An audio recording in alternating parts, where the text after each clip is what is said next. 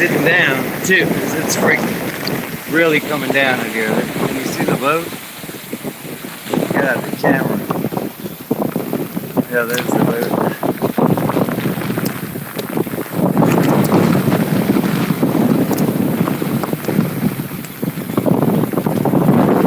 It's swinging around a little bit.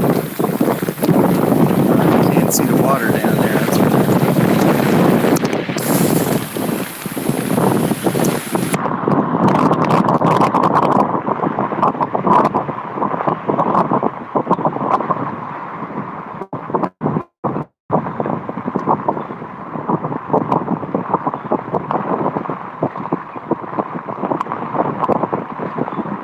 Live from Hurrican Francine.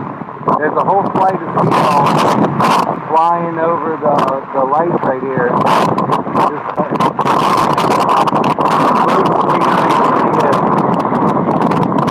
It's not hitting the pilots yet. I'm going to decline my calls.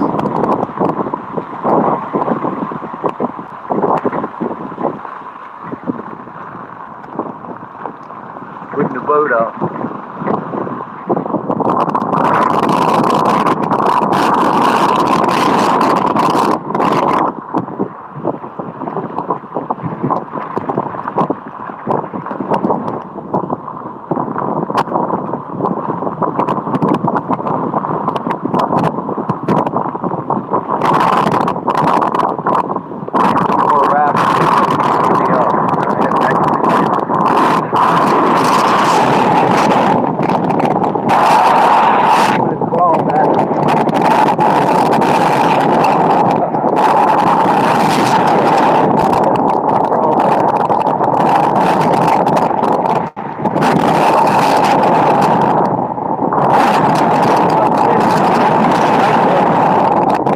On the way here, the light post is bending over, but yeah, birdhouses are holding up okay.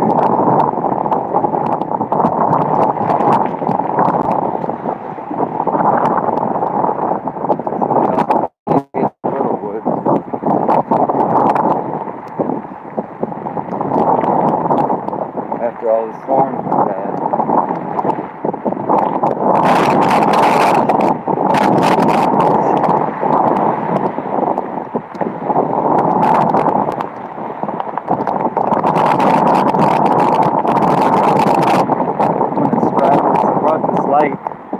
I'm going to come clamp that down.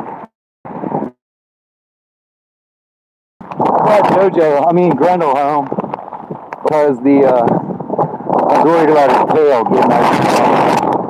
I could barely get the car door open. But it's really not that bad.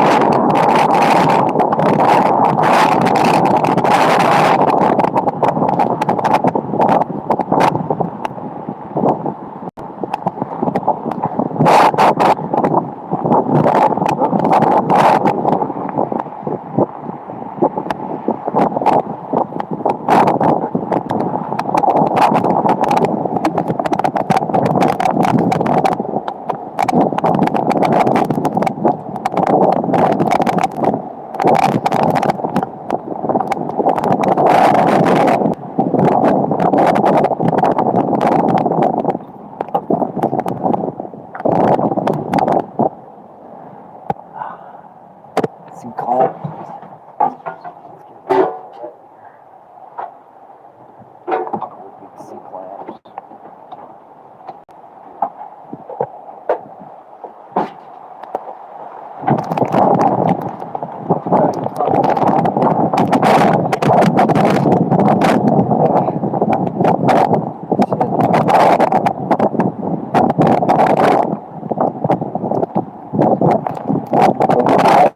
Dry, and I got light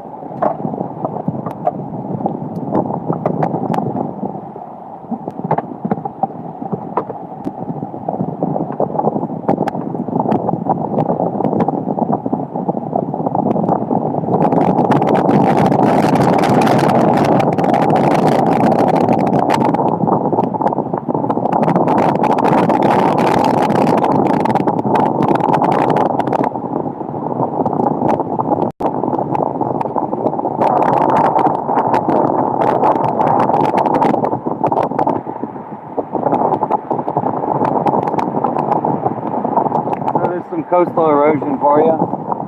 Lost about a foot and a half of some side, like, you know, back to the dunes.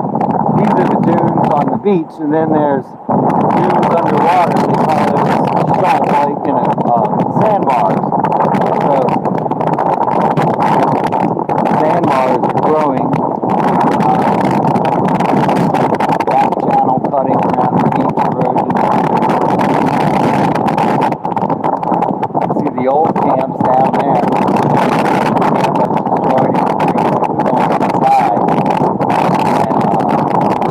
And it survived many hurricanes. Oh, there goes my...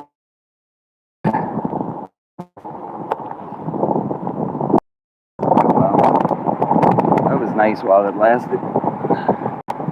I'm not going to mess with any electricity. Hell, that was it. I had it going. Back on.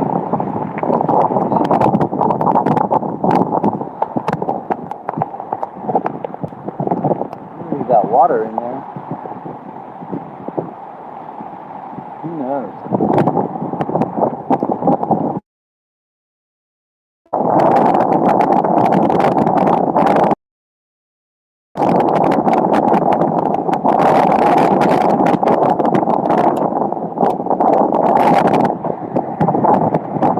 Won't be able to see outside without the big light.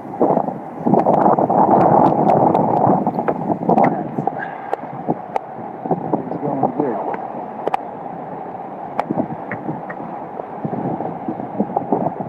I guess that bulb burned out.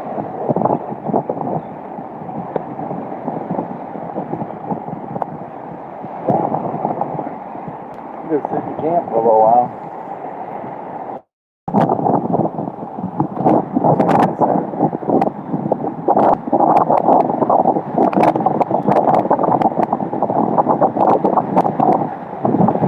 That is the backbone of a hardhead catfish.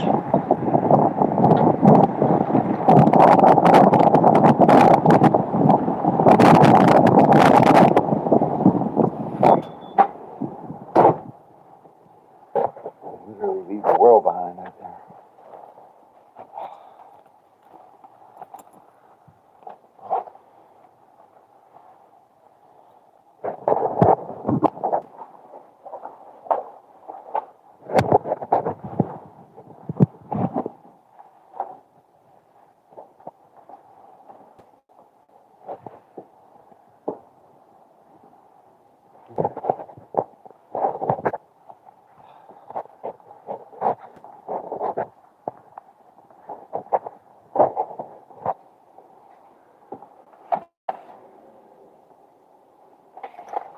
Can't really see out there.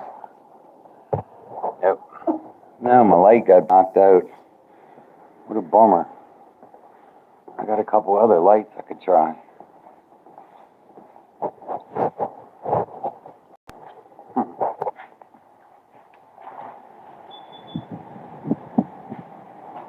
I think just having a bulb out there, but yeah, I had brought that big light, and now that the big light's dead, I think I'm done. Just a dark stream. But not much to see out here, not much tidal waves or anything yet. No big tidal surge. I mean, a wave, tidal surge is a tidal wave, really. Chat.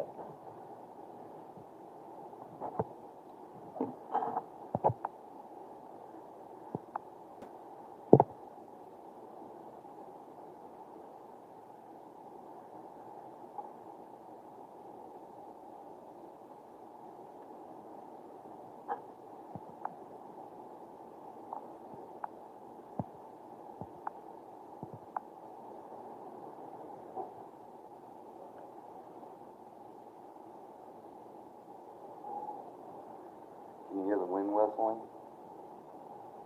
That's going on.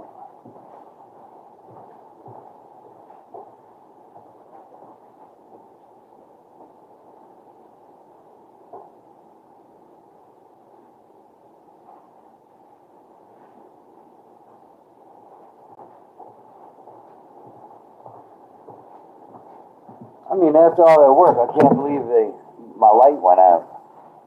I had to carry that thing down the levee while the wind was blowing.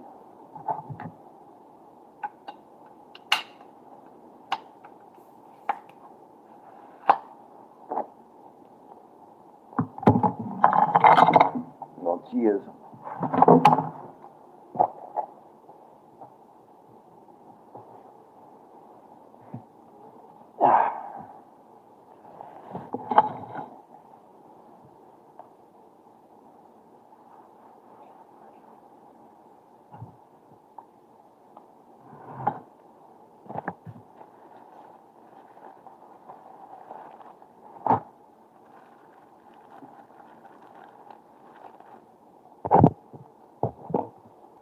I think I'm at 0.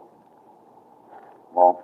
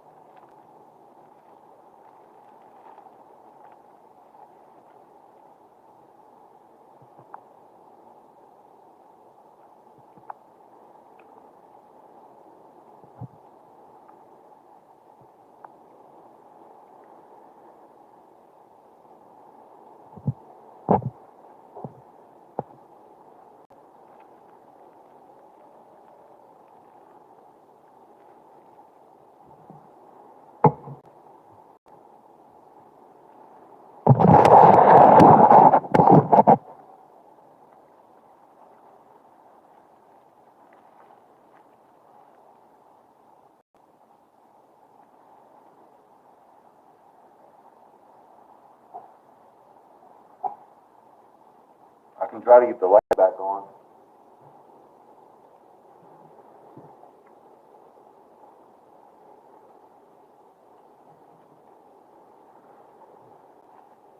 I'm not sure why the light went off. Perhaps the power was cut. After I eat my sandwich, I'll go back out there and check. That is Lake Pontchartrain. There is no light on now.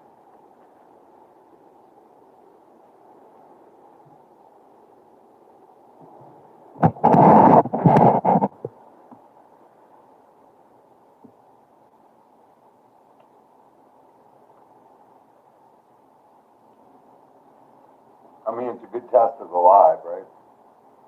I don't know if anybody's on there.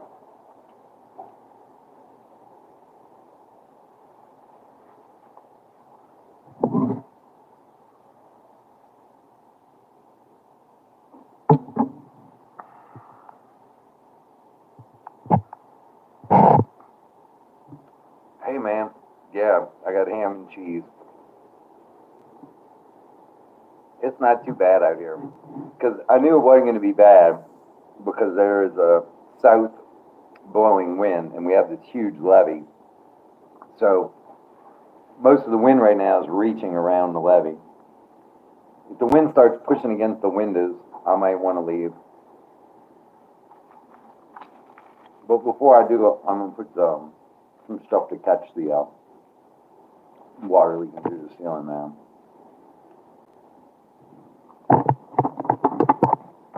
After I eat, I'm going to spark one up with you. What happened to Grizz, man? Where's the Grizz?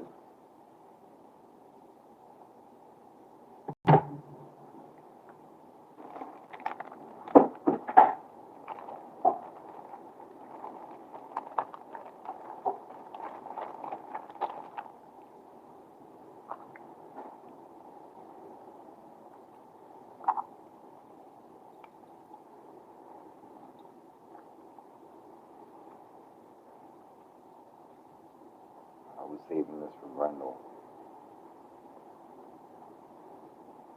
I had a light and everything. It was going to be nice.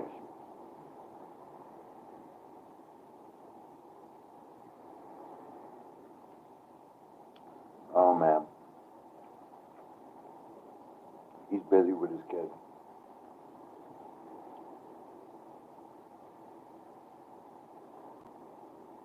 light came back on. Fantastic. Fantastic. Okay.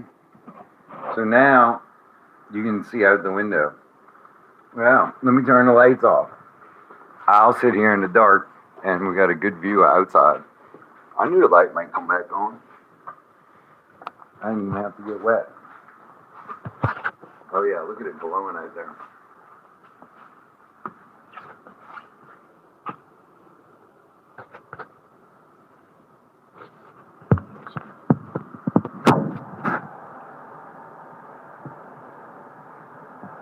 Is that I can't tell what to do with them.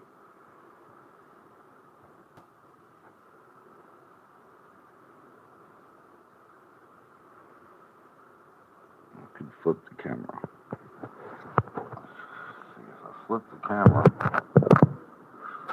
And that's outside. Okay. Not bad. See, it's good with the light on.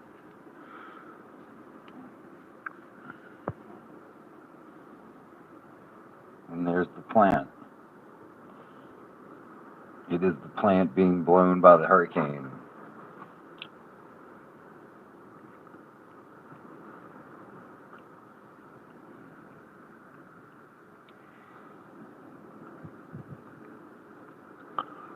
I mean, the light on the end of the pier I turned off by design, just because it's getting wet on the end of the pier.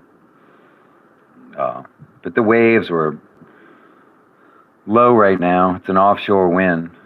These are mainly tidal waves coming in. Whereas the wind is blowing mainly from the south, and the waves are coming, well, really like the wind's coming from the south, east. I'd say east. Wind's coming from the east now. The waves are coming from the north. So that is the ticket.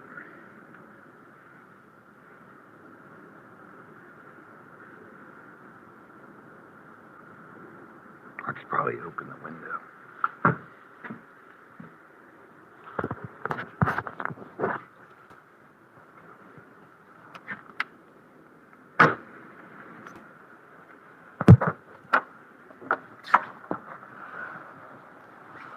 Oh yeah, I just leave the window open. Oh, that's good.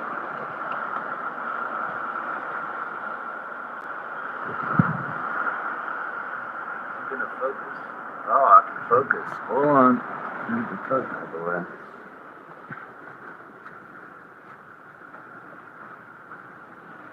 I'm getting it, man.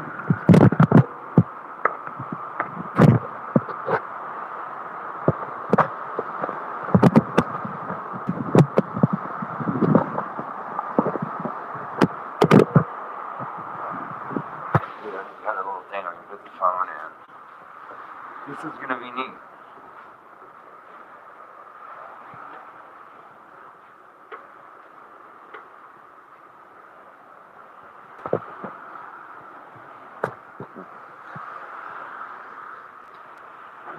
I need some buckets.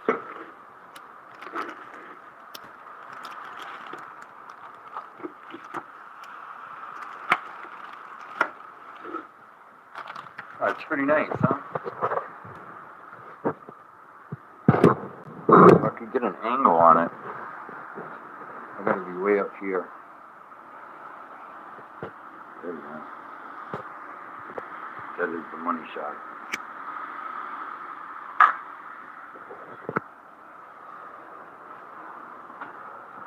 Oh, yeah.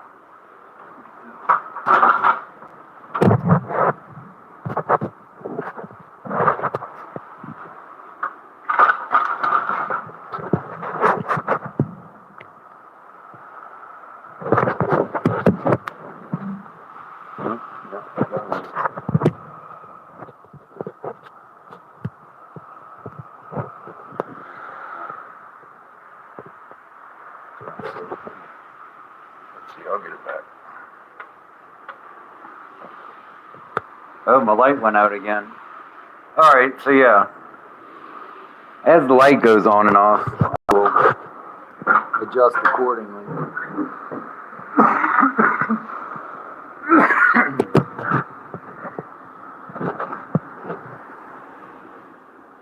See, I wasn't really planning on how I was going to do this. It was just a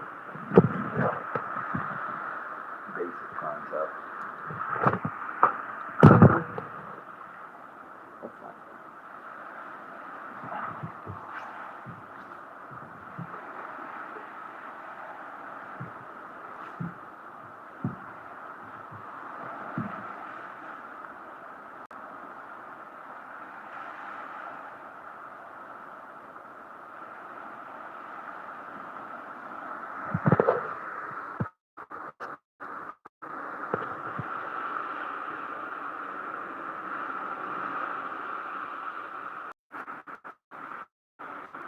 Okay.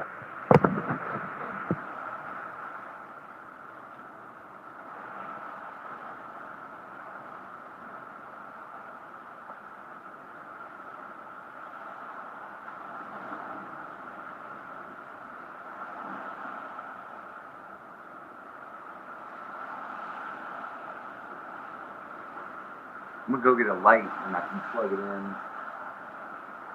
I think I'll be able to plug in a light.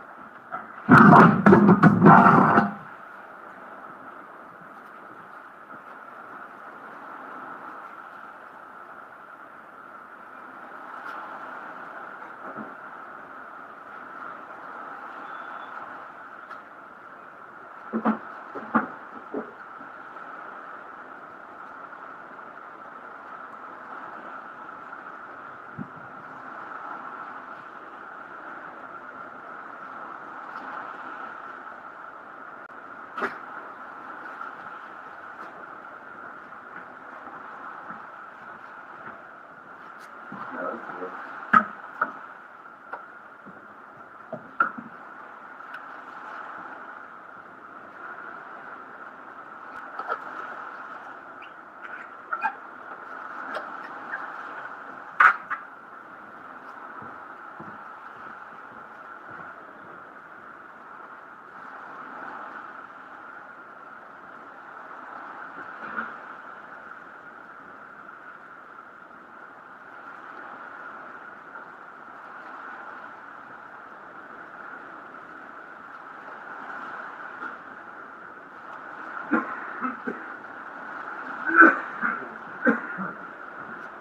Yeah, the front of the camp's really taking a beating.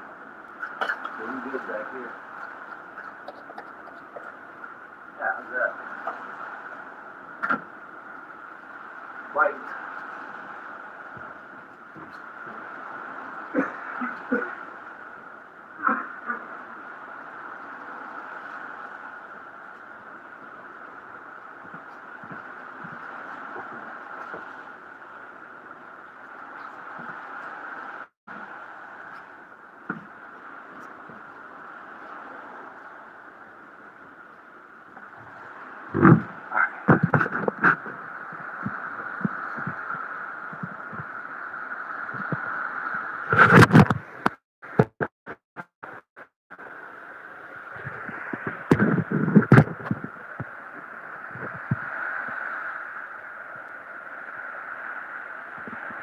Hard to get the angle.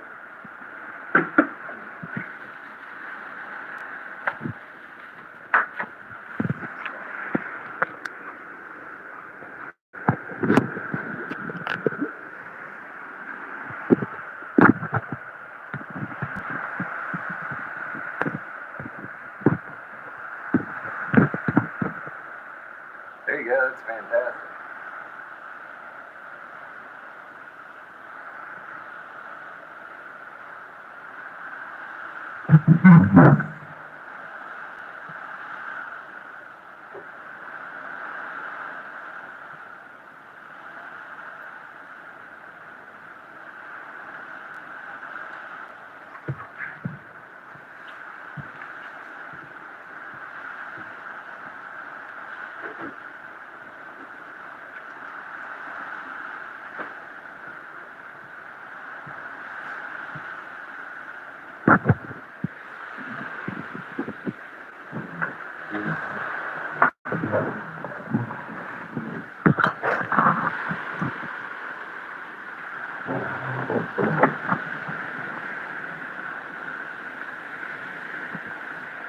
Now I can focus.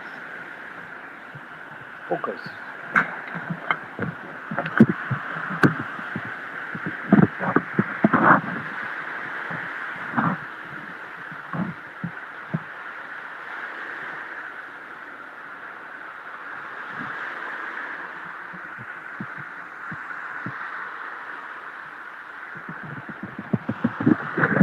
Alright, let me try to, oh, that's the camera.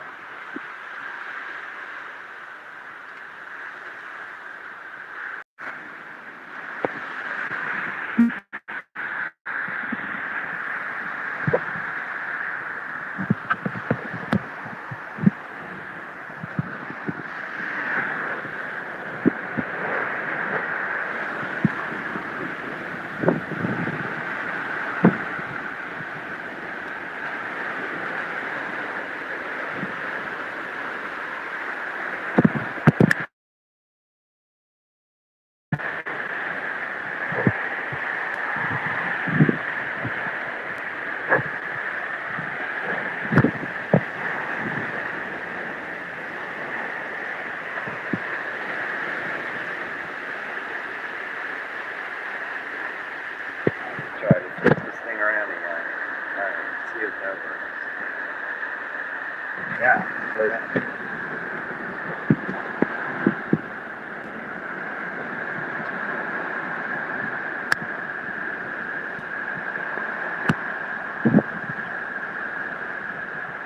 focus, you fucker. It just won't focus.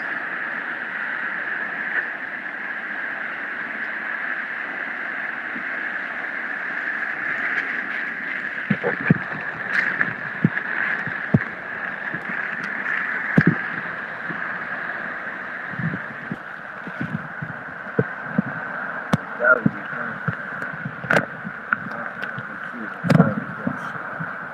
Yeah, how about that?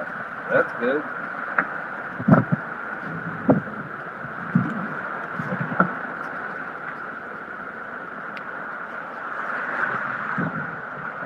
I guess the phone's gonna run tonight.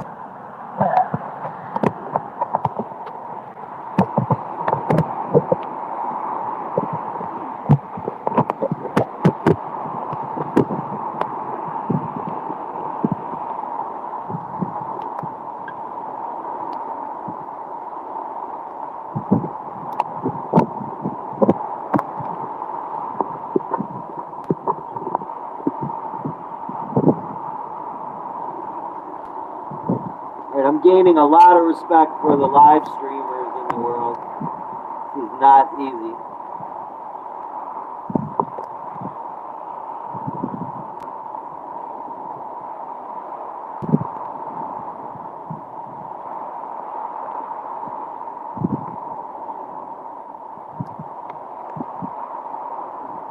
Yeah, it's cool. I like it.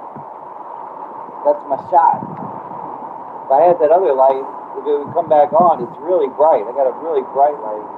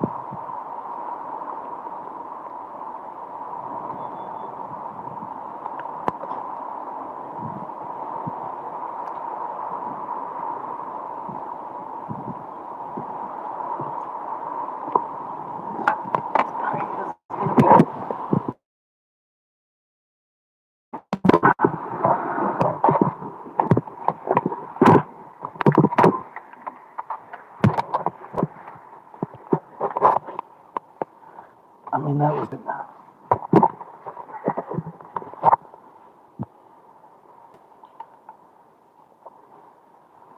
When you need a big ass beer and a alright lit cigarette.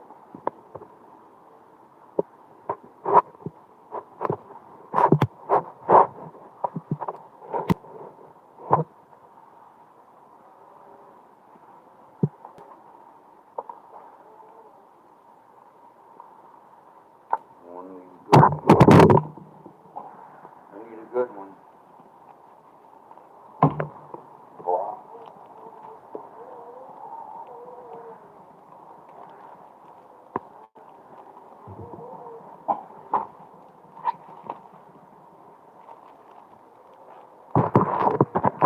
Alright, let's go get us some string. Here it is. This is the money shot.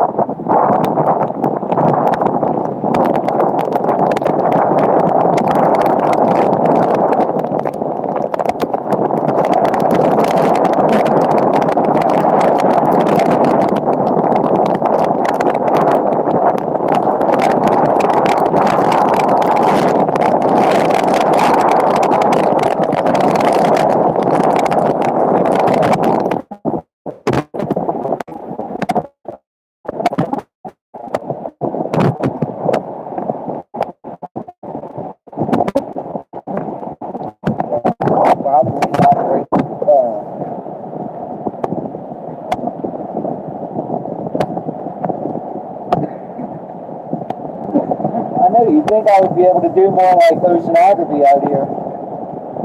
You know, looking for erosion and stuff, man.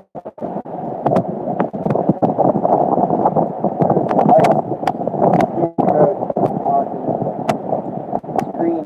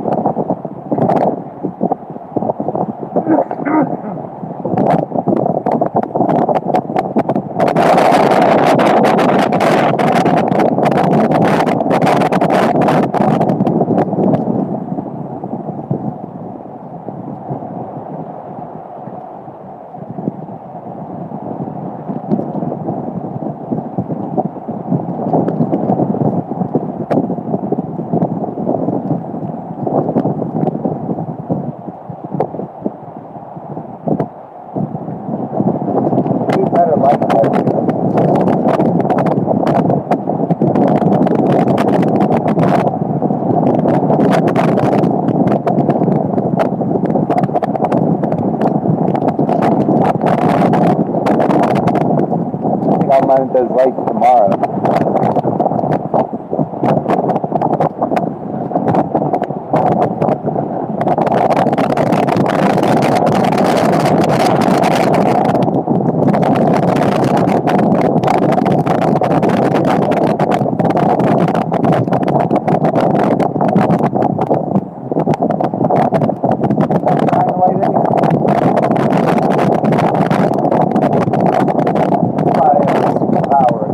Lights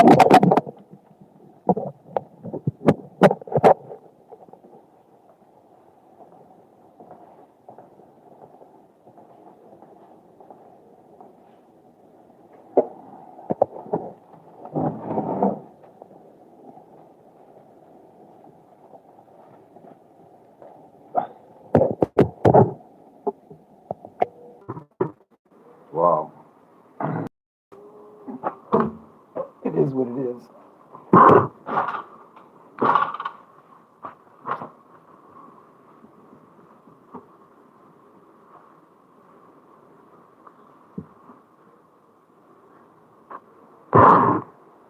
It's wet out there.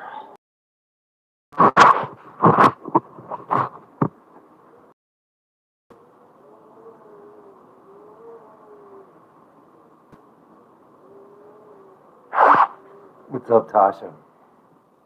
Ooh, some good lightning out there. You know, I love weather.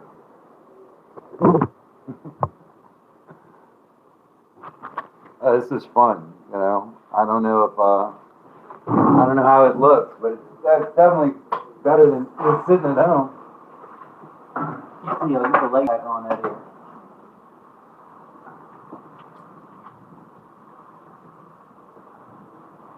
There. Now it's in.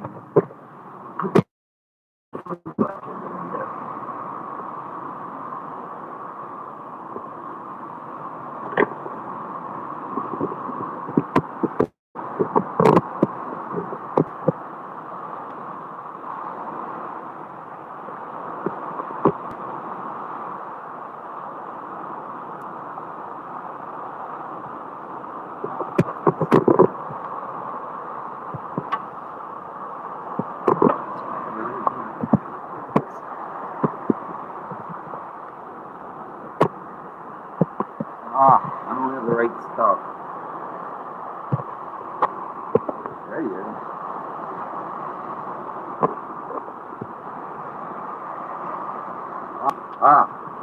There. Yeah. Almost. It's just not going to stay. And focus. Focus, you motherfucker.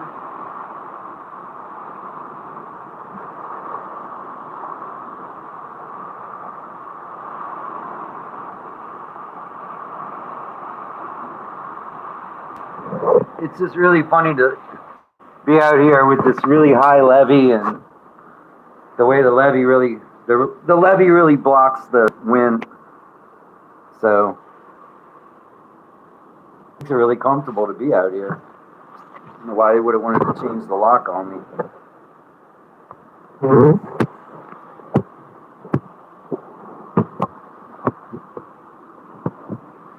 Well, yeah, there you go.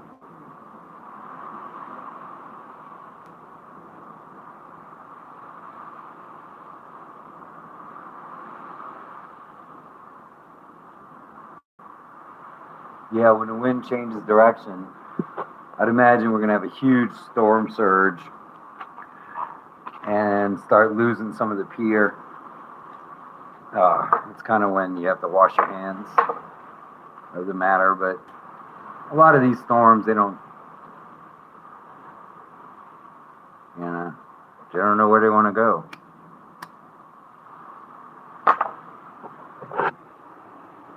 I know I got me a big ass beer.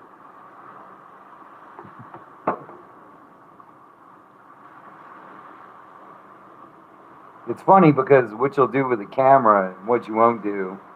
I've just been in some weird situations where I've, had a camera. You see these people about to get gored by elks and do all kinds of stupid shit. But I haven't been that bad, but almost. In the mountains, you tend to do stupid shit for your camera shot. There's a good picture in my bio, and I think it was in my physics book, and it was about lightning, and they had a picture of a lady with all her hair standing up on end, and she says, the caption read, "The photographer and the woman were killed by a lightning strike, moments after this picture was taken." And one day I was sitting on the end of the pier with my buddy JP from Grand Isle, and he's laughing at me, and I turn around. Well, all his hair is sticking up in a big ball, and he's pointing at me, ho, ho, ho, laughing. And I look over there, and this long-haired dude's got all his hair sticking out straight up, like Shaggy going zoinks. And I had just been to the Grand Canyon. And there's signs everywhere that said if your hair stands on end, otherwise I might not have remembered the biology book, but there's signs all over the Grand Canyon saying if your hair's standing on end, back away from the ledge of the canyon, you're about to get struck. So I'm like, man, we better crawl back.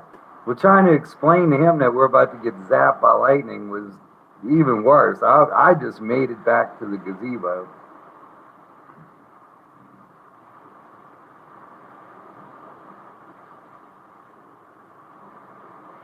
You're Taylor?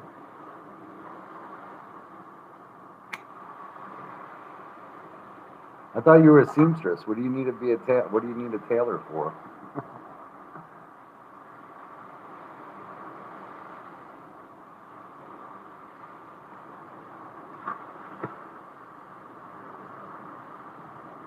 Yeah, I can feel the wind switching directions.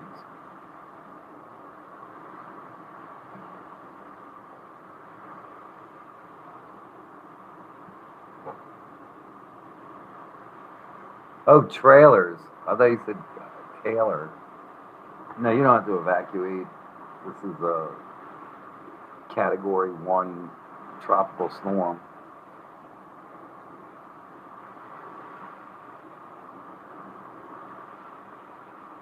I think a lot of the damage we have around New Orleans is caused by, land features that raise the wind speed, like the levee. All the houses on Haynes had lost their roofs.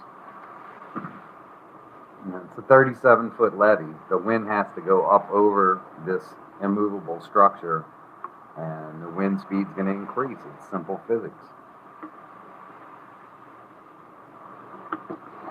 Downtown in the CBD, they had tornado winds because of buildings that they've built, and they had to redesign the buildings.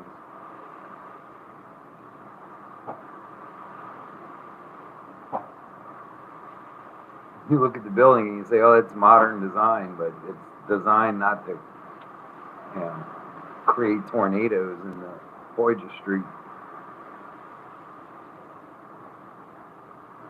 I feel the camp shaking a little bit.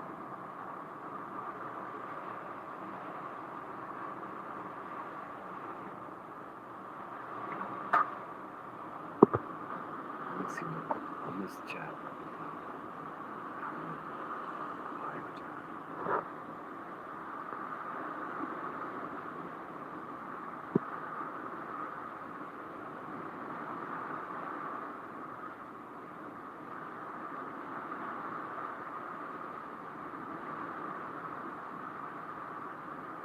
Yeah, around 2 o'clock.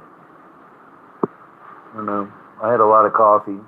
I needed some beer. Parachute down a little bit, and then Grendel's at home.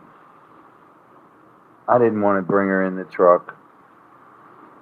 I could be arrested for driving on the levee, or I could be, I was worried about her tail getting out of the car. Like,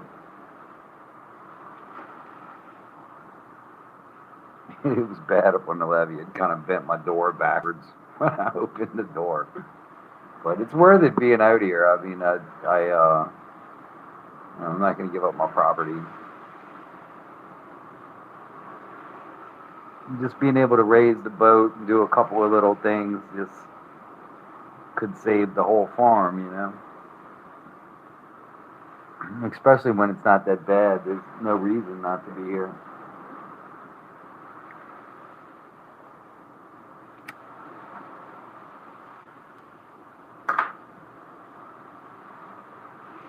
Cheers.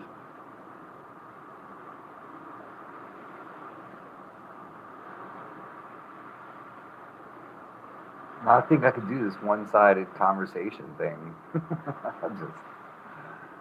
I'll just sit here and talk to myself, I suppose. I mean, it'd be good if people could talk through the chat. I'm sure that'll be next on YouTube, is you'll be able to hit microphone live. I don't know how that would work, but I mean, they do it on video games. I mean, they do it on ham radio, so. Let me see if I can get some other people to join. trailer. Yeah, a red Taylor. Oh man, yeah, I got electricity, bro. I'm sleeping good tonight. I know you do. You got the power wall, right? Oh, you don't? You don't have your power wall yet?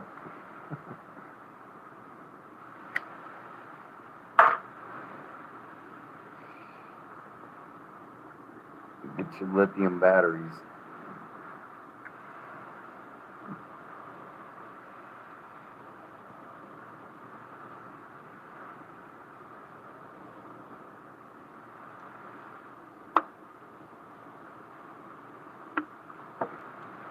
Yeah, the wind around the levee is, you know, nothing to play with. It's like an airplane wing. It's got a lot of lift.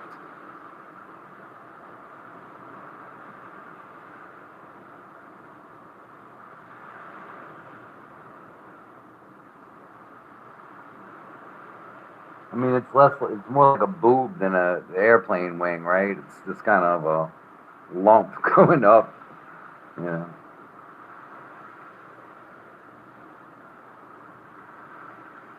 They had these two lumps on the twin spans coming out of New Orleans, I-10, you know, on the east side of New Orleans, and it was the truckers used to call it the Dolly Partons.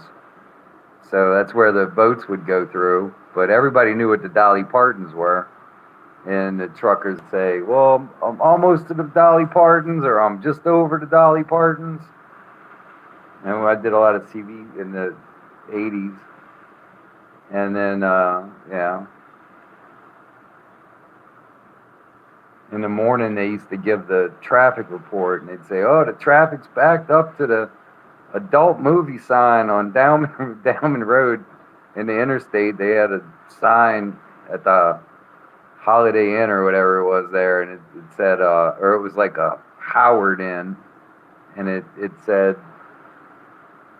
adult movie sign. And then, you know, later, the Mexicans had painted Caveman Reader Oye on there. So the adult movie sign was no longer an icon, it was Caveman Reader.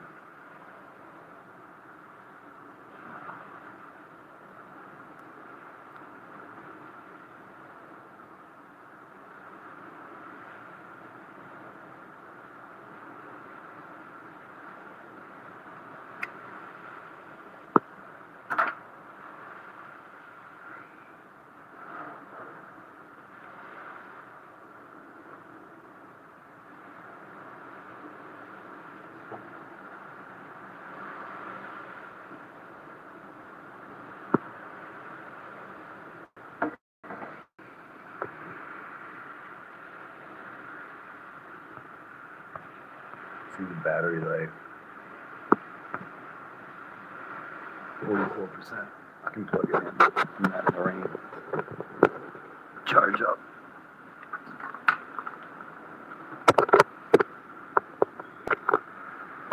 Power. Alright, sorry.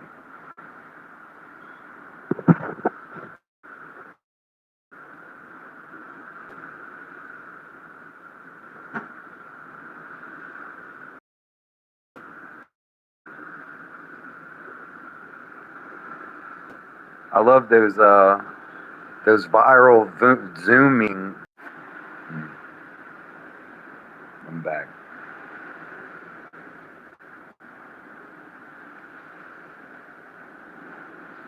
Yeah, it'd be weird if I go home and there's no power in the city.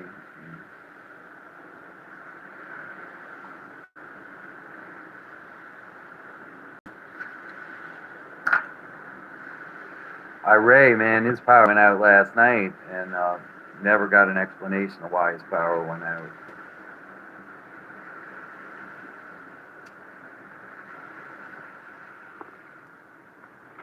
I wish I could just put the phone up here, but it just won't say.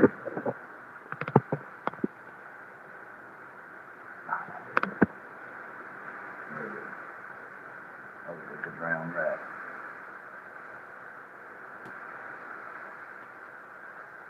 Drowned nutria.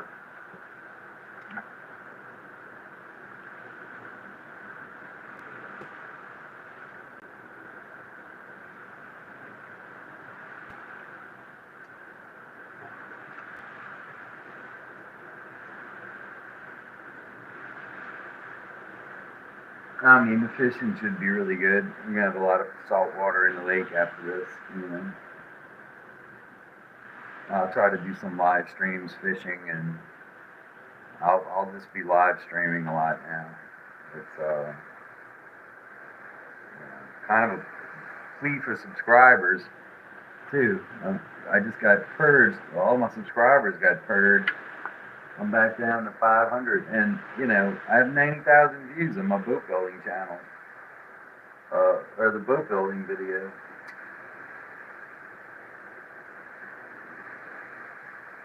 which was not my proudest moment, but I mean it went viral, and they put ads. I can't even remove the ads from my videos. I gotta watch my own vacation videos with ads. I mean, what kind of crap is that? Say, Tasha, if you're still there, let me know. Can you hear the waves and all? Yeah, right. They had on the side of the building where the adult movie sign was, they had spray painted caveman, or I think with a roller, on the outside of the building, like the whole 8-story building.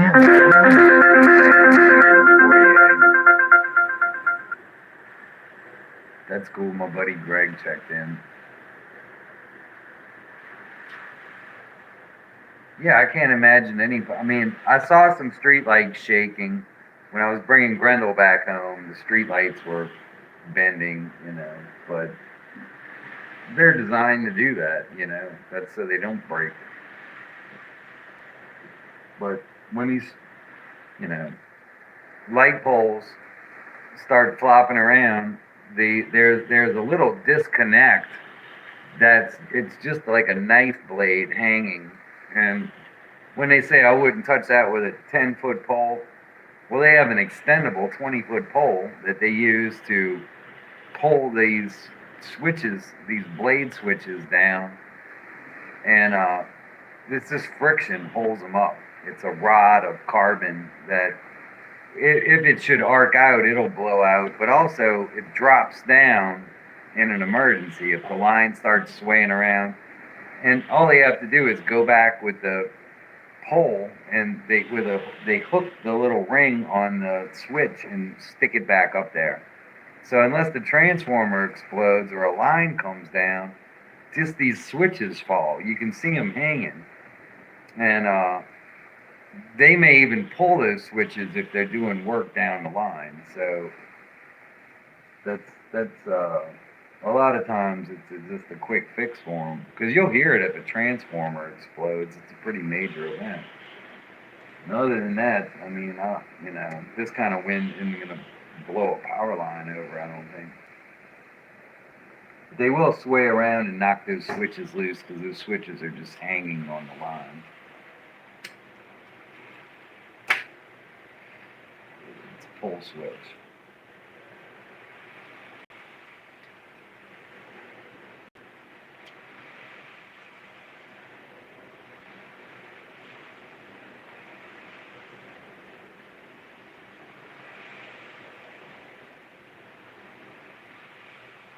I mean, the peace of mind of being here is really nice, right? I don't have to worry if my shit's getting destroyed, or, when it's bad, I don't want to be here at all. But, I mean, when it's not so bad, you can do little things to preserve your farm. There you go, now I got the waves. That's a really good shot.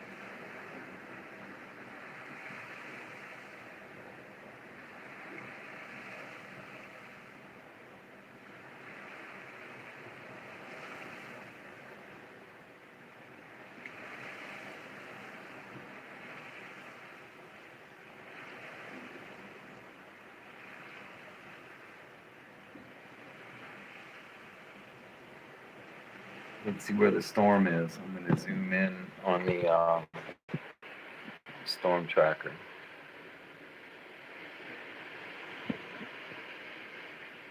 Bywater's out of like.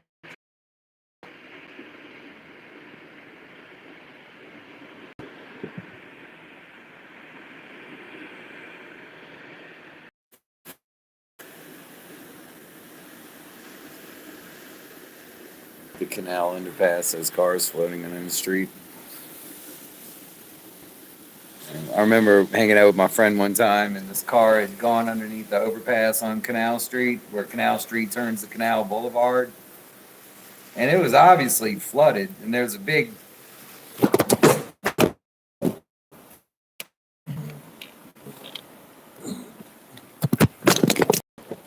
that was a catastrophe. Well, that failed. Point of failure. Well, underneath the Canal Street Canal Boulevard, they had a water depth gauge telling you how deep the water was. And this guy with his convertible drove, through there. And he got out and he was just beyond himself that he flooded his car. And it was one of those BMWs with all of the dancing bears on the back, like the Grateful Dead bears, And my friend went and snagged his Ray-Bans were floating away in the case. Everything in his car was floating away, and he didn't want his Ray-Bans back, so Frank kept his Ray-Bans.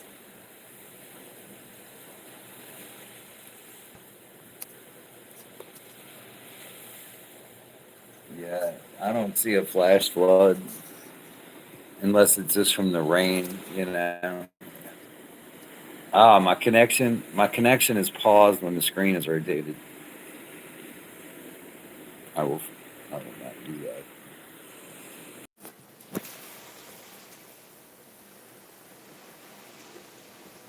Okay, I think the camera's gonna stay up there. My screen is wet.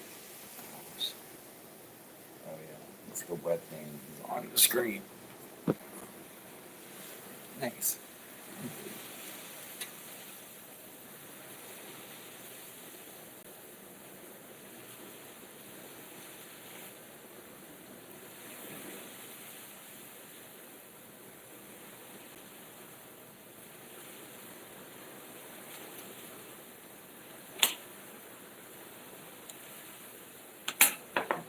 I think the phone's in a good spot now. It's definitely harder than, watch people stream all the time. I think a gimbal would be cool, but I mean, in this kind of weather, I think a Ziploc bag is more useful than a gimbal.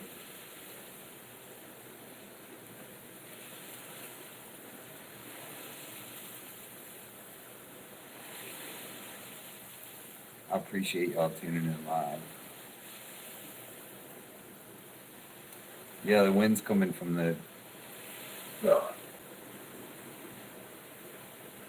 It's really hard to tell. Probably south.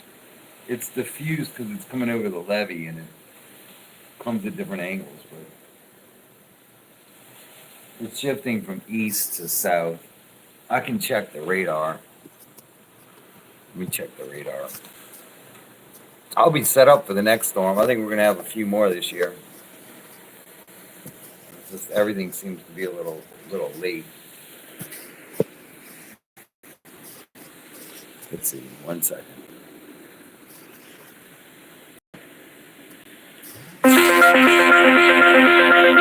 So yeah, looks like the wind is out of the east and it's going to be out of the south, and it looks like the sucker is moving to our west.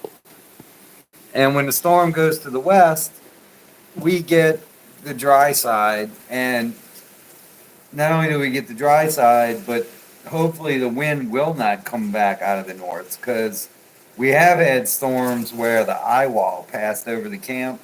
When the eye wall passes over the camp, I went home, and when I came back, they had big boulders that they use on the side of the levee, on the side of the railroad, were thrown over the railroad track, and I had lost most of my pier. That was Zeta, and that was a Cat 3, and when I came back out here, my pier was gone. It was till last summer, I rebuilt my pier, so I was able to get back on my crab boat. And meanwhile, the hurricane wrecked the pier, and termites ate my crab boat. Because I had to think to myself, why did I let termites eat my crab boat? They really didn't. I was just focused on getting the pier rebuilt, and that was last summer. And then really, you can't work on the pier all winter. We have really strong north winds. It's cold, but really the wind is. It's just this north wind. Just you know.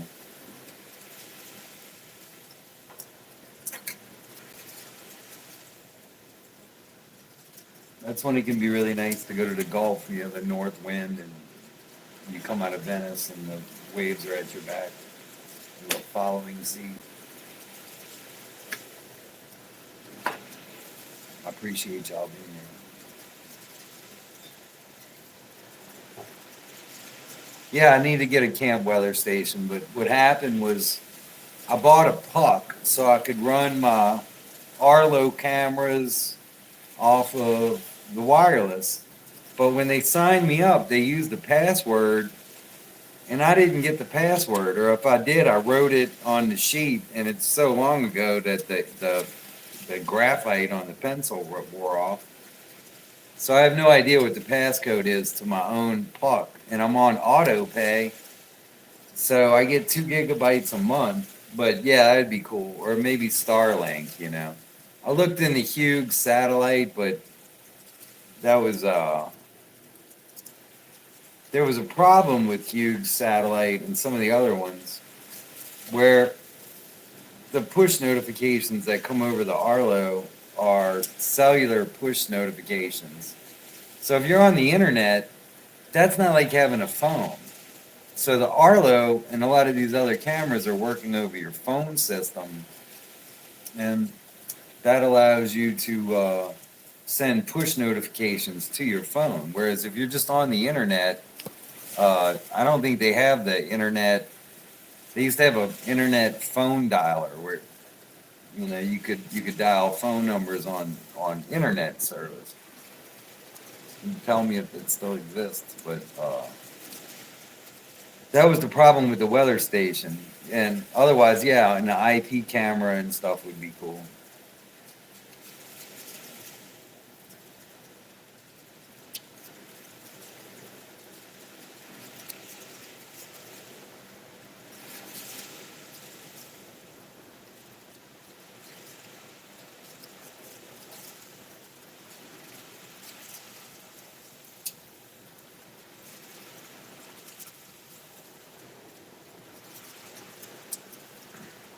I mean, if you turn your TV on, you're gonna see the same thing, but it's gonna be a sign blowing around or something. I don't know. I'm really glad that it is kind of a cupcake of a storm, and I think it hit in Cameron, and they said there was very little storm surge, and it was just about over. But yeah, when the wind switches direction, that's kind of the interesting part.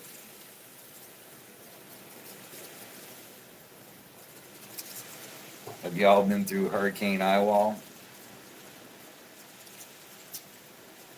I remember, I think it was Bob or something, Bob or Danny, and going out in the backyard and just seeing the vertical wall, how impressive that is. Well, they had one a couple of years ago, but it was at night, so.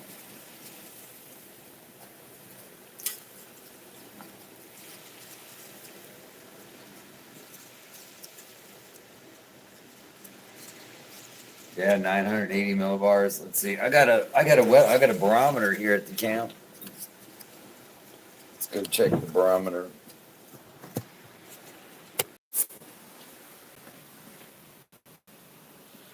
Let's see. This is the movable one. So it's saying 20 29 inches of pressure. Can you see that? 29 inches. We're right at 29 inches. And I thought this thing was broken. Oh, there it is. Yeah. Okay, so and it is working. I'm at 28 and a half inches. If you can convert that to millibars, uh,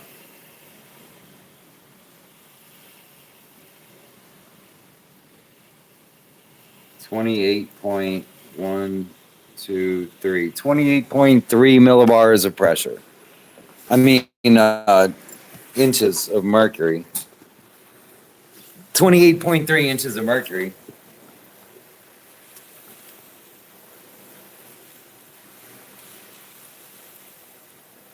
Let's see if you can go online and convert 28.3 inches to millibars.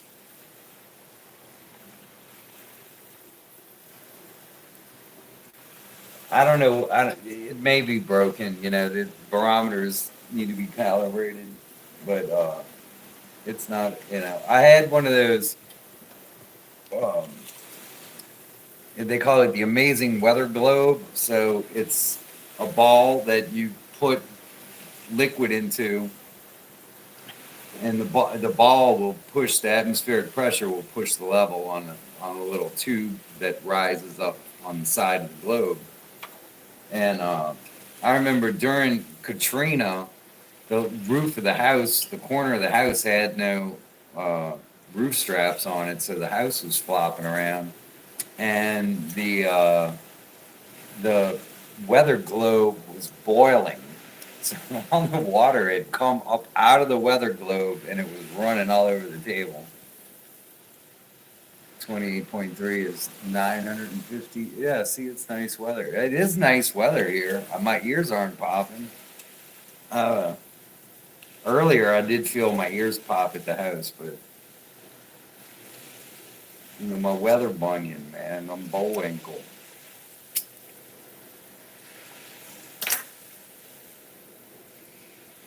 My friend told me yesterday he couldn't get out of bed. He's like, "Oh, my joints."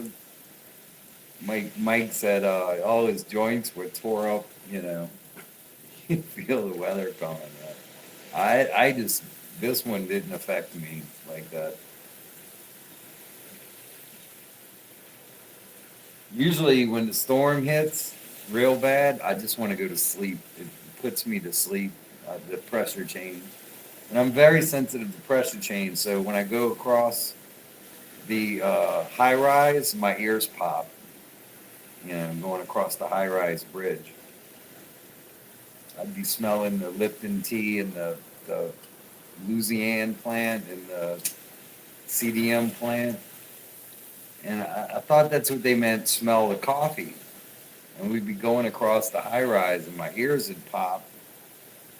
And the thought would occur in my head, smell the coffee. Wake up and smell the coffee. I thought that meant when you're going to school, you're going across the high rise. My universe was very small when I was in third grade. Let me see if I can take a call while I'm on. All right, let me see if I can get Michael on here. I mean,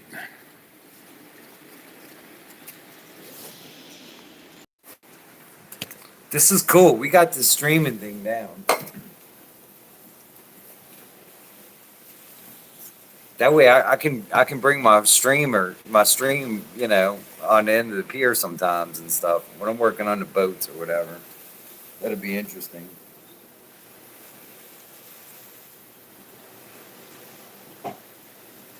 I mean, it'll make it more interesting for me. It's not like it'll, you know,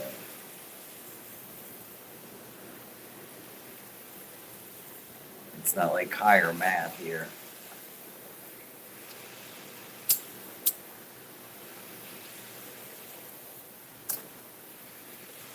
This is it. This is the Ninth Ward Navy headquarters at the moment.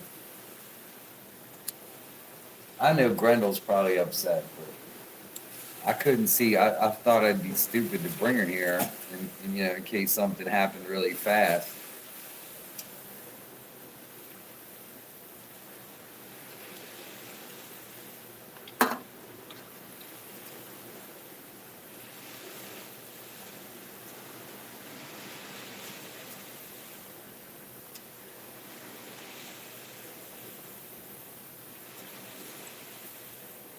Yeah, ears pop in the elevator too. It's from being at sea level so long. Yeah, I do need a weather station, man. That'd be cool. And the ham radio and all rig here, like that, my buddy D gave me his ham radio rig, and I need to be able to bring the antenna inside in an emergency. But the weird thing out here is just they call it a phone holder. Shit, I'm glad they don't make anything else but phone holders because they do a really shitty job.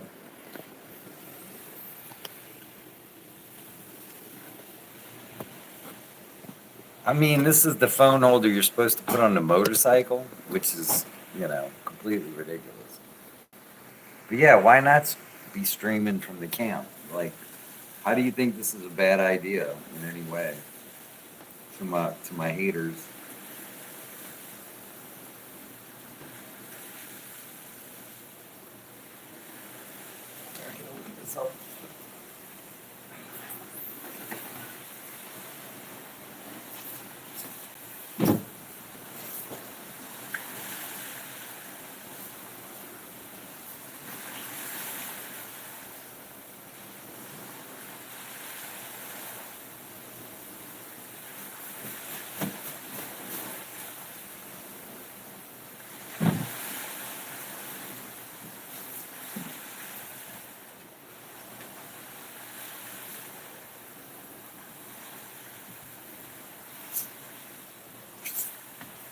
I predicted the winds were going to be from the south. And when they had all those hurricanes a few years back, they had Zeta and whatever. That was a bad one. They had about four up to that point that were all going to the west of us. And these hurricanes are small, so whereas Katrina might have been 650 miles wide, this is only a 40-mile wide storm. So, I mean, that's just the Laplace.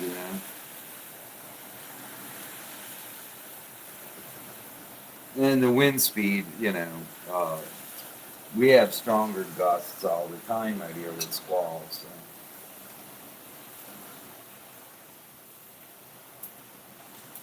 I mean, if we were getting it straight on from the north, I just think it would become uncomfortable to be here because water would come right through the glass and dripping through the ceiling, and it gets pretty damp in here. Matter of fact, I'll probably put the air conditioner on when I leave to just dry up any water I track in.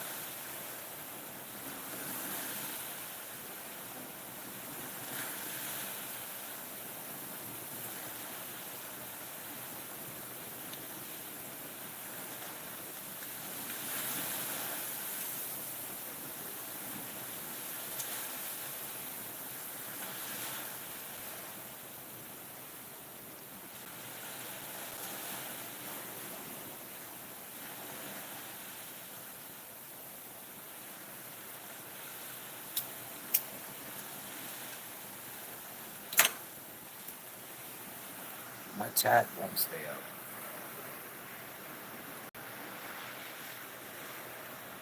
I didn't know you had a cat.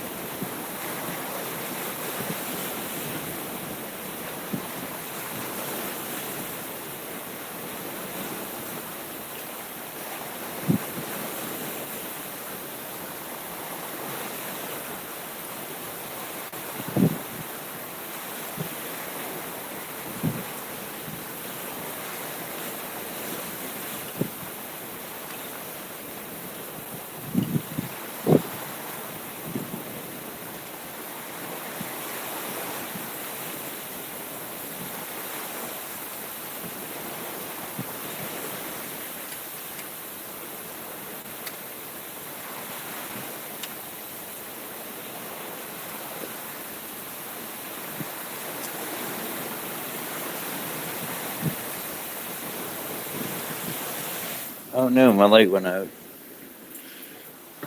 Sorry.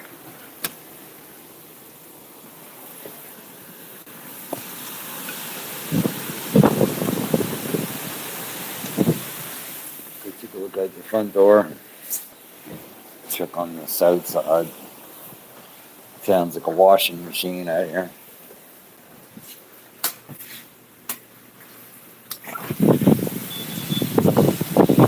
Yep, that feels like a hurricane.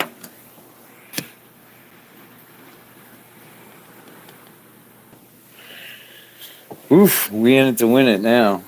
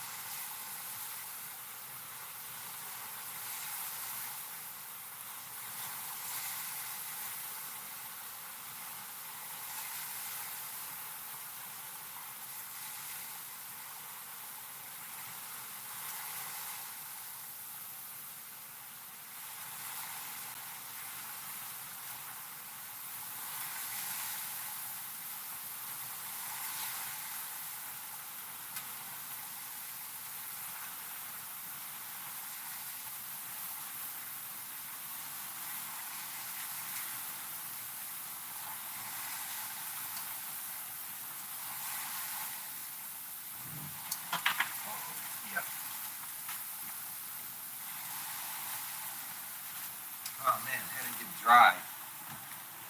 You're still there. Yeah, I had to get dry.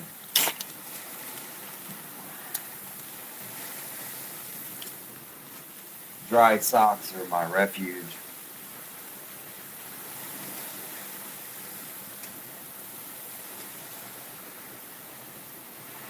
If you go back to the beginning of the stream, which has been a long time now, I was crawling on the end of the pier. But yeah, without good lighting, I mean, it's hard to get anything on this camera.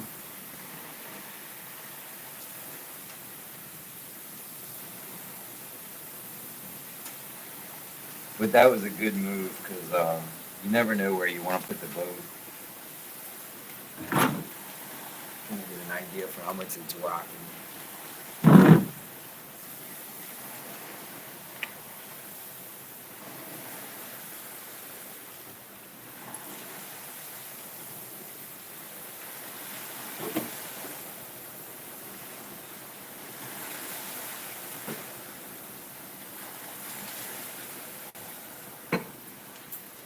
I mean, you know, you watch that movie, The Perfect Storm, and what they were doing is they were fishing during a hurricane for, for yellowfin, bluefin tuna, which is, it's a $30,000 fish.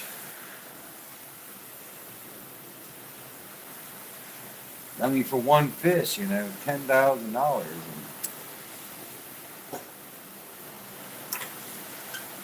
People think it's funny I'm sitting at my camp.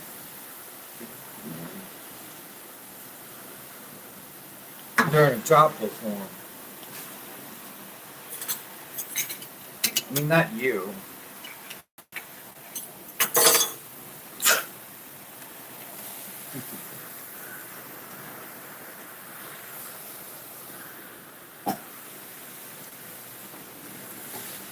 Yeah, I see you, man.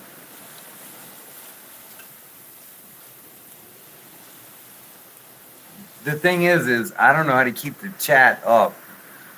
I got to keep hitting refresh.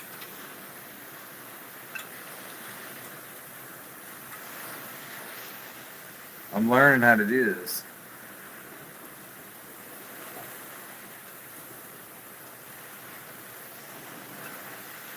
I'm down. I'm back to 0. It says I have 0 viewers. If you're on there, let me know. It says 0 viewers, but I'm sure I'm losing connection. Yeah, so this right here is the sand. Right here. That is where the sand is. And that is water. So it looks like there's water coming all the way under the camp, which there probably will be. But right now, the beachhead is right here.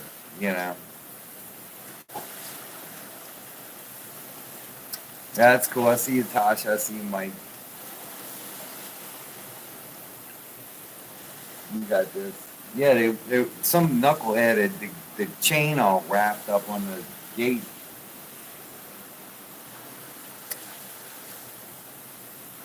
Otherwise, I'd have been here in the daylight. So by the time I got here, I had to scramble down the pier and raise the boat, and which was all I was really coming here to do. I was gonna actually, if the storm got bad, this was my plan. Oh, I see. When somebody chats, the chat pops up. So I didn't know that, but it disappears really fast. Let me see.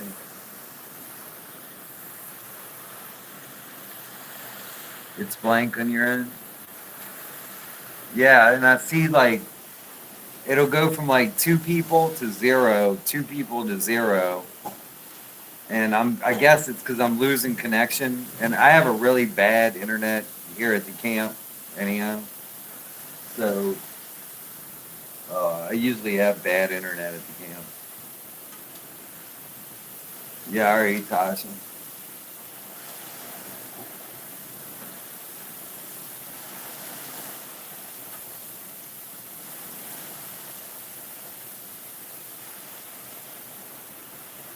Yeah, I feel the pressure dropping on my ears. I'll get up and take another millibar reading in a minute. That looks like a really nasty storm if you're within those 40 miles. If it decides to jump right over the camp, I'll know because it'll just go quiet out here. Like if the eye wall hits, and if the eye wall doesn't hit, then you're most likely not at all going to get a wind shift in direction. So.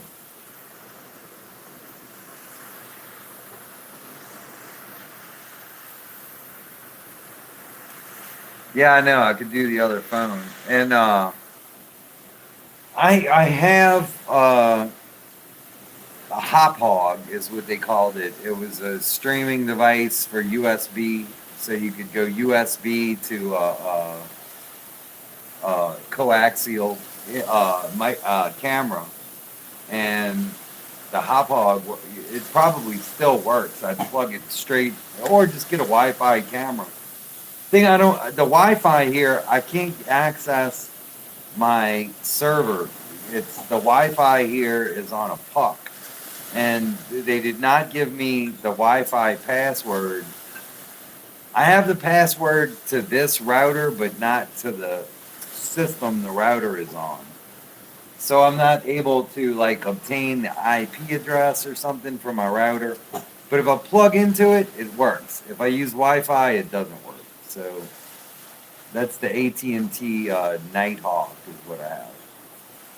I hear seagulls. They're they were on the pier earlier. A bunch of seagulls, and I was crawling up the pier, and the seagulls were just hovering right above the light. I guess they probably liked having the light for navigation.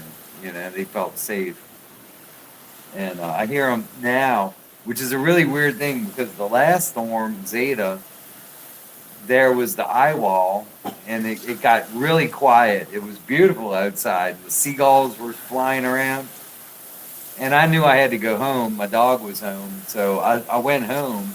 When I came back, it had blown these giant boulders across the railroad track onto the levee portion of the railroad track.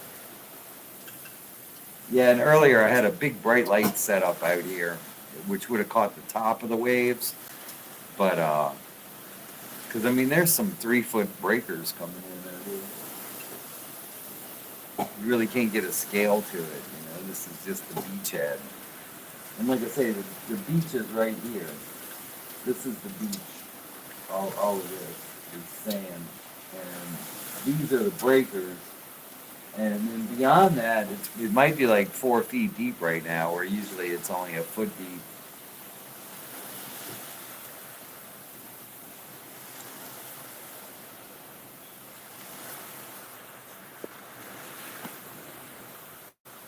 Right?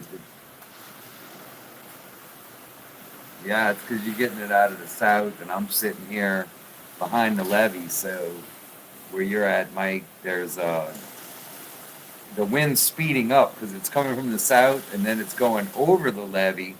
So that wind has to speed up at your house.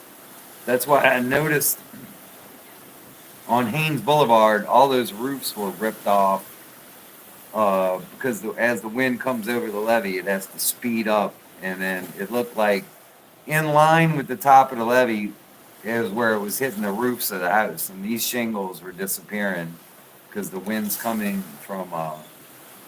One thing we had to know in college in oceanography was that the wind fetch is what really makes the wind waves and wind speed increase, and that's the distance that the wind blows over open water without any trees. If there's any trees, they call it surface roughness. If there's a crop or trees or a row of houses, they would call that surface roughness. And usually only in the desert is it flat, but over open water, the wind can speed up and the wave speed. And the other thing is about the fetch, the depth of the lake.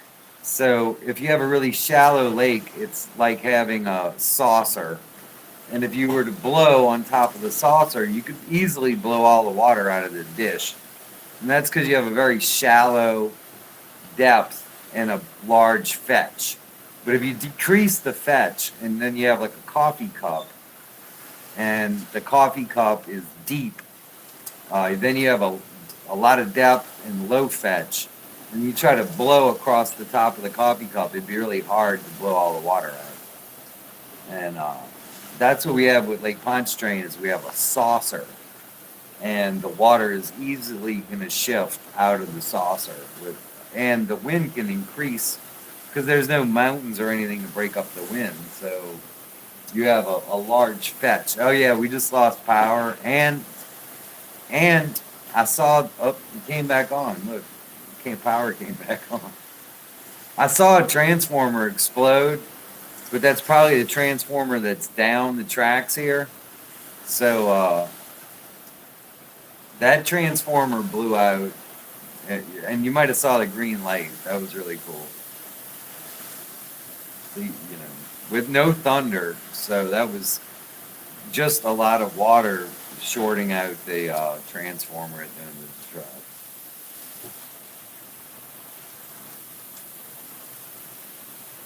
I mean, it's a shitty storm, don't Don't get me wrong, but it's just the fact that this camp is situated on behind the levee really helps.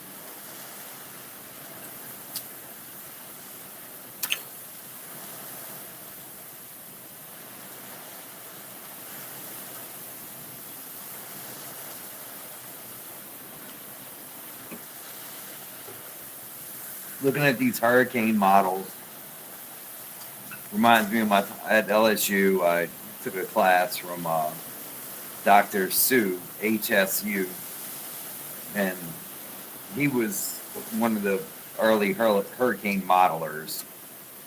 And at the end of the class, when there was a hurricane in the Gulf, we'd ask Dr. Who, where is the storm going? And he would be able to pick which model he thought was the most accurate. And, you know, I don't know which model was his, but he was always able to call the storm.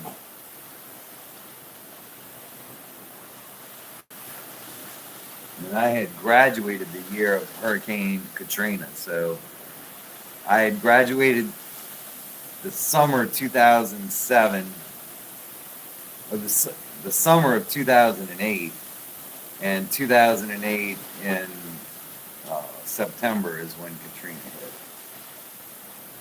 And I'd gone back to the university thinking we would be studying this epic hurricane, and really my Dr. Turner, who had discovered the dead zone, and he was a very notable professor. He told me, you need yoga, Dan.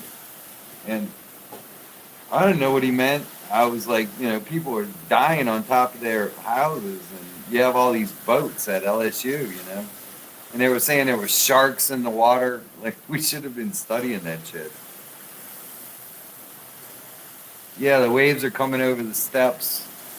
That's one of the advantages of having sand, you know, because it shifts around, and now it's deep offshore, and you know, the sand can move around, whereas the seawall is impervious. You know, it's not going to move. So the wave energy has to move up the wall. That's like the difference in having a row of trees and having a levee. If you have a row of trees, it can diffuse the wind because the trees bend around. Oh, we lost power again. That might be it. Oh, it came back on again. All right. That was twice. I'm glad I don't have the air conditioner on. I'm not taxing the system. I just got lights. Well, 3 times. That might be it, huh? Yeah, I don't think it's coming back on. Oh, here it goes. Y'all with me? Very cool.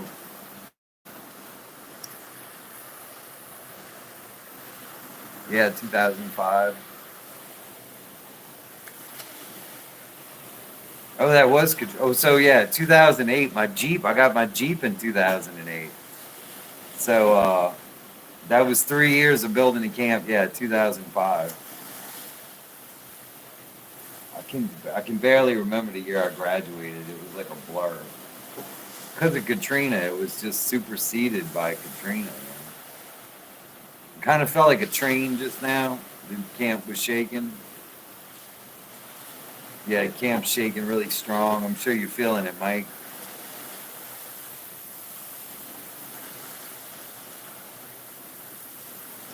Yeah, I'll go home if it gets shitty, man.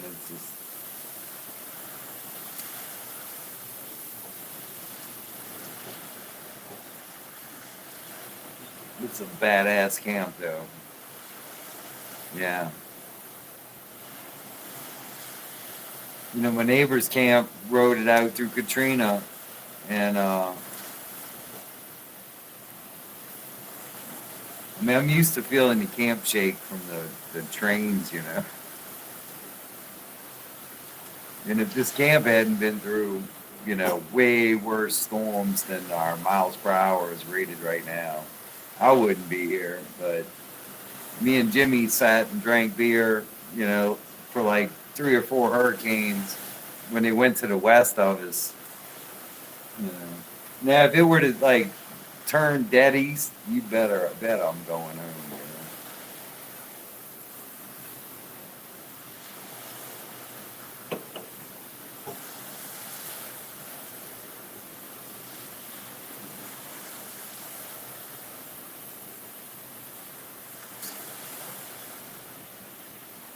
Ooh, the whole city went dark.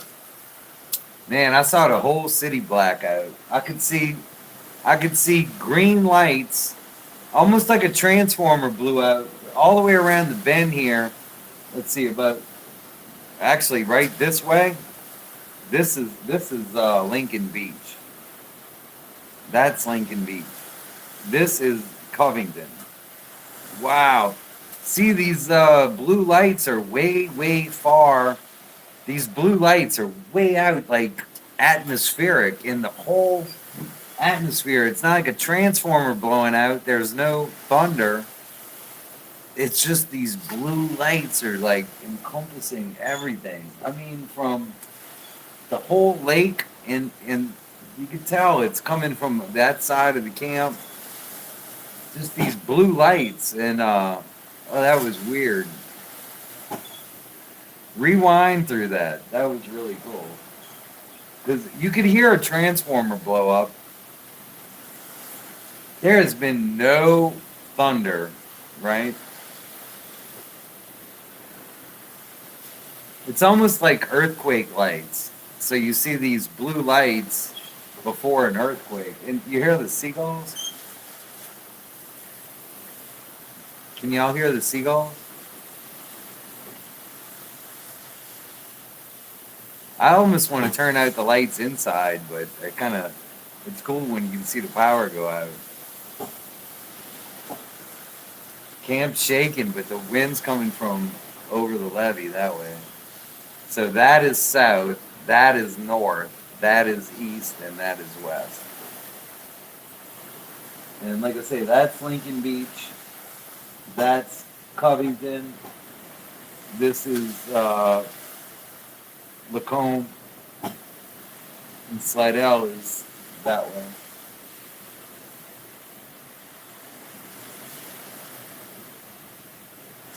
So when I designed the camp, the mic isn't picking up the seagulls. Oh shit. Maybe I can turn it up. Oh no, that's off. Oh wow. I don't want to fuck with it too much. I'll do another live where I just fuck around and learn all the settings. This is my third time going live.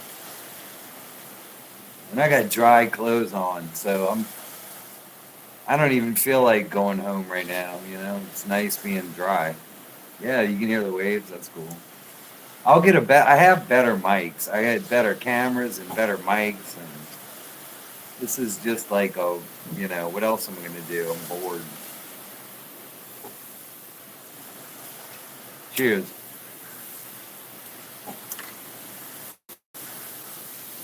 Hurricane Party, 2000. Oh, shit. We're beyond the teens. 2024.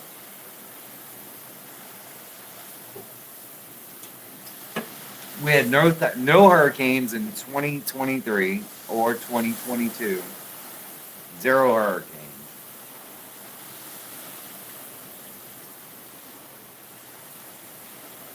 But I'm still cleaning up from Zeta and Katrina, you know. The big ones, like, they matter, you know. Life-changing event. And you can see it from, 150 miles away.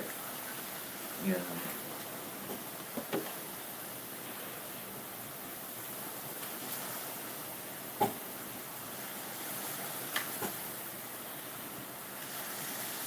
Yeah, the drought was crazy. They had a drought right before Katrina, so all they had. It was a weird experience. The river was flooding that year. They opened the spillway that year. It was one of the only 3 years that they had opened the spillway, and the lake formed these big green patches of algae. and I was still at LSU in oceanography. And I had gone to this conference, and Dr. Poirier was speaking. And his son, I later found out, was Remy, from the French Quarter scene. And Remy the Skinhead, Well, his dad was Dr. Poirier. He studied all the shells and clams in the lake. He was the clam specialist. And Dr. Poirier, I asked him during his talk, he was talking about the effects of them adding nitrogen, barrels of nitrogen to Lake Pontchartrain. And then he's like, it was a coincidence. They had added barrels of nitrogen to Lake Pontchartrain. Then they opened up the spillway. And then they had a drought that year. So all of this occurred, and I was here, and I was able to speak at the conference and put my hand up, and I had a question. I said, about the patches of algae, and he's like, oh, yeah, it was really interesting. We had released 55 gallons of nitrogen was enough to eutropify, if that's a word, eutrophication of the lake, and then we had a drought, and then the trout came in, and we were catching speckled trout off the end of the pier. My dad was saying, we ran out of lures, and my dad said, hey, I got some lures that were really hot back in the 50s, and he ran into camp, and he came out with these antique packs of Speck-a-Go-Go lures. And I'm like, no, Dad, you can't fish with that. Those are antiques, And he's like, oh, they were really hot in the 50s. And then Katrina hit, That was right before Katrina. And the lake had returned to its normal cycle. I caught a tarpon that year. I can go get my tarpon picture.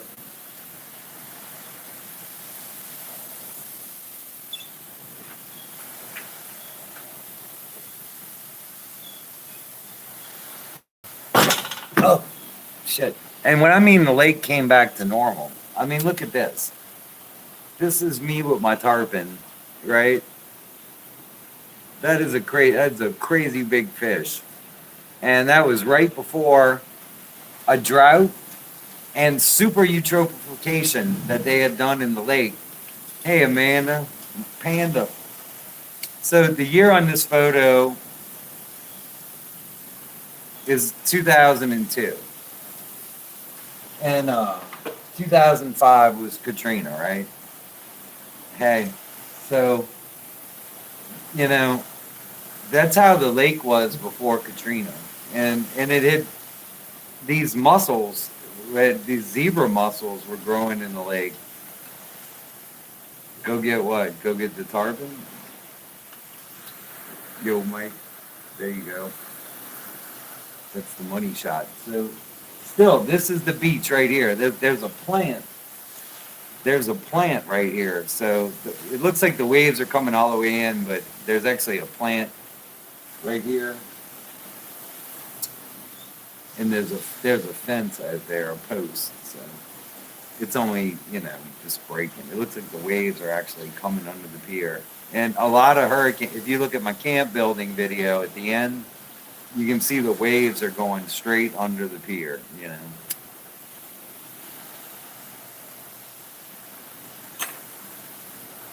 You can't hear the beach? Hold on. Let me try to get you over here.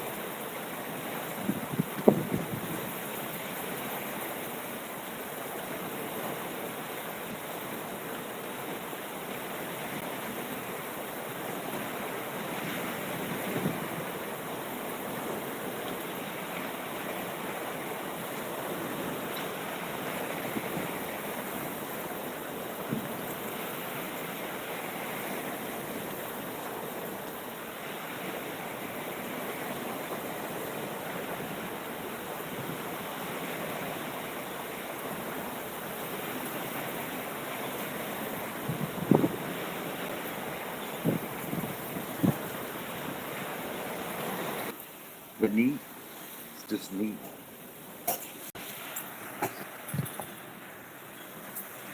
Wait. Back. Wait. This way. Yep. Cool.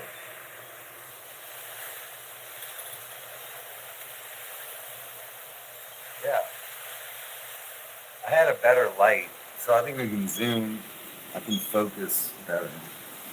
But yeah, I had a better light outside. I had 1,000 watt light. I don't have a camera on the end of the pier, but I had to turn the light off on the end of the pier because I didn't want the bulb to fry. You know, it gets so hot. That bulb gets really hot on the end of the pier. Like I say, this is the beach right here. I can turn off the inside lights. Let me see. That'll help.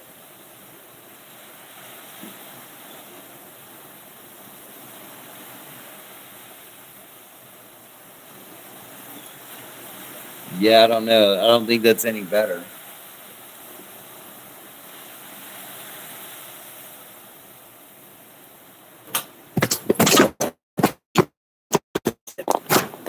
See, like I have 1,000 watt light on side, and then it burned out. So I got it turned off right now. I can turn it back on, but yeah, I mean, it's not really a. They call this thing a damn phone holder, but it's really. I wouldn't really define it as a phone holder. Exactly. God damn.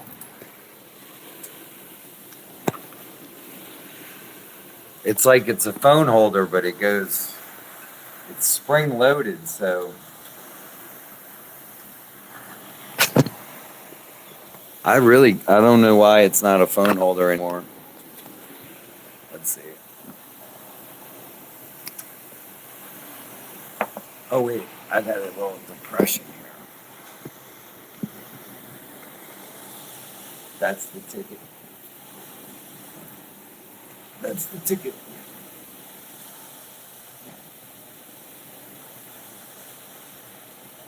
Well, I think I'll leave the other light on.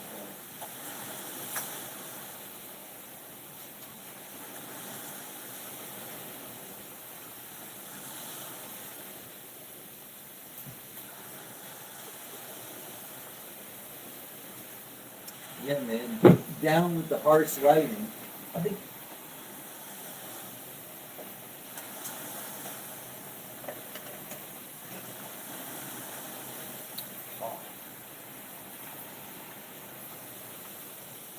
I was out here like for a squall a few weeks ago, and I had this window open and I had the door upstairs open. Oh yeah, I could go take a look upstairs. And water started coming through the steps, right? Water was like coming down the steps. And this instantly flooded. Well, because the storm had changed direction, and there was like a hurricane out. I mean, there was a tornado out there. So when I left, and I'm in here during the storm, you know, and this was like a squall,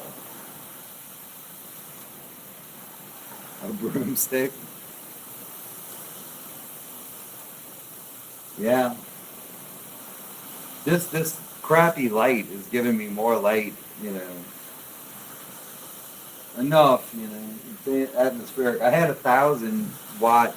I had 2,000 watt bulbs rigged up underneath the camp, but I don't know if they're shorting out or what, you know.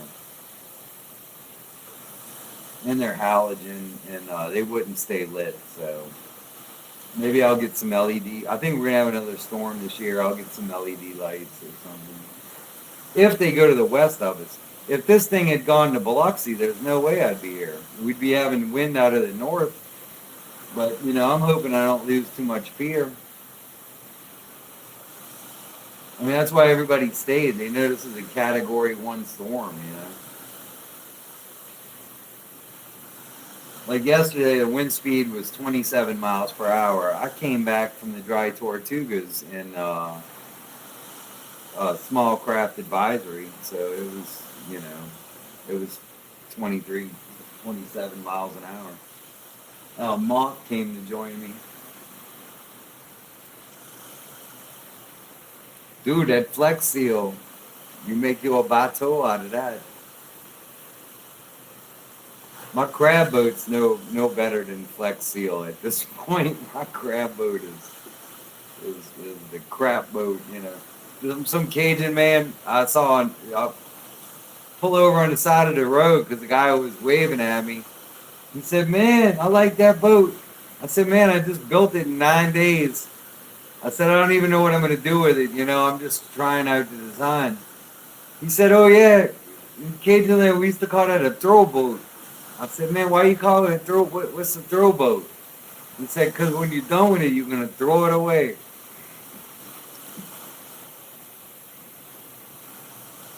But I done rebuilt the sucker, man. It was, even though I only built it in 9 days, it was endearing to me. And Jeff Spira just died.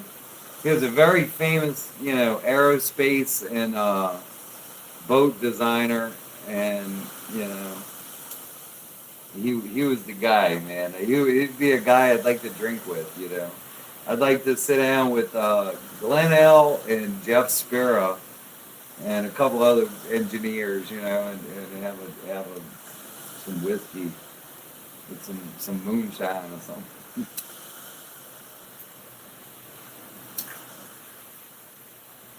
And we got Miller High Life. She is big ears.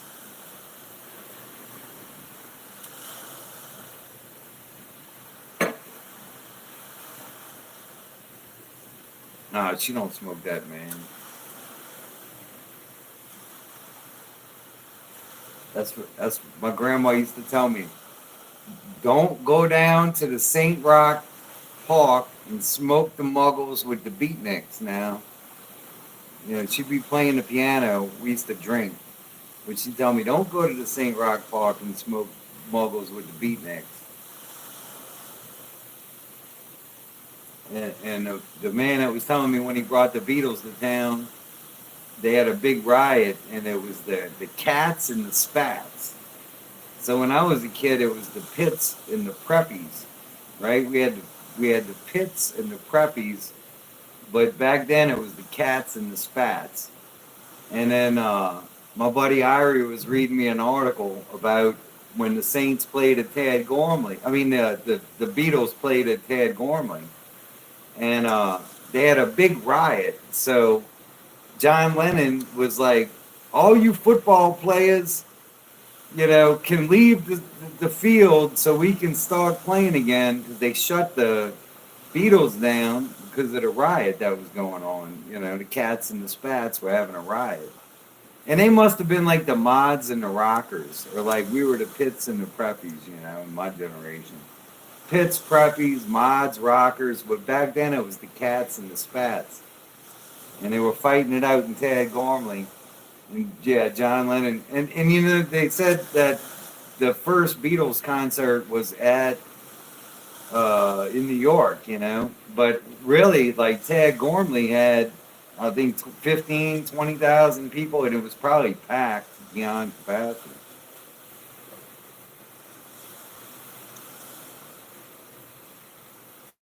I gotta check my chart. I gotta keep refreshing this thing.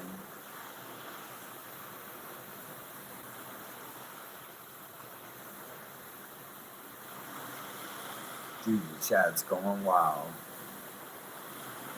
I know your mom was a beatnik. That's why I knew she was gold. Mom's cool, man. My mom wasn't a beatnik. It skips a generation, right? My grandma was she wasn't a beatnik either, but she was more like rock and roll piano that she would play. But I had the lady that used to be at this camp was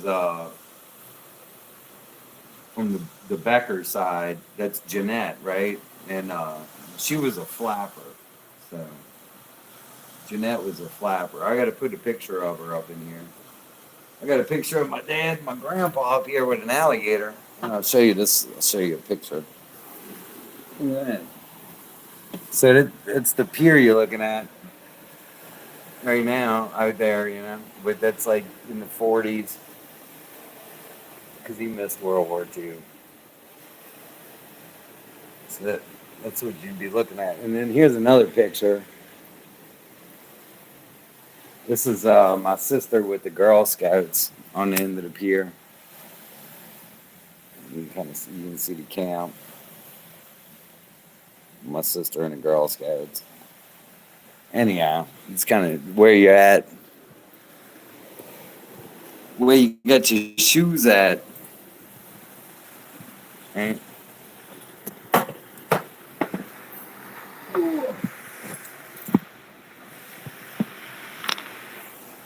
That's good. I'm gonna try to do more live streams from Littlewood. It doesn't have to take a hurricane.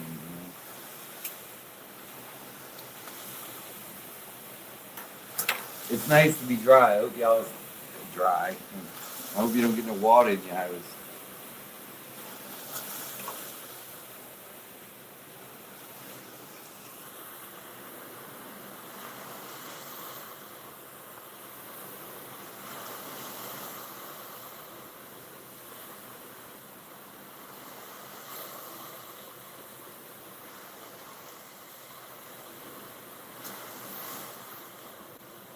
Cheers.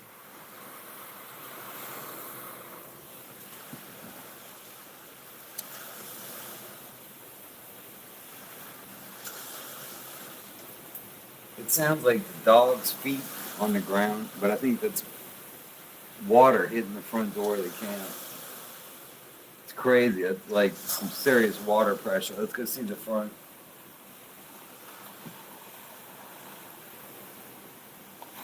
I'm dry, so I'm not gonna like get into the shit. Oh, it's hitting the air conditioner. Oh no. What is it? Yeah, man, it's soaking wet in here. More towels.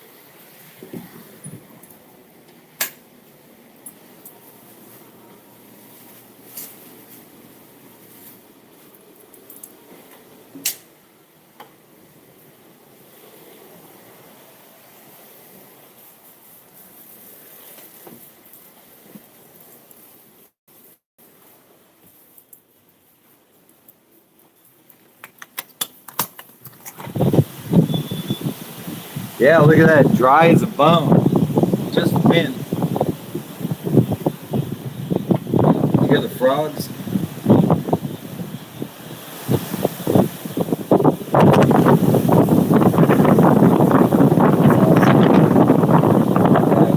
It's just being driven over the levee right now.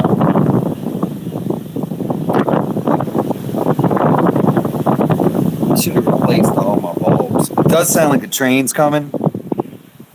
I'm so used to that sound, but it's the wind coming over the levee is probably reaching like almost tornado winds. Just the moment that it breaches the levee, that one point of the top of the levee is where the wind is squeezed, and it has to maintain the same velocity, high and low, even though it's going over a levee. So that makes the wind speed increase. Yeah, look how calm. I mean, if you heard the wind, the waves like this on a normal day out at a lakefront, a normal windy day, this is what you would expect to hear. Even the wave cycle. Uh, when the wind state changes, I've been in the Gulf when we had a big storm hit us in the Gulf, and we tied to a rig, and there was maybe 80 feet between the swells. You could have fit a house, right, between the swells of these waves. And when the first wave cracked, all of the Gulf, the way it usually is, little mogul waves, It just kind of looked like the back of a like a parking lot tilted downhill. So all these waves were smoothed flat, in about an 80-foot, 100-foot run. And that was one wave that you were looking at, That was the wave crest of one wave. And that's when I knew it was going to be nasty.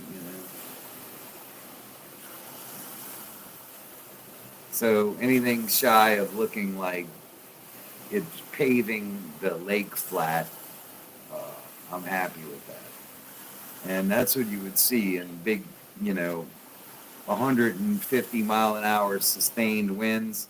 One big wave, um, you know, the whole lake will move as a wall because of the fetch of this water. This is a 60-mile wide lake. It's the longest bridge in the world over water when it was constructed. It may still be the longest bridge, 28 miles. It's 28 miles across, right? But they picked the kind of short distance across the lake. You should have come. Yeah, you should be out here, fool. We should be having a fucking hurricane party. That's all right, man. You Dr. Doolittle, you got to take care of your animals, man. Fuck it. Grendel's at home, and if it wasn't so dangerous on top of the levee, I would have brought her here. But I was afraid her tail could have got cut off in the car.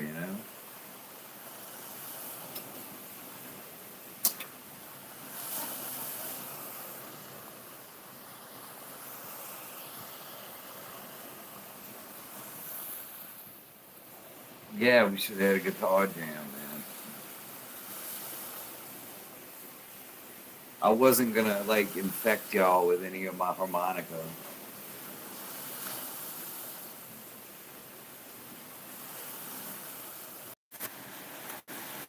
The harmonica is the most annoying instrument.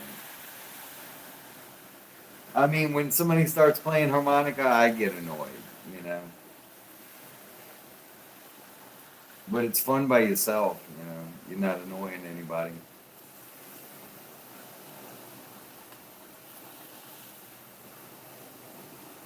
That's probably how the marimba is to like drummers or something.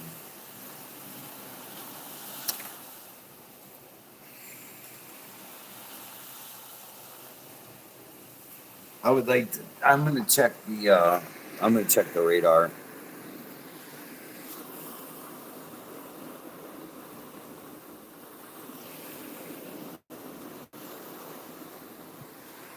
Let me know. Y'all check the radar. Like I can't even get out of this. I don't want to quit the live. Yeah, let me know if that sucker's moving to the east.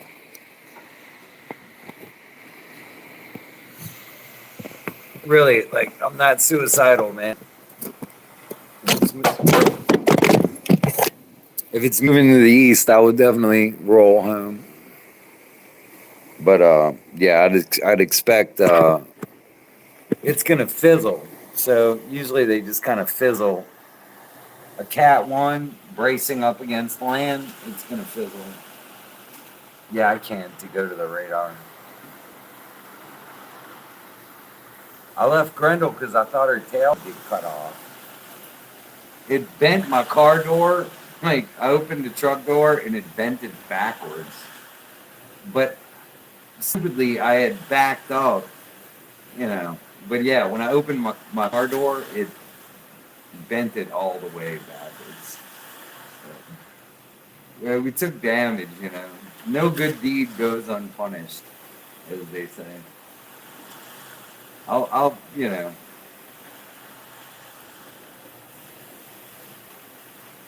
I'll assess all the damage in the morning. It'll be all right in the morning. Cheers. Cheers, big ears.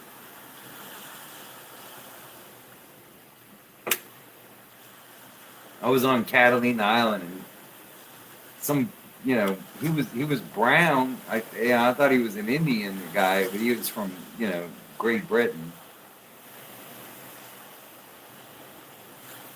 No, it's not flooding at the house, huh? Grendel's not flooding. All right, come back.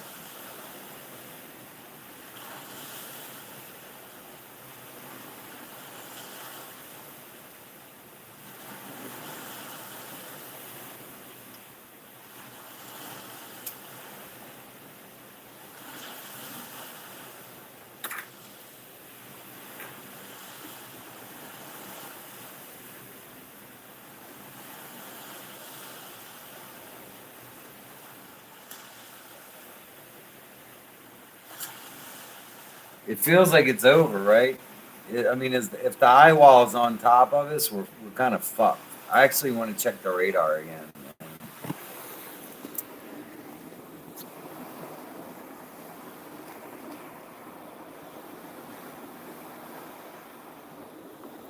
Yeah, I don't know how to check the radar. You know.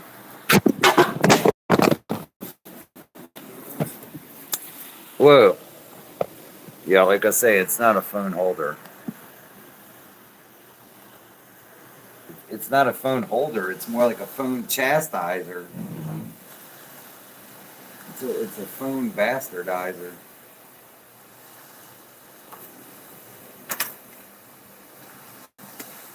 Mosquitoes. So, I mean, it's the wind has subsided enough for the mosquitoes to fly around out there.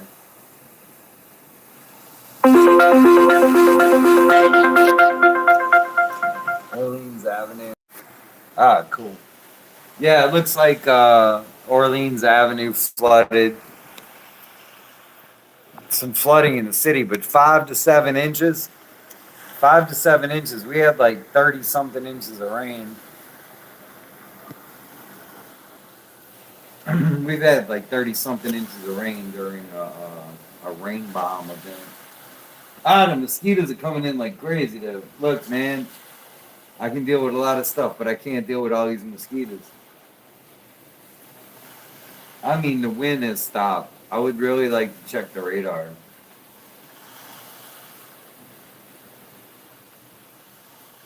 Oh,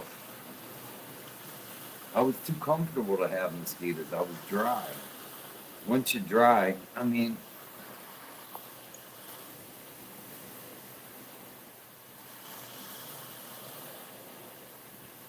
yeah, no, that's why I left her at home. I didn't want her. I didn't want her trying to get out the truck in that kind of wind because when it bent the door back, I brought her home. You know what I mean? Because she's a good girl. She doesn't need to be out here in this nastiness.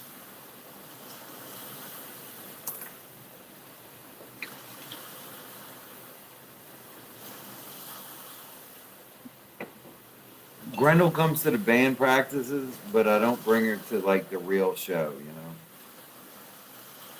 You know, one day, you know, when she's old enough, I'll bring her.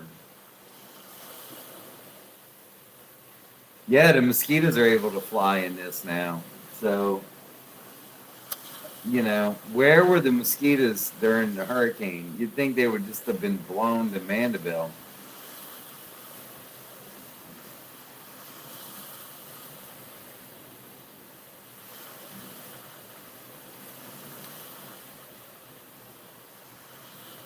I don't really know what it looks like because my big light went out outside. But uh, shit, get off the key sign.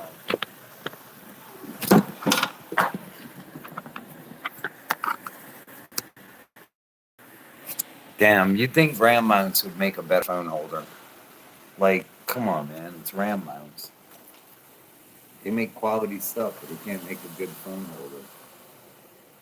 It's like spring loaded, and the little prongs are popping off. But yeah, the mosquitoes are flying. I think we're probably in the eye wall. If this thing switches direction, I'm gonna lose my pew. No, Grendel did not get her tail hurt. That's why I brought her home. She is home safe. And my neighbor's got a rocket launcher, so I'm not really worried about her. You know what I mean?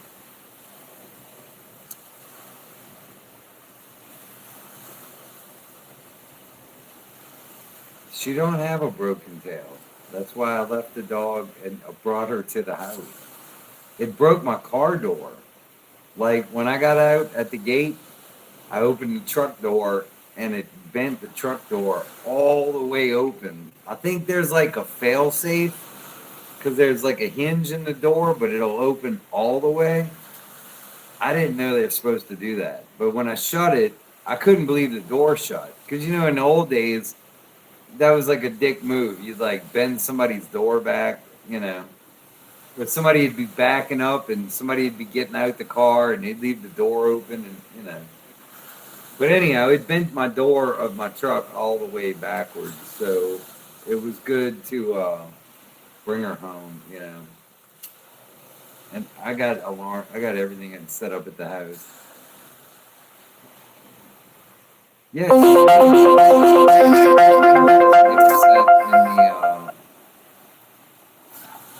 she doesn't get upset during storms. You know, she doesn't need like a thunder shirt.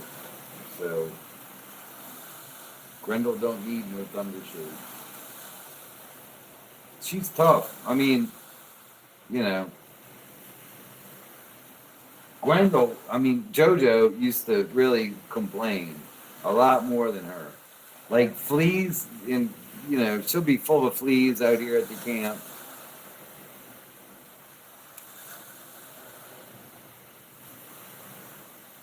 Do y'all see if this is the eye wall? My dumb ass is sitting out here and they'll be like, you know, after the eye wall, if the wind comes out of the north, I mean, it can come through the window, you know. There will be waves like right below me. Again, this is the beach right here. Like,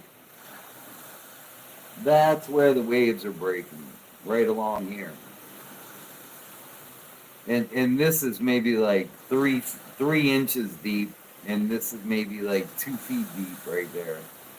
And you know, after that, I mean, it's like 2 feet of sand under the camp up to this point, up to here. God, the weatherman has a hard job. Look, there you go, like this. That's the beach right here. You know, 2 feet of sand. Because many hurricanes that were not as bad as this one had more storm surge. This storm has no storm surge. The pier isn't even underwater. I mean, man, you know, I'll go walk to the end of the pier. I have to put my wet clothes back on though, because I'm dry.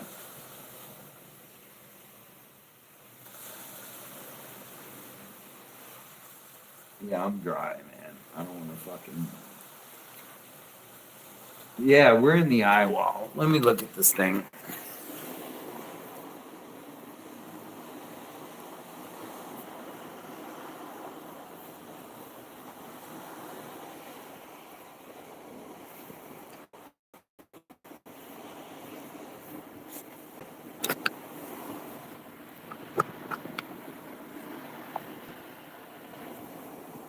Yeah, I don't know how to get to the radar.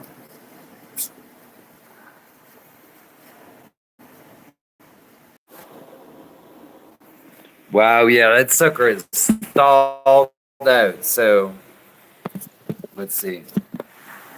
Wow, y'all, this storm stalled out, and it is kind of like the eye wall, right? It's pretty creepy. There's no rain. I mean, you know, the mosquitoes are flying. It's bizarre. Did you see those blue lights earlier when the whole sky went blue? And it wasn't, there wasn't any thunder, and the sky went blue earlier. Like 3 times, I thought it was a transformer going out. Seemed like, you know, suck the electricity out of the line and then pop it right back on. Maybe it was a transformer surging somewhere, but it was so bright that it just reflected, you know. That was a weird blue light though. It seemed even, you know. It didn't like at first I figured it was a transformer down here blowing up.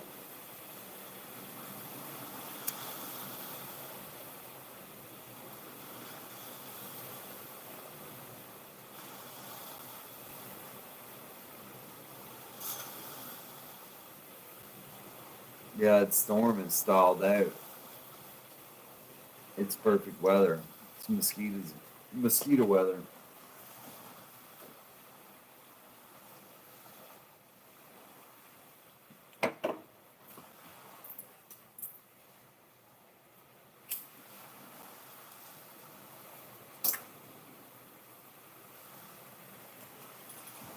Wow, good walking into the pier.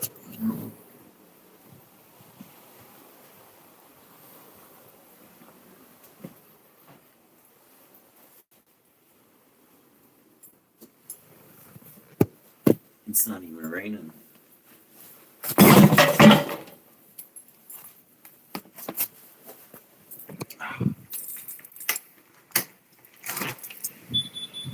Wow, dry as a bone. Well, relatively. It's pretty dry. Ow! Oh.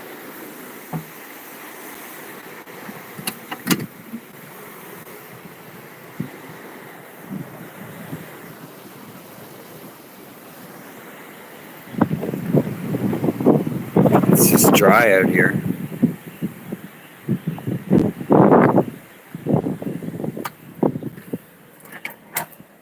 Tripped out. It's like the eye wall. I can't even tell which way the wind's blowing. It seems to be circling overhead.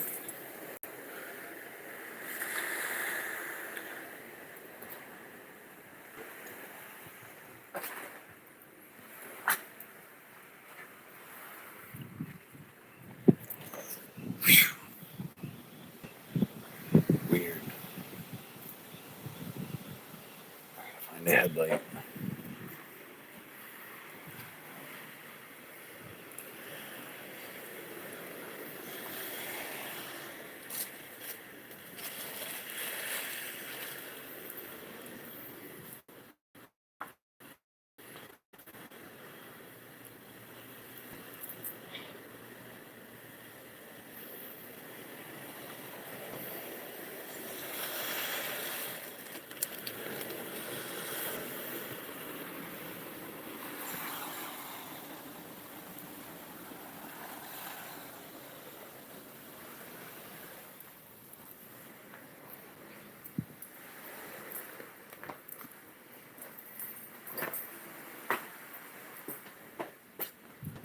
Oh, what happened to my headlight?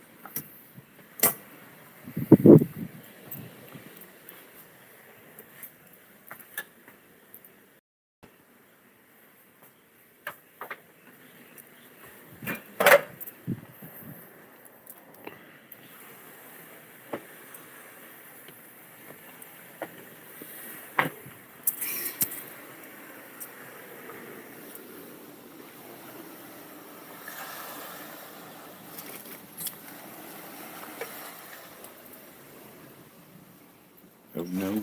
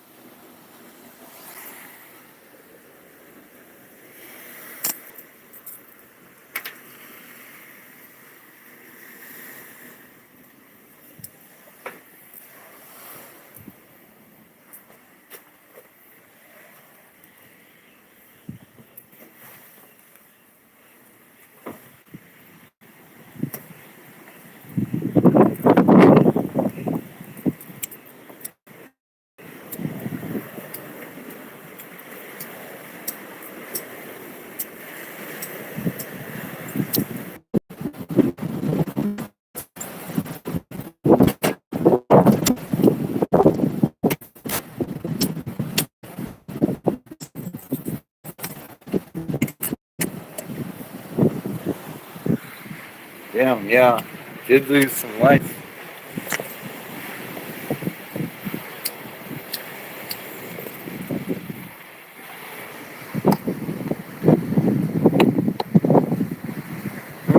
phone light, y'all. It's like the light from the chat, the video.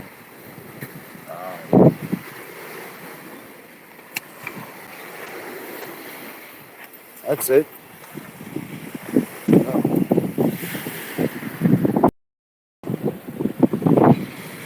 So yeah, very minimal storm surge. And go down the end of the pier. Oh, my headlight. I got this light coming on. That's the bright light I had. It was just getting shorted out.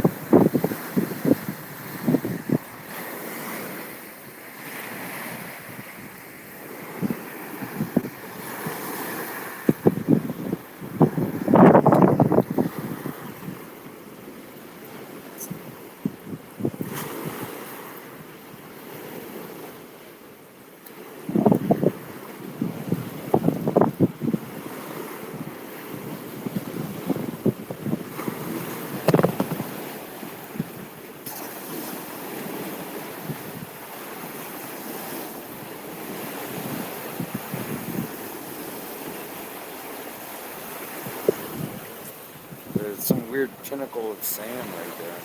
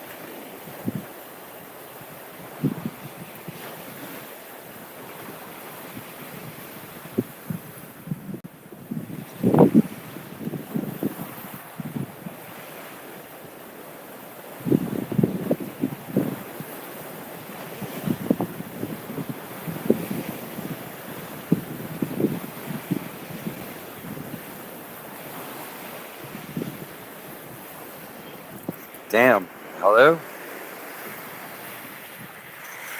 Yeah, the light went out.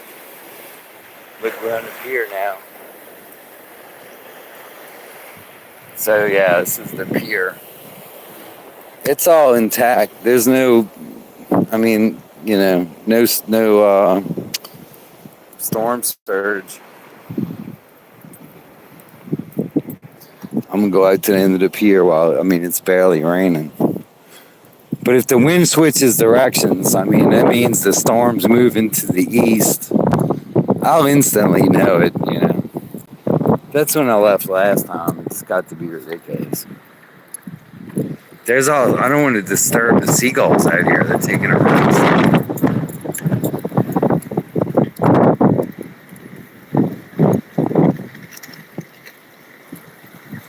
Yeah, look, the boat looks okay.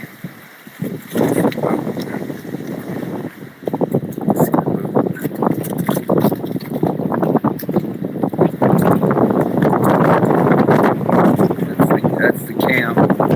That's the camp. Gazebo. Yeah, look at all these poor birds, man. I don't want to make them fly away. there's all kind of birds out here. Oh well. I mean, they can go land wherever they want. Damn, there's like a crab cork under the camp. Oh, it's like a fish line. It's like a jug line. What the fuck? Oh, no. Yeah, look at that. The wind's switching direction. It's the end of the pier.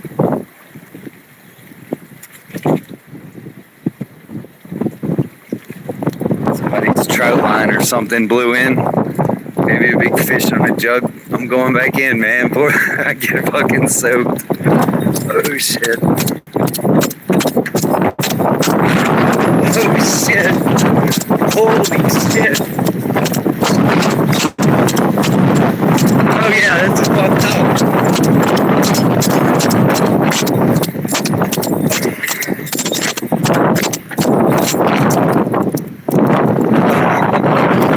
I feel it. I'm behind the levee. I'm under the levee now.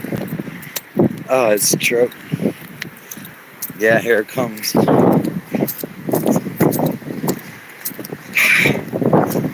That was it. That was the eye wall. The moment of serenity.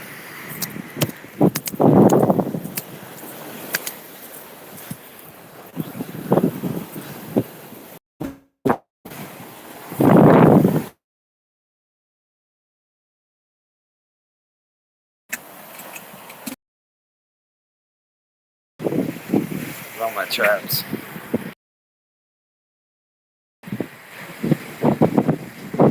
You saw it?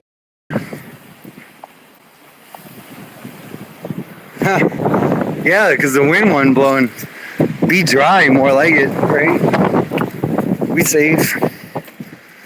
I mean,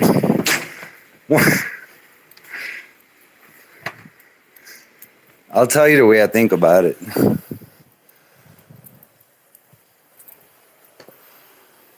Whoa, yeah, look how calm. With the windows open. God, look how calm it is in here. Oh, yeah.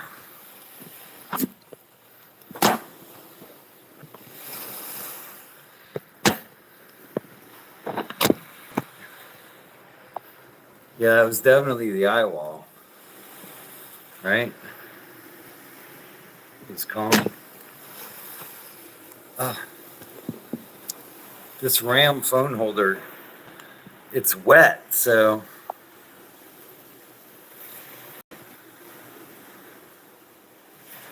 the RAM phone holder is wet. I'm dry. Whoa. So yeah, I was, and right now it's not bad right here, but it's bad on the end of the pier. My cigarette got wet. Look how calm it is in here. That's funny.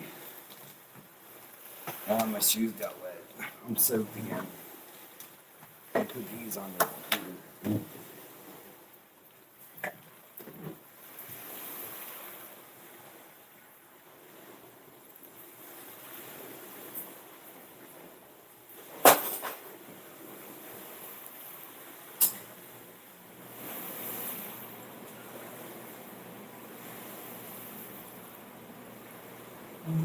I don't know.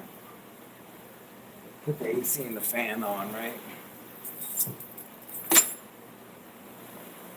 Yeah, it was worth it. It was worth it. And the mosquitoes were bad, but the light came back on again outside, so the blue light is.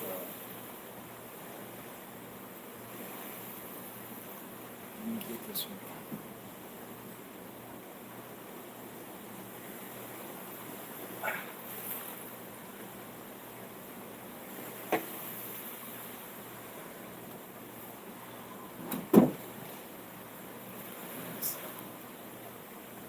Yeah, this was fun.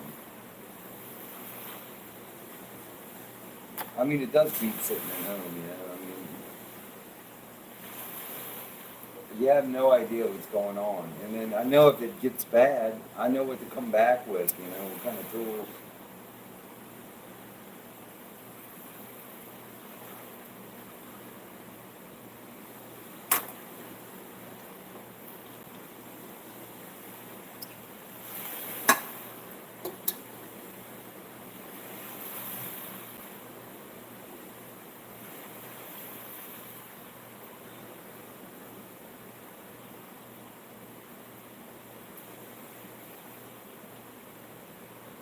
I mean, they say the eye wall was 40 miles wide, so we're just on the outer eye wall. We're not really in the eye. We just experienced the eye wall. It does look like it's stalled out. Hopefully it'll fizzle. Usually they go from category 1 to tropical storm. Uh, when they brace the land.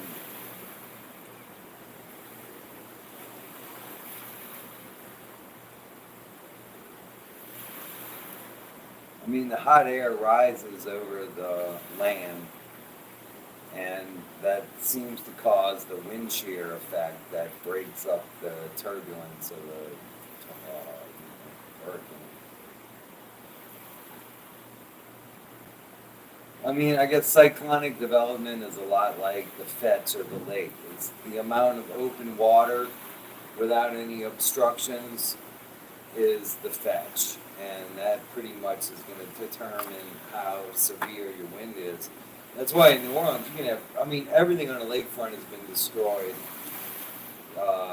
during notable storms. It just was wiped out. If you look at my video about the 1920s and through the 1890s, they had so many amusement parks and stuff built along the lake that was destroyed. There was just a cycle of building these giant casinos and elaborate dance halls. And Milneburg, the lighthouse that's at Milneburg, was 200 feet offshore. And I mean, 2,000 feet offshore. So almost a quarter mile offshore. And all of it had been destroyed. All of Little Woods has been destroyed. All the camps along Haynes. They, cycle of hurricanes and rebuilding. It just took me 2 years to rebuild since Zeta. And that was a category 3.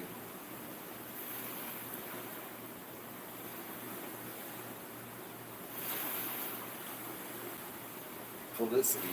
This is Felicity for the records.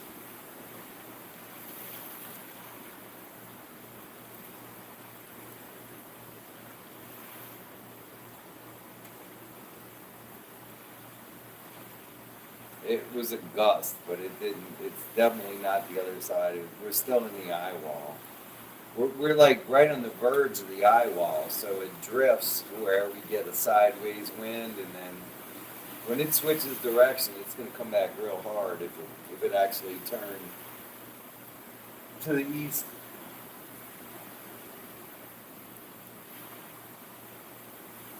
It was weird just to see the mosquitoes show up.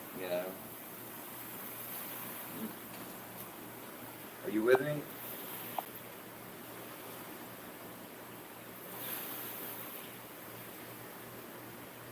Yeah, so the deal about the pumps was we studied at LSU for, 15 years I was there, and one of our urban planning problems was that the pumps in New Orleans, it would take 2 weeks to drain the city. And my parents had stayed for so many hurricanes, and you could tell them category anything. But I was telling them, look, Mom, they were studying this storm. They were sitting in this camp that's not here anymore. I said they were studying these storms, and we know the water is going to be 12 feet deep, and it's going to take them a month to drain the city. And they were like, well, we've been through hurricanes before. And I'm like, look, you sent me up to LSU. I'm telling you, this storm's going to be bad. It's 600 miles wide. So this storm is 40 miles wide, hurricane force winds from the eye wall. So unless basically it comes between you and Baton Rouge, you're all right. You can really close judge it. But Katrina was 600 miles wide, 1,200 miles wide, 600-mile radius out from the eye wall. This storm was about 80 miles, and I figured it would fizzle. Katrina fizzled to a 3 or a 2, but it was just so big, and the amount of fetch over open water when it came in from the Gulf, destroyed Biloxi. if New Orleans would have got the eye wall, God knows what, they would have, it would have washed out the subsurface. And that's what it did in my house at Spencer Street. If you go to the house I grew up at, when you go down, like, until I was 6, if you go down the street, it's where the levee broke, and that was the 17th Street Canal. And they told us they had a whirlpool at the corner, and it just washed out the foundation of the house. The only house in the subdivision that fell down. But, and that was a new subdivision when Dad built that house, and he named it Florida Lee Street. Florida Lee Street, they pulled the name out of a hat, and they had put Florida Lee in the hat. And that was a new subdivision, and then he wanted to move to New Orleans East because that was going to become a new he had the second lot in our neighborhood, but it was the new subdivision in the 80s, and in the 50s, 40s, then, West End was the new subdivision.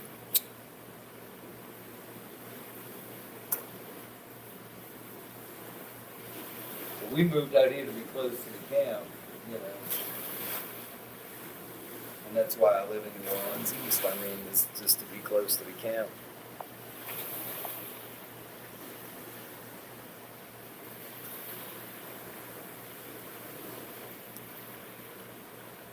So a man, Ivor Van Heerden, had written this book, The Storm, and he was quieted by LSU. He was censored by LSU so that he couldn't speak about his book, and it was called The Storm. Ivor Van Heerden, The Storm. And he had written a whole book about how we knew the tragedy of Katrina. They had forecasted it 1,000,000 times. And the weird one, the one they don't talk about anymore, was when, I'm going to shut this window, the mosquitoes are coming.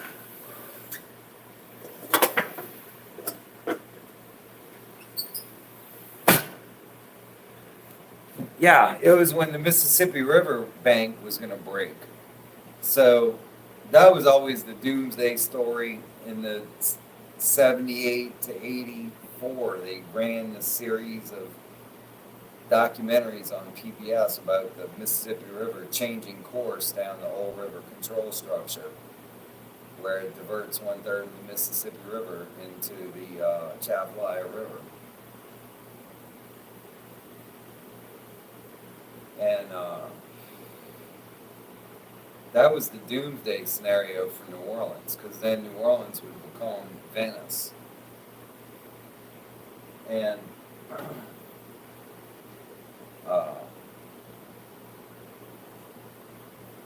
that was always the doomsday scenario. But LSU knew that once the levees were overtopped or failed, they never predicted them being failed.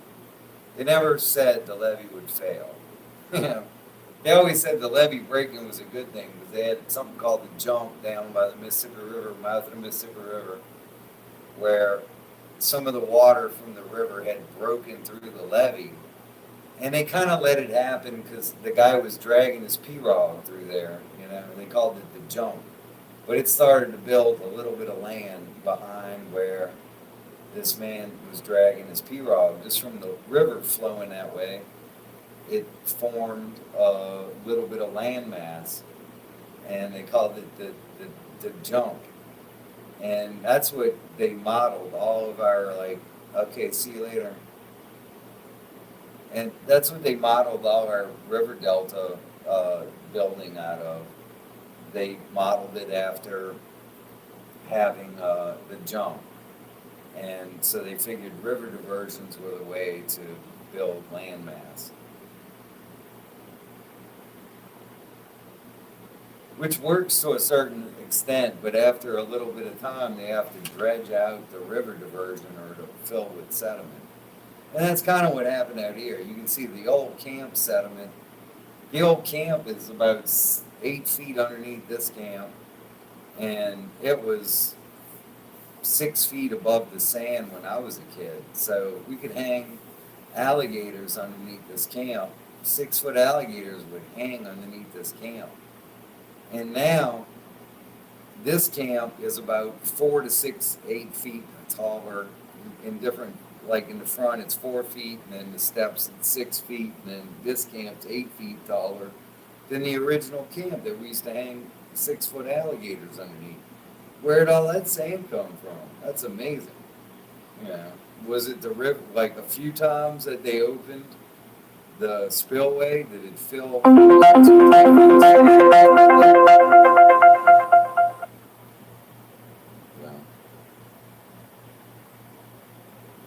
Yeah, I guess if all the wind is, if we're in the eye wall, then we're not experiencing any wind. But in about 2 hours, we could be on the other side of this eye wall. I'm gonna plug my phone in, keep it charged up. I'll open up the window when the mosquitoes get blown out. My extra light is on outside, so I got the blue light on, and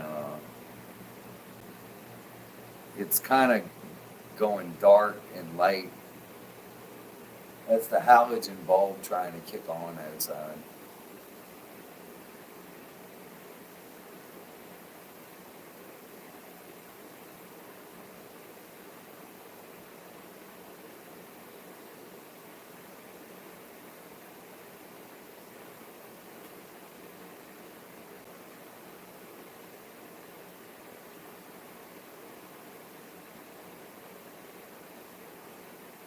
I can put the light out.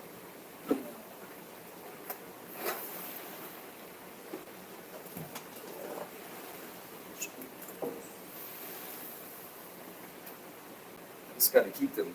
I gotta keep the windows shut. The mosquitoes are flying around during the middle of the hurricane. I mean, it's the eye wall of the. It's literally the middle of the hurricane, right? So mosquitoes are flying around out there.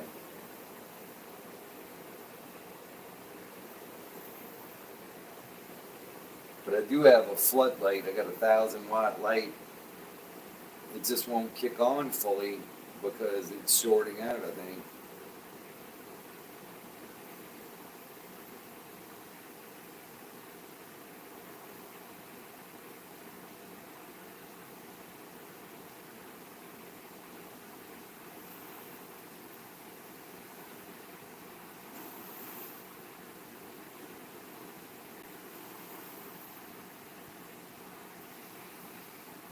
I know if you turn the TV on right now, there's a sign blowing around, you know.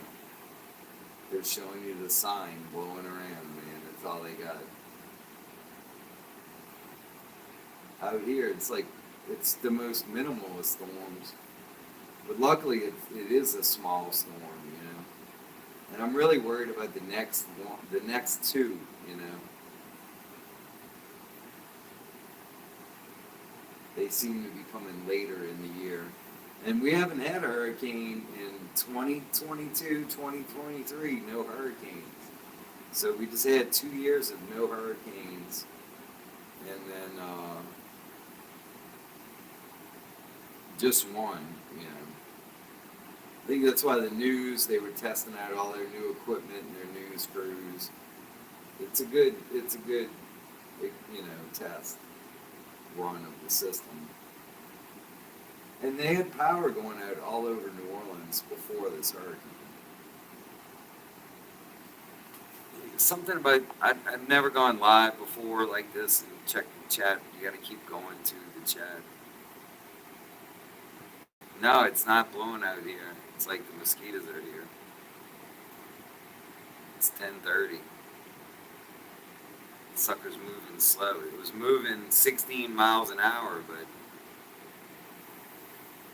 I mean, that's like riding a bike from Grand Isle, you know? 16 miles an hour. We're in the eye wall right now. And I'm not as dry as I was. I was completely dry.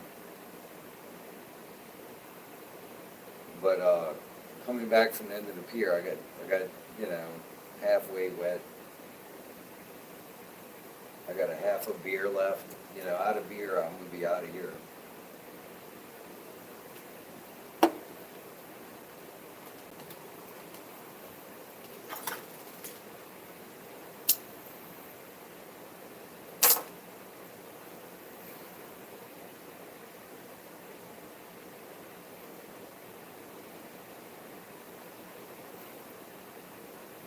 I didn't hear any thunder.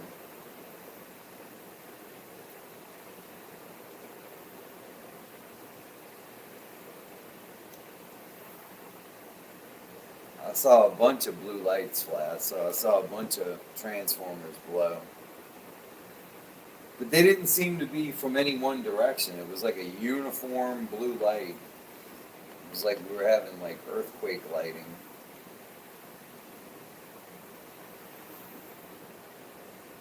Or like heat lightning, you know.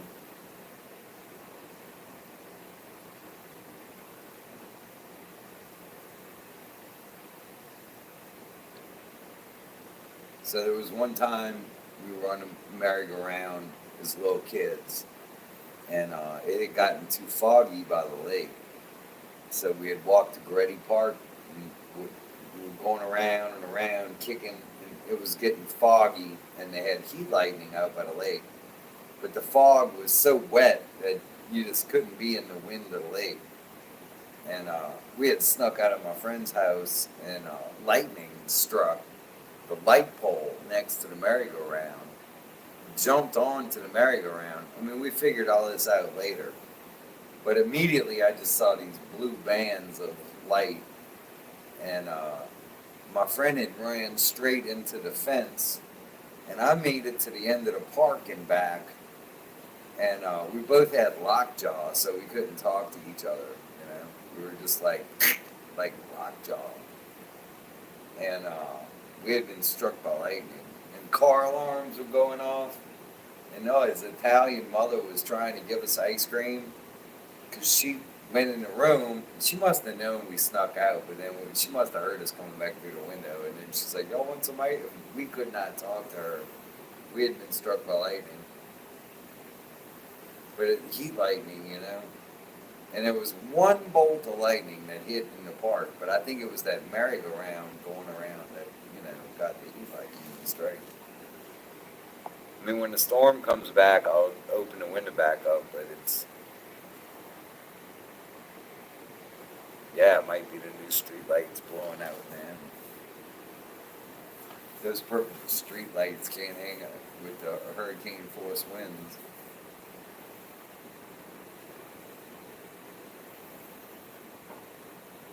They weren't rated for over 60-mile-an-hour winds. So yeah, the way I judge wind speed is like this. I've been in a lot of cars and stuff, but my friend had his dad's Toyota Supra, and we were coming back from Lake Catherine, and doing about 135 miles an hour. I stuck my head. He told me, Jason Roach, he goes, stick your head out the sunroof, man, it's a blast. Well, I got about this far above the sunroof when the bugs, they had bugs on St. Where Jane Mansfield was decapitated. We were coming back 135 miles an hour in a Supra, and I stuck my head out of the sunroof, and the mosquitoes started like peeling my eyes back. It was actually the force of the mosquitoes hitting my big forehead. Well, my head had luckily got sucked back into the car, kind of like you throw a cigarette out the sunroof, it would just come back through because you were going so fast you couldn't break the airstream. So when I stuck my head out, the mosquitoes just, started hitting the top of my eyelids. And luckily, my eyelids had folded open, and I hadn't, because I think it would have just ripped my head off or broke my neck, sticking your head out of a Toyota Supra sunroof doing 135 miles an hour. And that's not that fast, hurricane force wind, it's really fast. So if you were to stick your head around the corner of the building, or like me earlier, I stupidly opened my truck door, and it bent the truck door in half.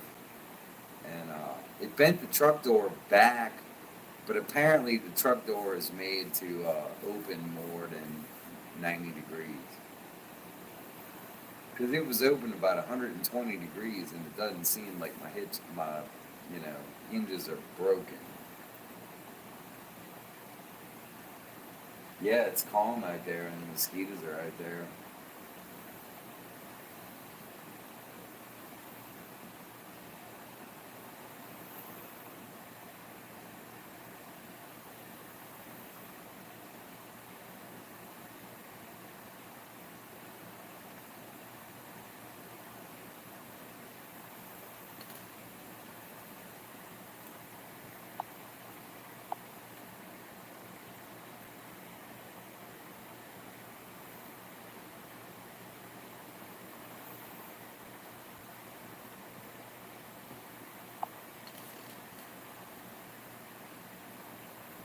Wow.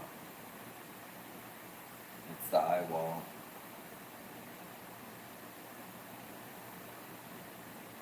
It's just amazing, you know. You can be in a boat, and we had tied to this rig, and the storm was so bad that we were throwing up and vomiting, and like puking in the well of the boat, in the cuddy cabin, puking in the bilge, almost taking turns, puking in the bilge. Oh God! And couldn't hold on to the top of the boat, and we had tied on to the rig, and when we woke up, it was completely quiet with seagulls all around. The Gulf was completely calm. Couldn't imagine going to sleep.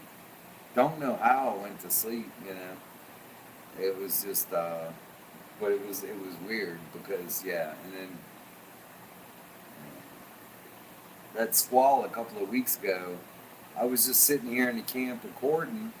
Next thing you know, before the camera blows over, water starts coming down the stairs upstairs, and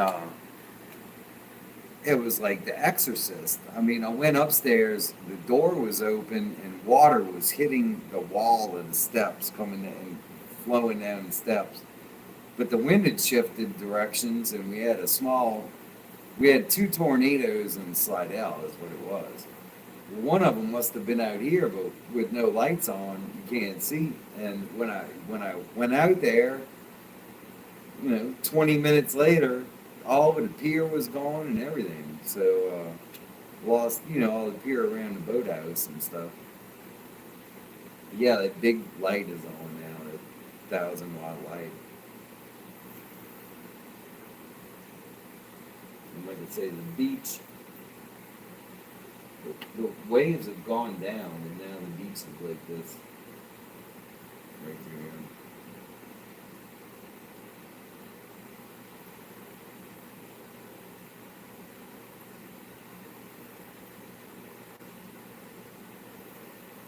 In many hurricanes, the water is like a couple of feet from underneath the windows. So we would have waves almost at the windows in a lot of storms. They had said 10 feet of storm surge, but in Lake Pontchartrain, we've experienced 2 feet of storm surge at this point. 2 feet of storm surge. Otherwise, like I say, the water would be right underneath the windows here.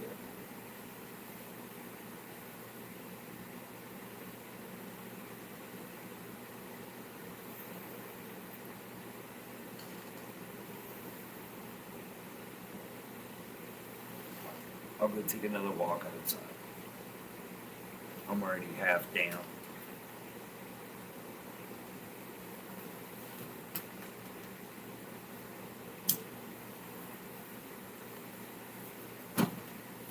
Oh, for science. And many years as a lab rat.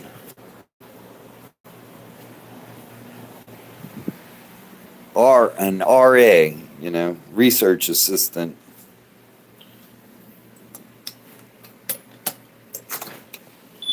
Yeah, dry as a bone.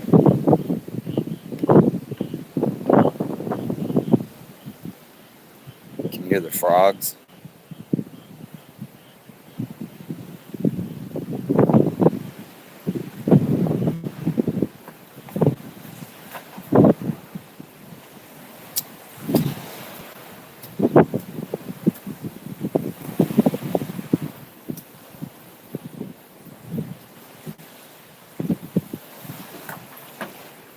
Definitely in the eye wall.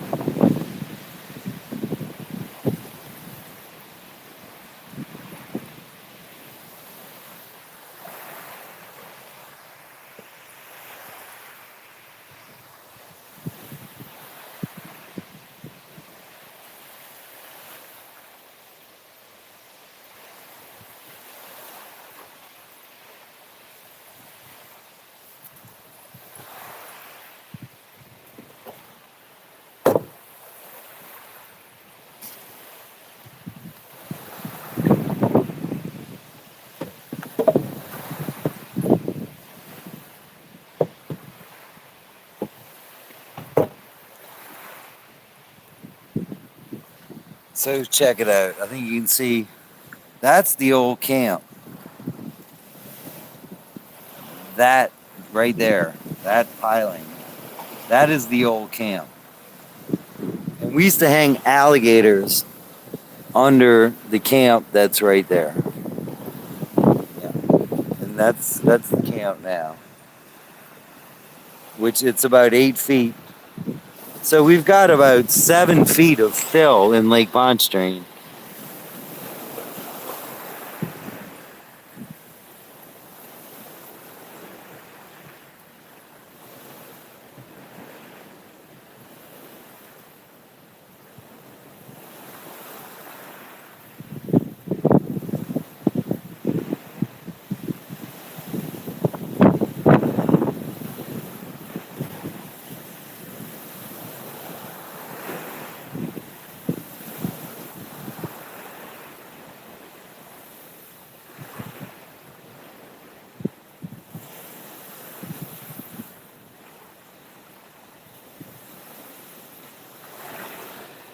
Yeah, check it out. So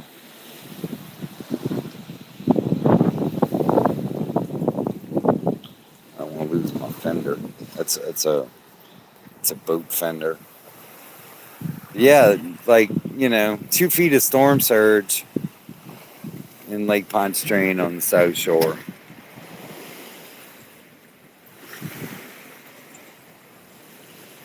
And that 2 feet of storm surge basically ate 2 feet of sand and created a sandbar out there that will come back. I'm gonna go get some keys.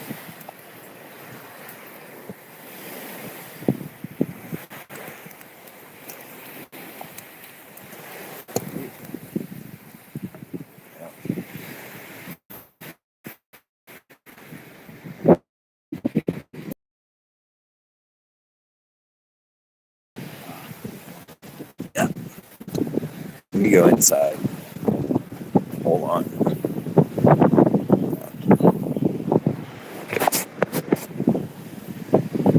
Yeah, we've had about there's a 5-gallon bucket full outside. So whatever that is, 20 inches of rain. No, I don't want no filters.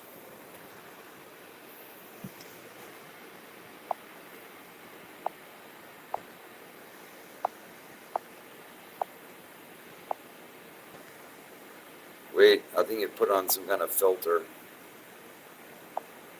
Oh.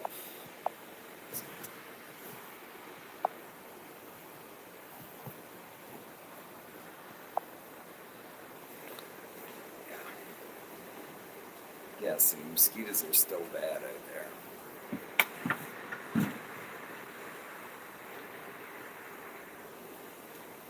I mean, if they're willing to do more hurricane, I'm willing to go get more beer. But I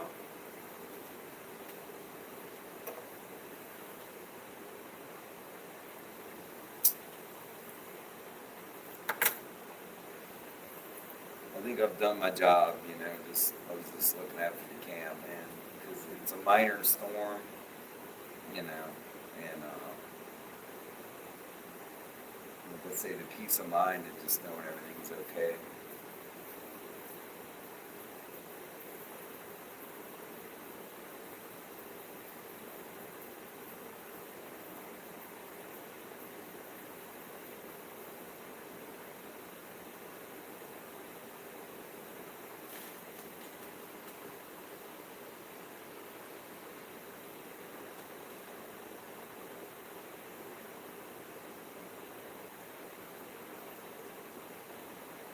God, these mosquitoes have really been bad. So a lot of the property on the other side of the levee is run by the mosquito control. They own a canal. The way I understood it is they had a contract to manage the canal, and it was mosquito control would use it as a trap crop. So in entomology, before I became an oceanographer, I was in school for entomology, and we used to learn about trap crops. So if you have a sugarcane field, you might want to plant a bunch of weak sugarcane or something that's real susceptible that insect really likes. It's called a trap crop, and you only poison that end of the field where you put the plants where you know the insects are going to go. Well, that's kind of like this end of Lake, the marsh. They had it set up so mosquitoes would breed in there and they could target them and kill the vast majority of the mosquitoes because they would all lay their eggs where they were populous. And so, yeah, it was like part of the mosquito control. And they would let them get really bad out here, and then they would zap them, you know. And they would spray the neighborhoods, but, really they don't spray the neighborhoods anymore. I don't know. I think they just maybe use an airplane, but they used to have these trucks, these mosquito control trucks. But yeah, when you're out in the country, mosquito control truck, it'd be like turning on a bug zapper in the middle of the forest. But there was a management process to the mosquitoes, and they would let them get bad, and then they'd be gone.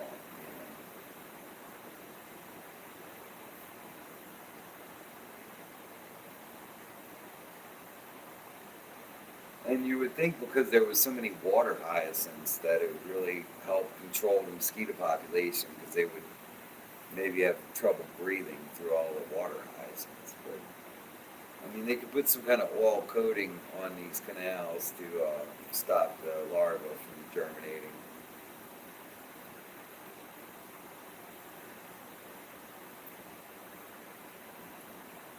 From breathing, they have like a little tail whip, so they have to come up and actually get air every so often. So a little coating of oil will break that mosquito's snorkel tube.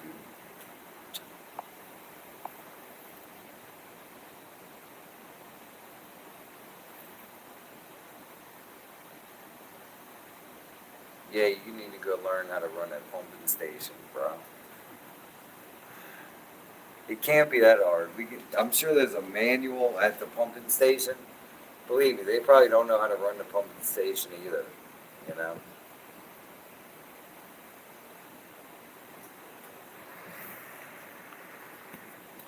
I remember when they were building that pumping station. We went all through the pumping station, and I wasn't amazed when they brought me to the Old River control structure north of Baton Rouge, where they divert 1/3 of the water down the Atchafalaya River.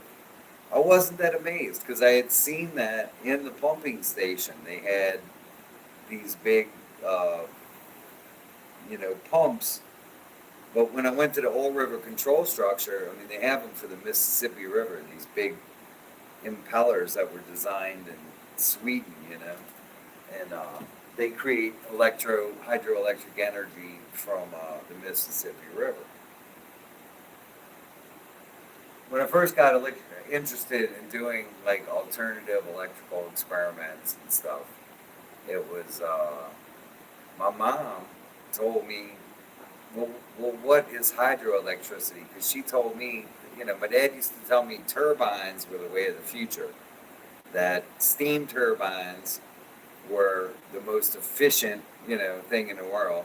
Later, fan belts, right? Fan belts are like more efficient than gears, but steam turbines and hydroelectric turbines.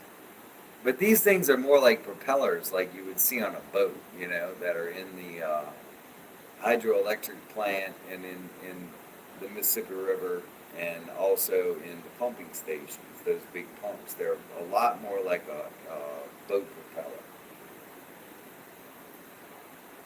I just changed out my boat propeller on the Caladesi Dory from a 20 horsepower from a 9 1/4 to 9 to a 10. And I had a 9 1/4 and it was not good. So I just switched the pitch of the prop. But basically, it's just like a water propeller, not an air propeller. interesting thing about the hovercraft is that the company went out of business in 2023. Universal Hovercraft went out of business because people were asking me, where do I get the plans? And I'm like, well, go to the Universal Hovercraft website. So they went bankrupt. They filed for bankruptcy during the coronavirus and got their bankruptcy in 2023. And now they have a Facebook page, but I'm not sure they're selling the plans. But I bought the plans for the hovercraft, but I bought the props pre-finished, you know. And when you think about it, you know, a four-blade aircraft or boat propeller, they're really different, you know, really a different design. It's not just like a cut and paste thing. Especially for a two-blade hovercraft propeller because they're not sloped on the edges of the prop. The hovercraft props are really square, and a boat prop is cut like a you know, whale fin, or like a round fin. At least have an aerodynamic shape, whereas a ducted propeller is cut square. And they do have ducted propellers for boats, but they're used in the bow thrusters or ducted propellers. Maybe something could be 3D printed, but you know, we need a hovercraft club for the Ninth Ward Navy. You know, instead of the Cajun Navy, we'll be the Ninth Ward Navy, and we'll have hovercrafts. Hovercrafts and chainsaws, right?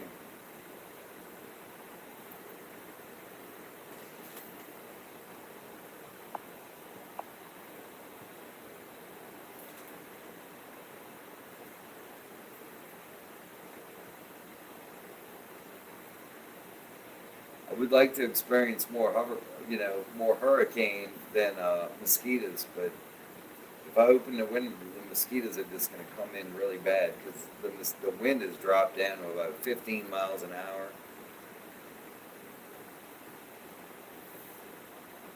I've already fed Grendel, so she's good.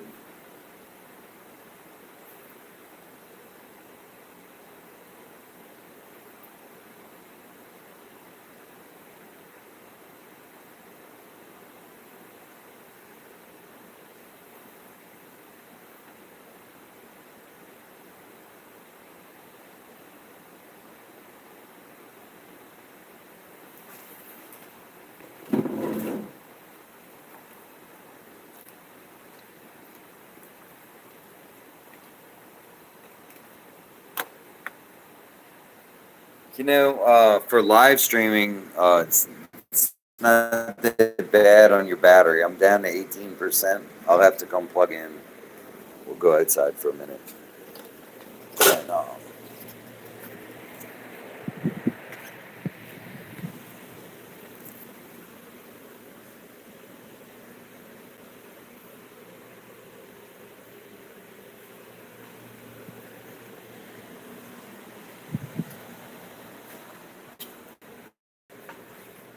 oof.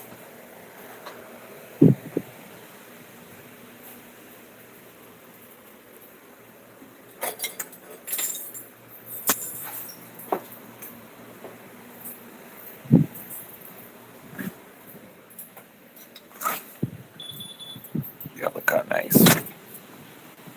It's windy.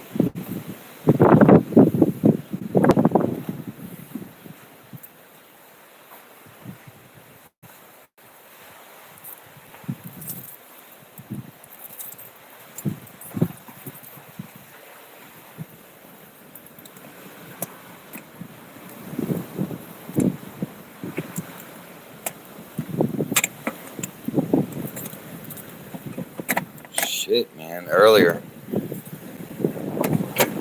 we're just on the cusp of this eye wall. There you go.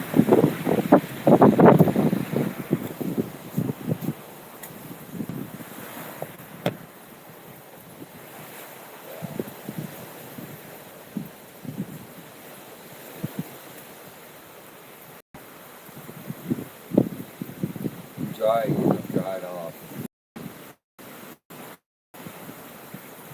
And this is expected. Actually, if the storm would have took a more westerly track, it would have been more like this the whole storm. This is what they're experiencing south of us.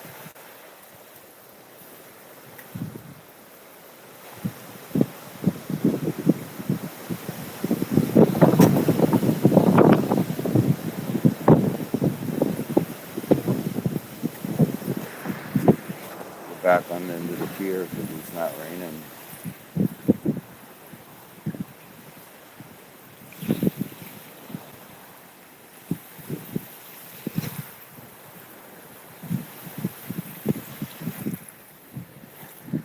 Yeah, it's totally dry again.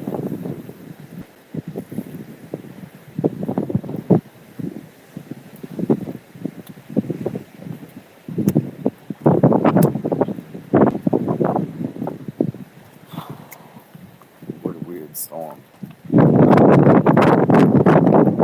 I'd usually be sleeping through it. Hurricanes make me sleepy, man. I don't know why. I slept through some of the worst storms. There's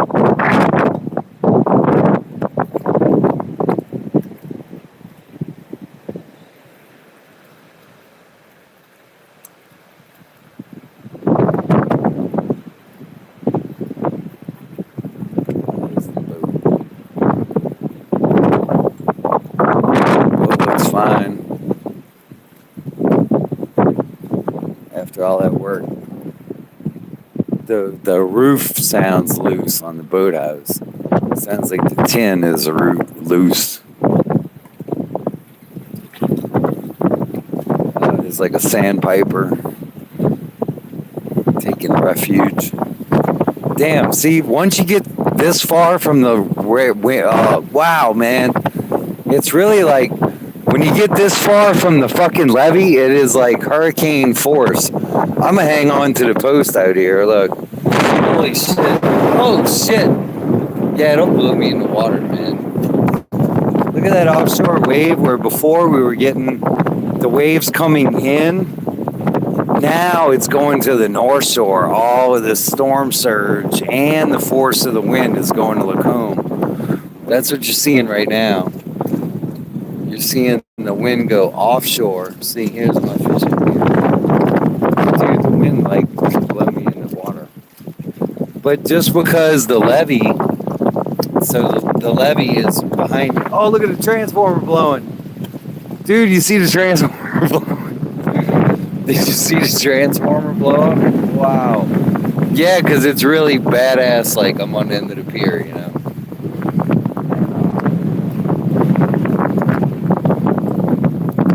But it's offshore. God, man. Look up, though. It's coming over the levee. Depending on the wind angle of attack as it hits the levee. Otherwise, you're in a cone of... camp's totally in a cone.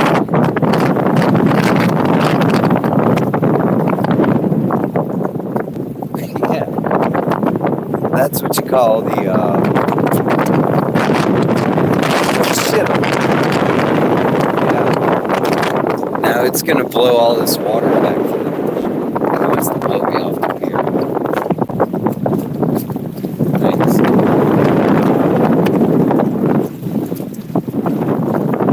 That is a really strong riptide. It's pulling the,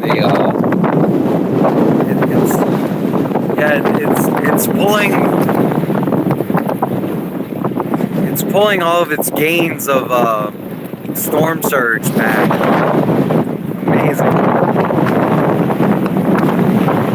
Look at the periodicity of the waves. Like the wave period is very narrow, very small waves. But on the other end of this, there's probably like, 6-foot storm surge tidal waves, they call it, tidal. But it's a wind-driven tide, so you have two kinds of tide, lunar tide and wind-driven. Well, solar and, lunar, but in the lake and shallow estuaries, you have wind-driven tide, which is way more strong than any kind of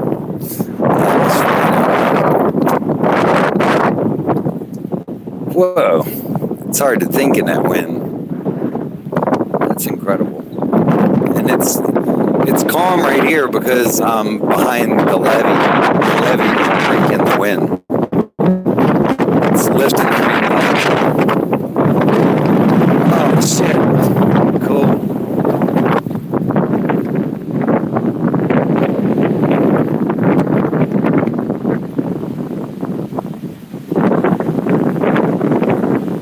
I can hear every locust. It's because the wind is blowing. The wind is blowing the sound this way.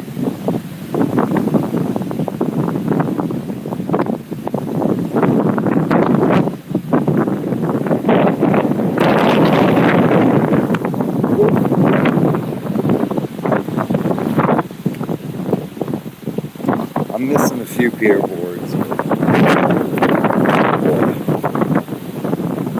That's cool. It is dry. It is a dry wind on the other side. Wow.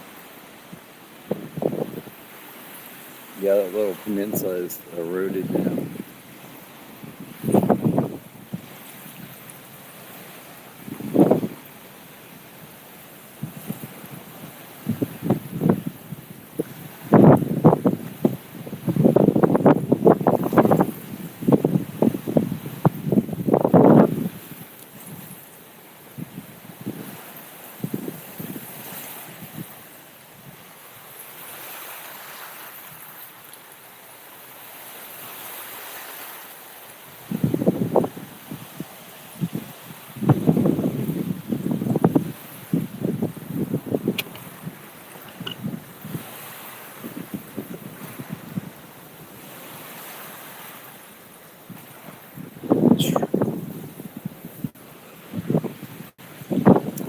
There's the velocity to this wind.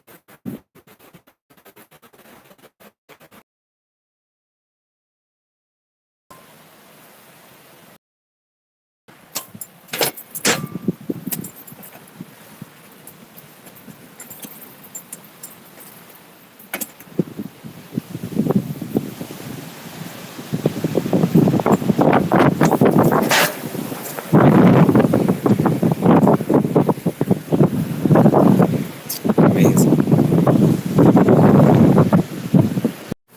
Yeah.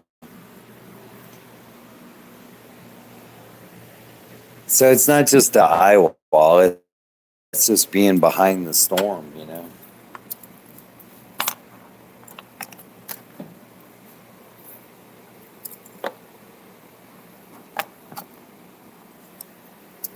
Yeah, it's not just an eye wall. You're actually behind the storm at this point and getting offshore winds. Well, over the levee, you know. It's going to drive everything to Lacombe. Lacombe will get the flooding. Next, but probably only about 3 feet of storm surge. 2 feet.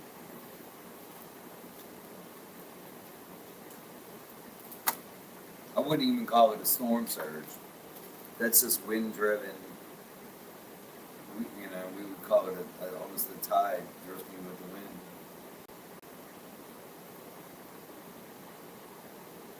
Yeah, if the real doomsday scenario is, a big ship hits the Mississippi River and went during the spring flood and it goes down Canal Street. That would be the what if for me.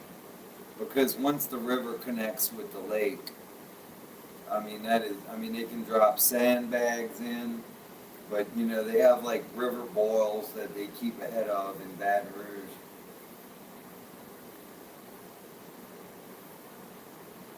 What place? What place you talking about, man? Yeah, 'cause Yeah, like right down Canal Street. One time they had a drunk captain hit Canal Place with a boat, but he ran into the wharf that they kind of had built on Canal Place. But right underneath Canal Street is a canal, you know, and the Superdome. Basically, we learned this in urban planning at oceanography level. Uh, Urban planning that they had turned the Superdome into a big catch basin because they didn't know what to do with all the water that would be accumulated from such a structure. You know, you can imagine your gutter cans, but on the Superdome, you know. So what it does is it collects water on the roof and it's funneled down the outside of the building into a canal that goes down Canal Street and into the river. And that's how they shipped all the water from the Superdome. You know, and then when they were building uh, east of Baton Rouge, and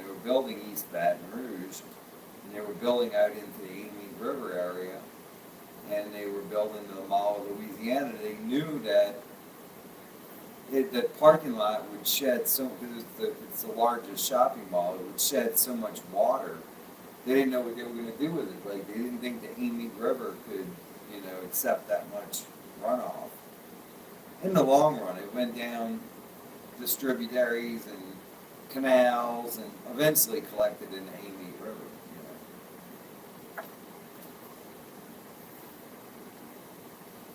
There's all kind of moths and mosquitoes in here.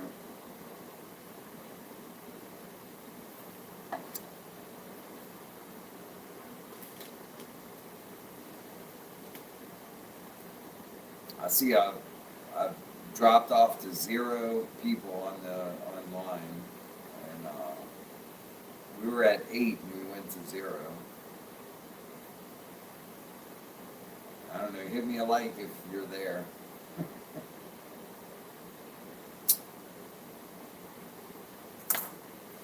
It's Hurricane Francine live, but I can't open the window because there's so many mosquitoes out there. I'll get destroyed. And I knew it was the eye wall when the mosquitoes started coming through. And look, I got one more sandwich.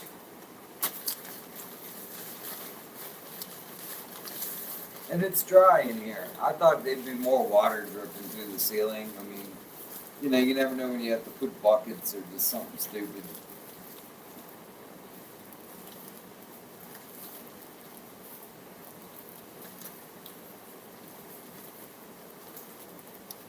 And Grendel's at home sleeping. And we've had much worse storms the past few months.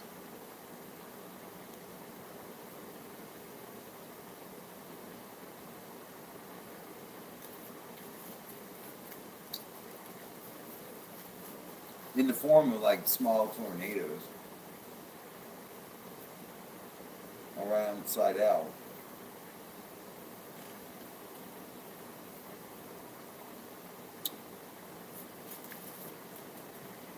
I think the comments are delayed, like 9, 11, 15. No, they're not that delayed.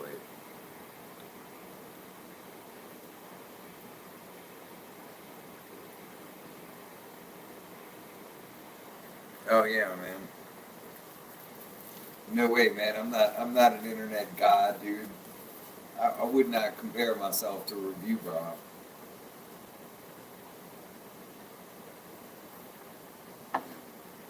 No way.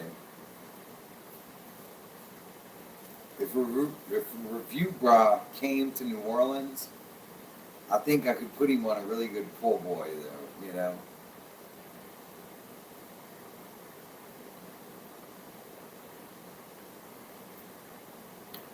I'd probably bring him to John Fro's and get him a muffalata.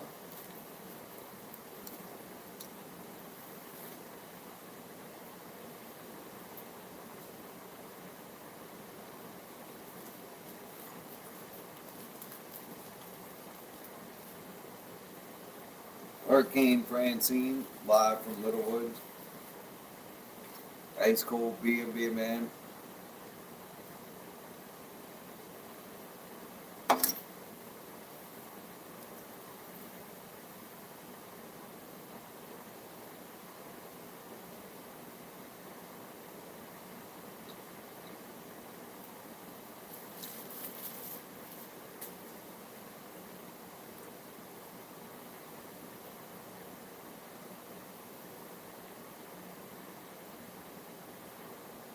This did not exceed my expectations, but my expectations were very high.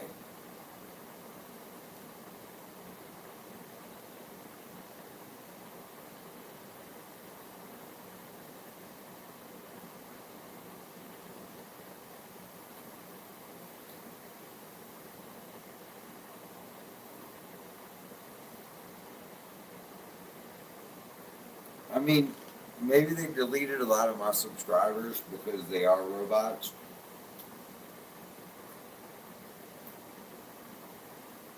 Well, I think there was a bat, you know.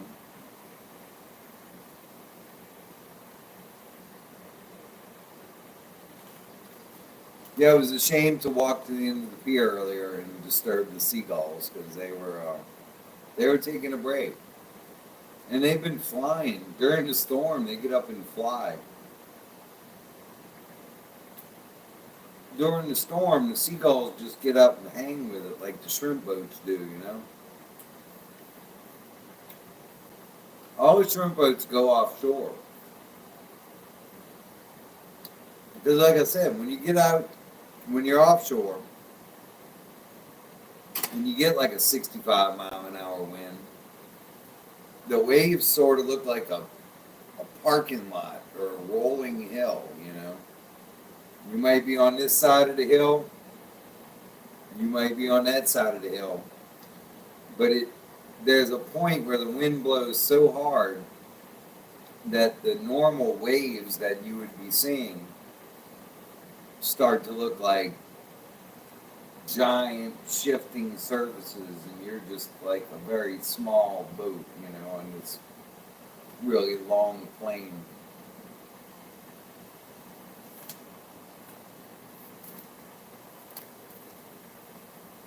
And then you can slide down the wave. It's you know, like sliding down a mountain or something. It's really long waves. That is a weird feeling.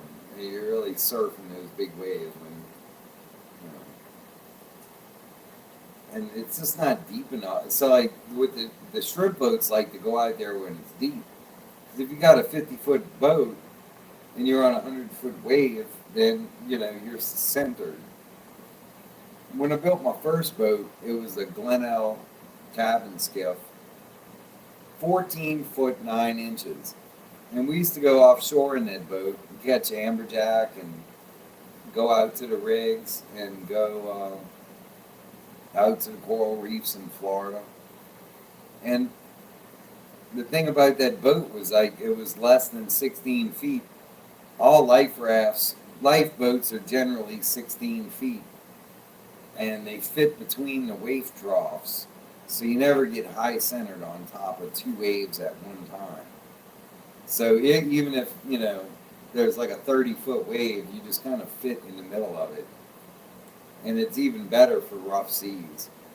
Uh, I guess you don't spin around as much because big hatteresses, you know, they tend to spin on top of large waves.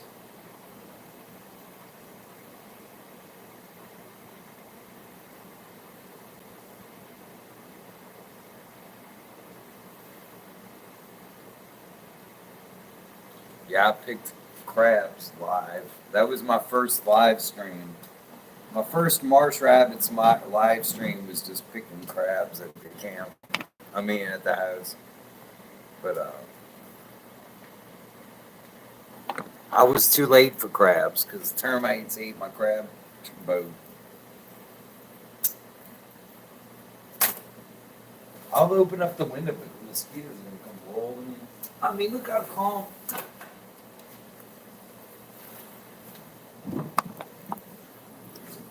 It's a real nothing burger, you know.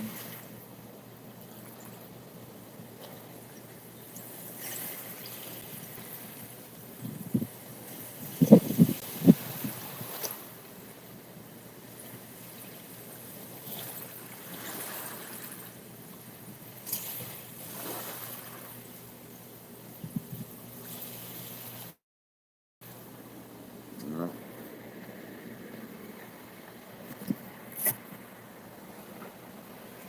That's cool, man. We did it live, man. It's my first live broadcast, and next time I'll have better lighting and stuff, you know.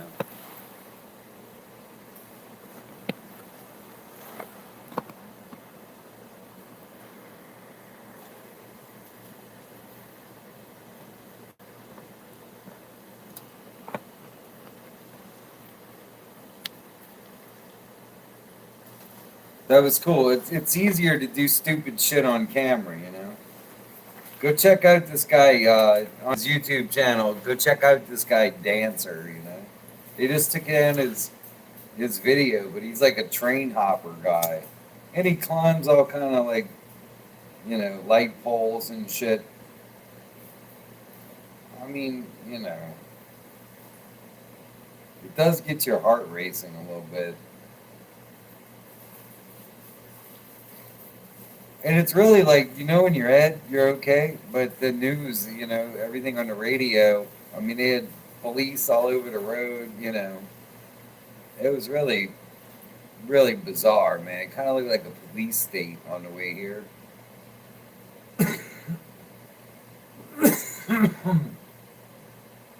This shit was weird.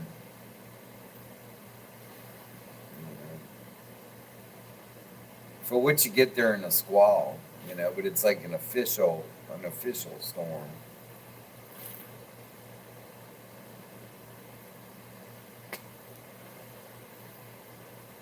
Thanks for watching my live stream.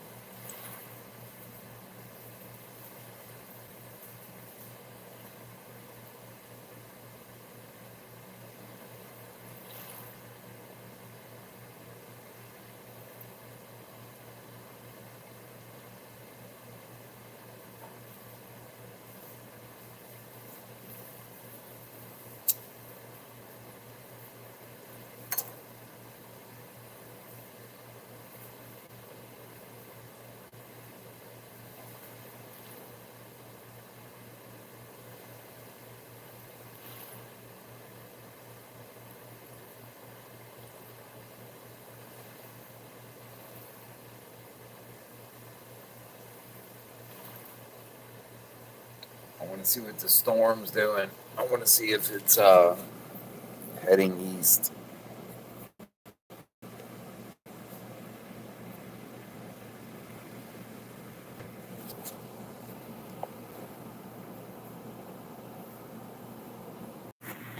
Yeah, man, check it out. Like we made it through the storm, you know. I can get another beer on the way home. It's dry. I mean, I bet you the levee's dry. I'm gonna have to get my feet wet. That was the deal, you know. We're on the calm side of this thing now. God. There are a lot of mosquitoes in here. Yeah, just seeing all the blue lights. Those transformers were killer. They were like, and I think there was probably so many transformers blowing out at one time that it was just constant blue light because they just all went at once, you know. Maybe there was like a short on the big main back on, you know, Chef Highway or something. Boom, and it just knocked the whole line out. And then I think I saw like all of Lake Catherine, because what is that way except, you know, the Vietnam Village and Lake Catherine, you know. Gara, what's up? Mike's on here too, man. We got the fam.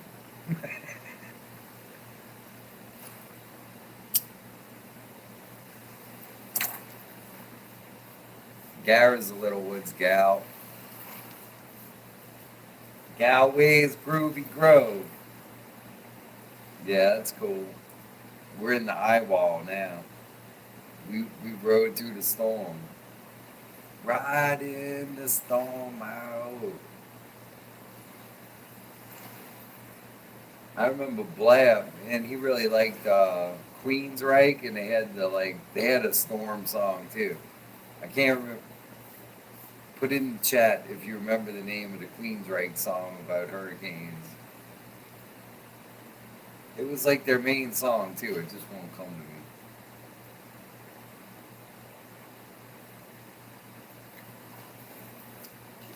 Yeah, look, I got a Miller beer. I got a big stupid. It's like the biggest Miller beer ever. Look at the size of this Miller beer.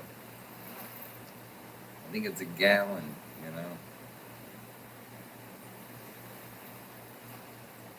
know. It's like a half gallon of High Life right there. Well, I'm glad you tuned in my chat.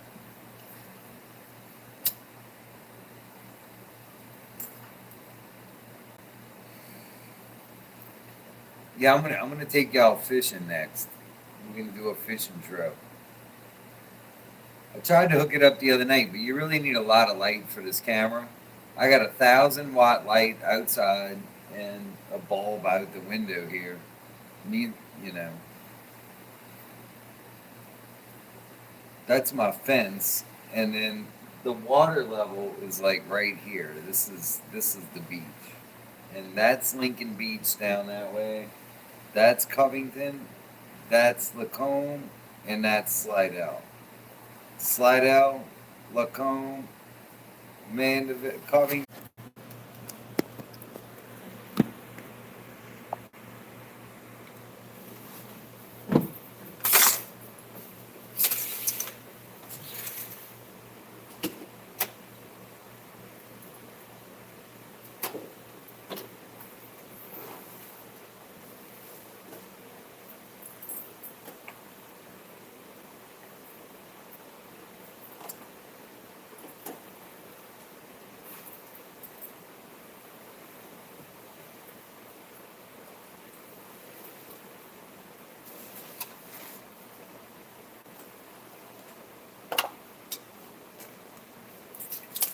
God, the mosquitoes are terrible.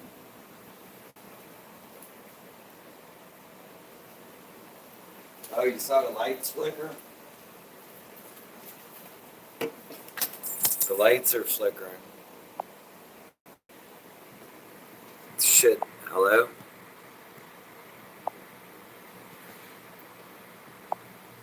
I don't know what it's doing. Hello? Everything fails at once.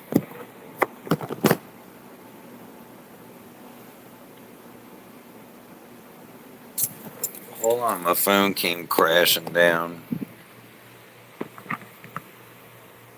Man, they shouldn't call these things a phone holder. It's more like a phone destroyer. There you go. That's my... Oh, God, dude. This phone holder is springy. It launches the phone. It's like a joke. Like it's comedy. It holds the phone really tight, but then it like twunk, it like springs the phone. I don't know. The storm is exactly west of us. Like 20 miles west of us. The storm's 20 miles.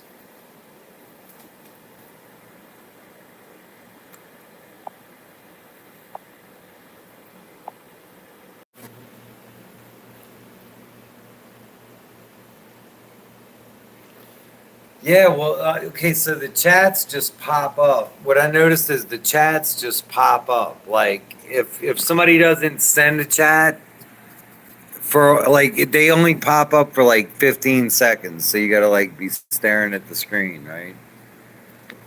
But like, if they could stay up for longer, I don't know why the chats just don't. You would think they would just stay up, but that's why when you talk to a lot of people, I don't know. It's crazy. Well, this was good. I mean, other than this phone holder, it's like squeezing. I'm fighting the phone holder to keep it from squeezing out. It wants to squeeze out of the phone holder. This has been a nice live stream. The storm's only 20 miles east of us. We're in the eye wall, and there's going to be like a bad side to this, right? But it was moving at 16 miles an hour. Like I say, it's like me riding a bicycle up from Grand Isle, you know? Yeah, Gara said she's got work at 6 a.m.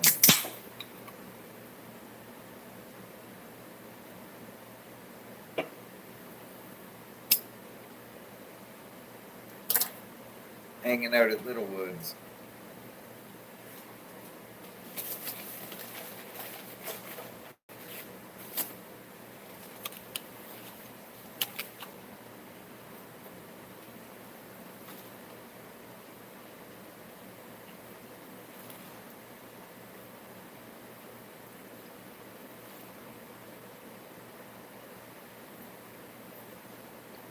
I mean, there could be like 70, 80 mile an hour winds coming from the other direction.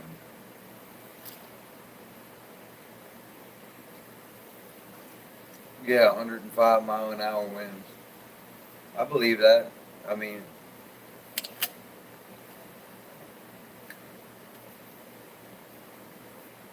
we're in the eye wall right now. These curtains are barely blowing. It's weird. If I point at the curtains, I'm not really at the curtains. It'd be over here. That's more like the wall, you know. That's the weatherman effect.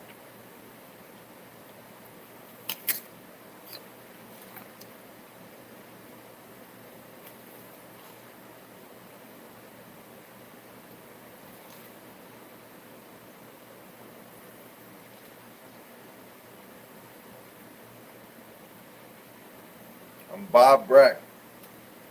These curtains are really blowing around right now. I'm Bob Breck in the 90s. Hey guys,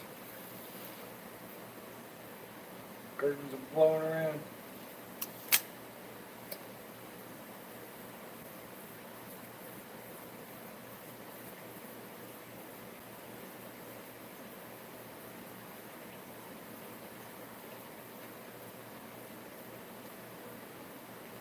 Nash Roberts was our weatherman,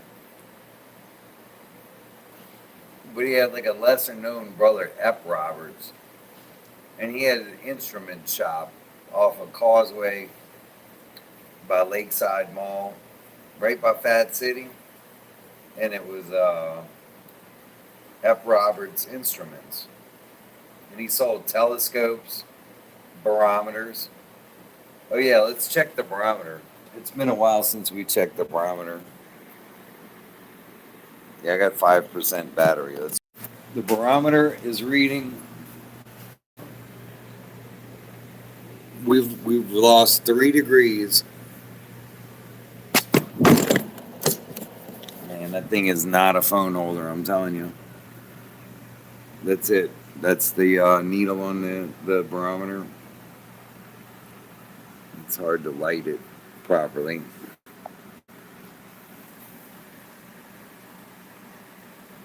"28 degrees. Let's see if I can turn it around.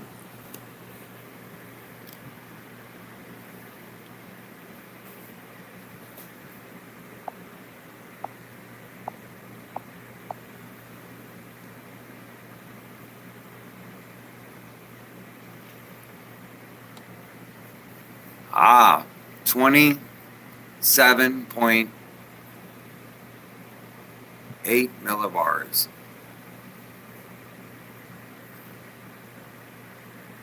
Because that's 20. That's 30. 29, 28, 27 point 1, 2, 3, 4, 5. 27.5 millibars. That's what I'm reading.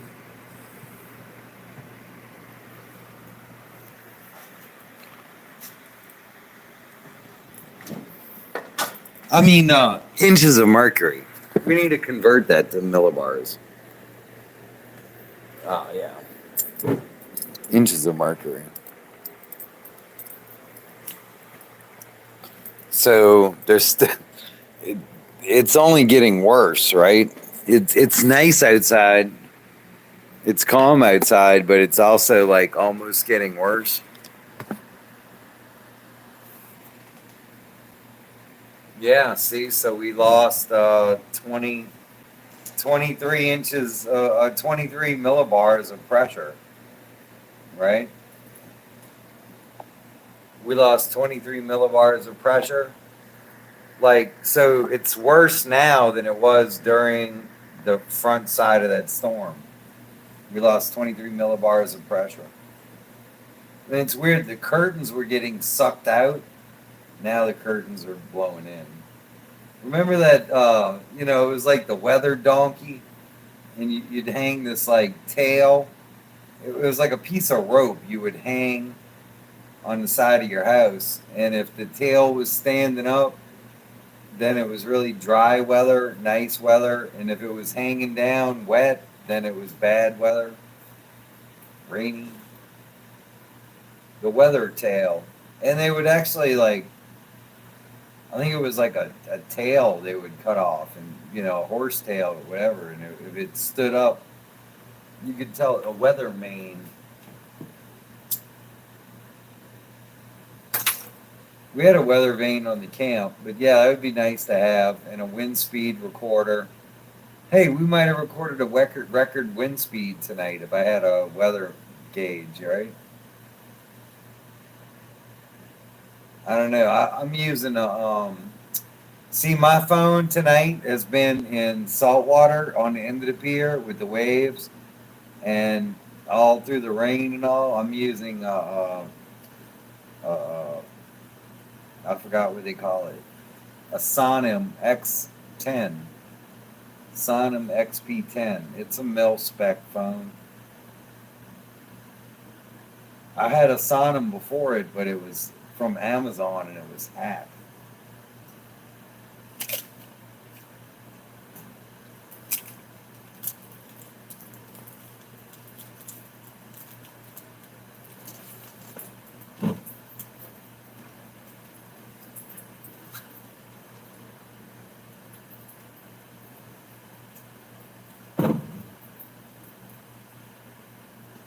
Oh, yeah. I'll turn the light on.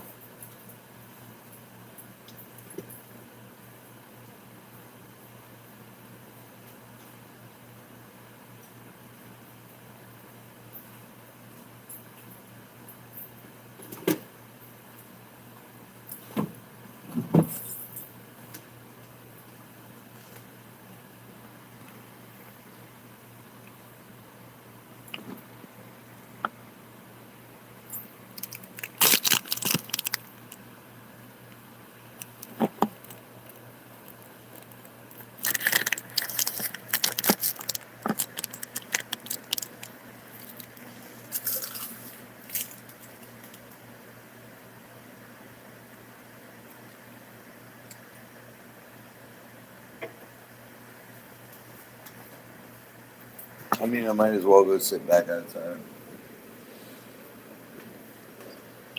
Dry as a bone out there.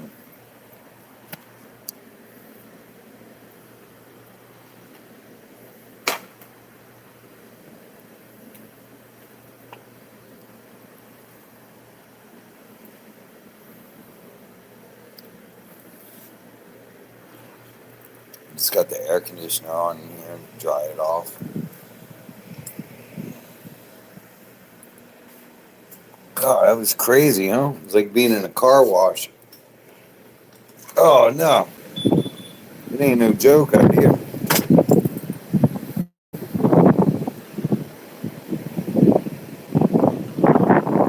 Enough light.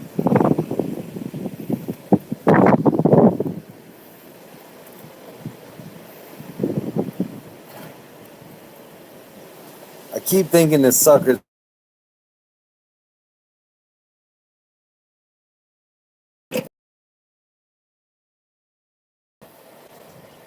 stop.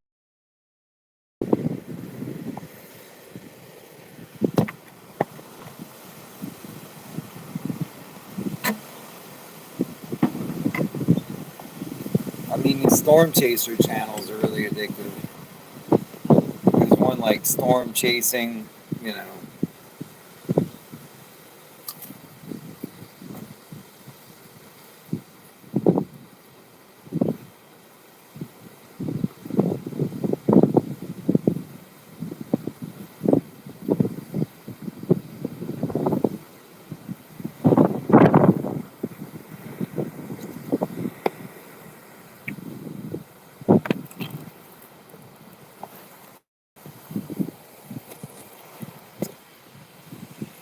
really not a lot to see. Lights just coming on. Oh, this fucking phone holder.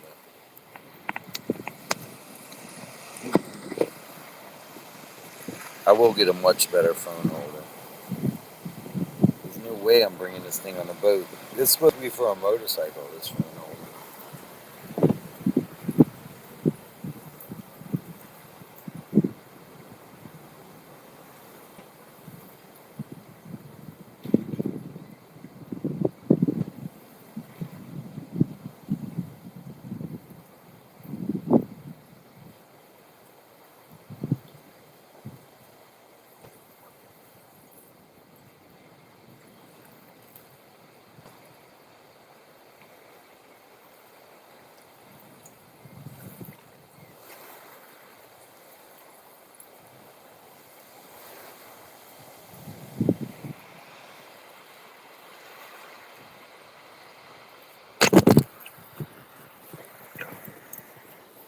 This thing sucks.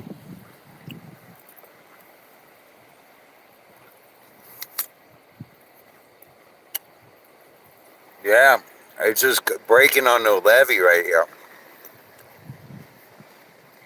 The levee's so high, it's fucking dead calm. Look at how still. If I go walk to the end of the pier, it's ferocious.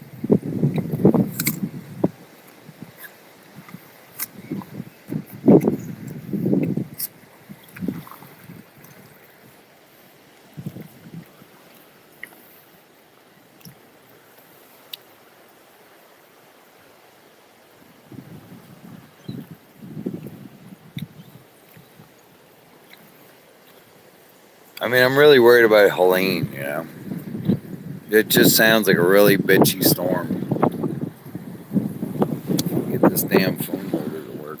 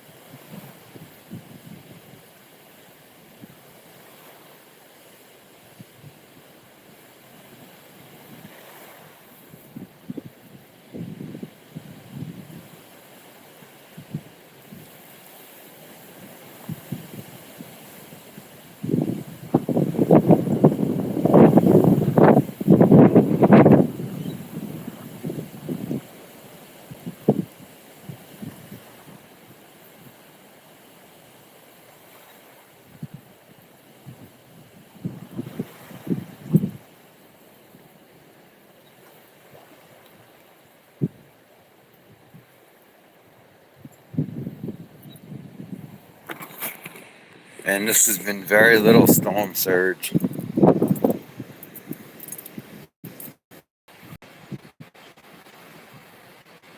Yeah, the levee's higher than me. And yeah, it's the levee, you know, restricting the wind right here. That's why I think we didn't have any power outages in Ida. I had power at the camp in Ida. Well, let's see if I do it this way. I'm learning about this like, you know, the live stream, man.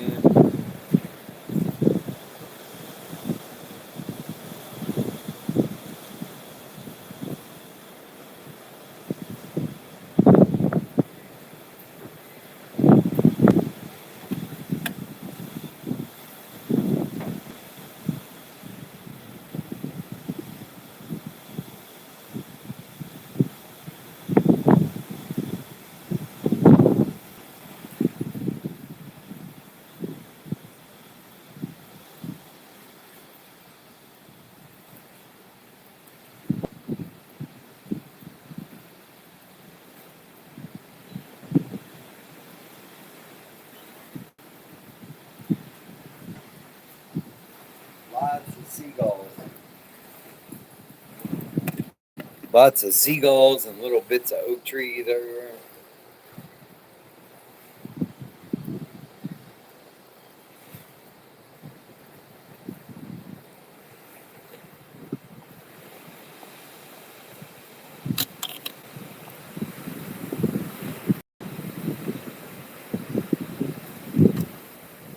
It's not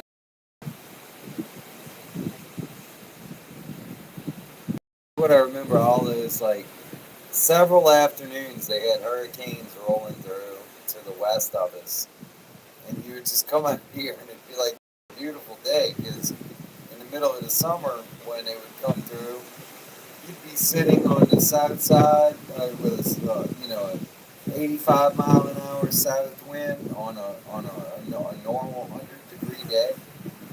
It would be nice and cool. Yeah,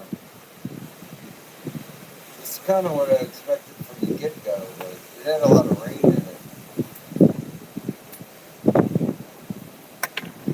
But it's right to the west of us. That eye wall was cool.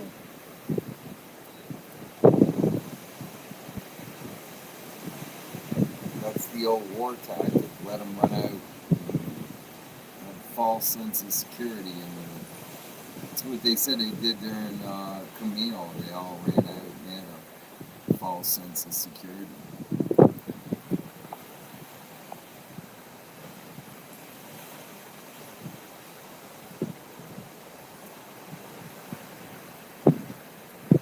Man, they ate all my ducks out here. When I heard about them eating Haitians eating, fuck yeah, Mr. Yin King, he used to tell us, go get the big white punk duck,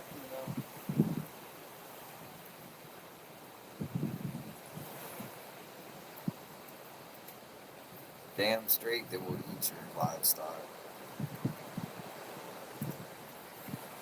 And you would too. That's good food.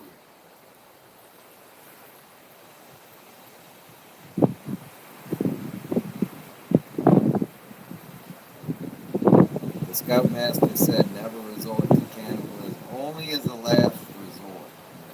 It's not never, but only as a last resort.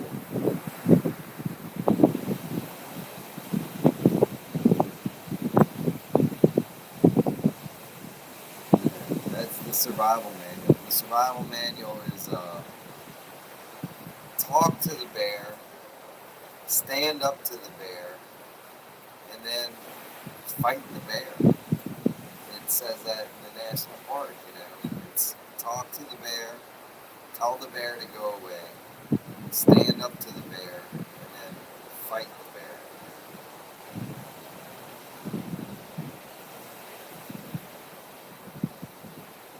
It's your only three options.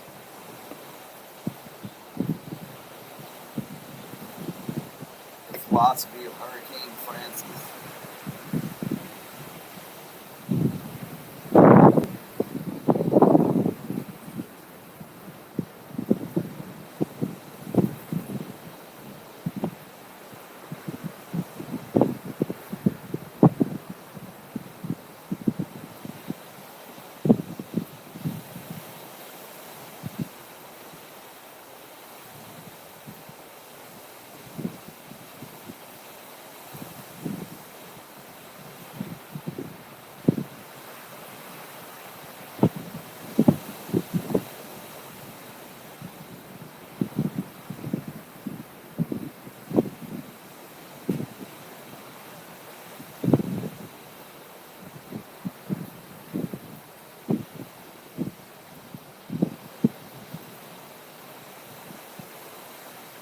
I still can't think of the name of the Queensryche song that dealt with hurricanes. Oh, it's God, I didn't see it. It just drifts away from me. I'm stuck on riding the storm out. Riding the storm out.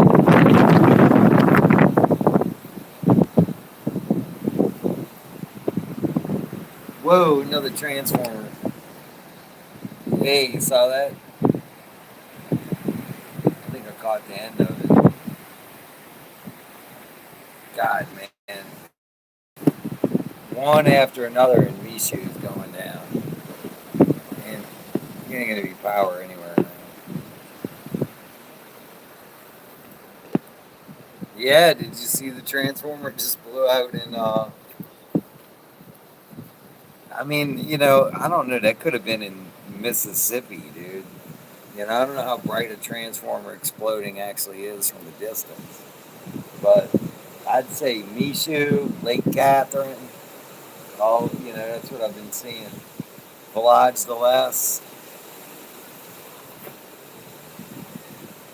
There's something coming in offshore. Oh God, it's gonna be like Three Skeleton Key. What is that? There's like it looks like a rope. I'm gonna have to go see what this is. What could be coming in here? There's like five white objects, maybe six, about 2 feet apart, bobbing in a row. Oh, that's just seagulls. That's what they are. There's a bunch of seagulls flocked up in the lake. I'd go get a shot of them, but they've been around. That's my flock of seagulls that have been here the whole time. It's my spirit animal today. Wow, man. Yeah, YouTube's giving me some courtesy. That's cool. It's letting me reconnect and everything. It does sound like a tornado is hitting the front of the camp right now. But it's over the levee, and you saw those transformers explode. God, man, those transformers were all night long. I mean, that's worth the cost of admission, right?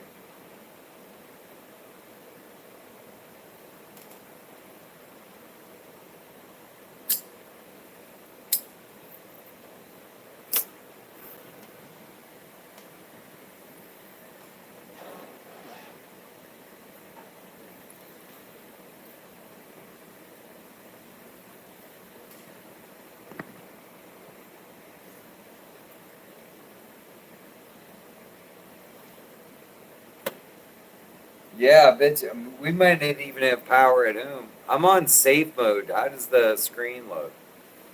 Is the resolution good? No, it keeps saying it says safe mode on my phone. I've never seen it say safe mode. Oh, the mosquitoes are fucking bad. Excuse my f bombs. Yeah, I don't know how to get it off of safe mode. That's cool though, cause I got power if I need to come back and sleep out here. If y'all want to come sleep, you got power. I've never seen my Android in safe mode. It's weird. It's like a Windows thing, right? Y'all like my hat?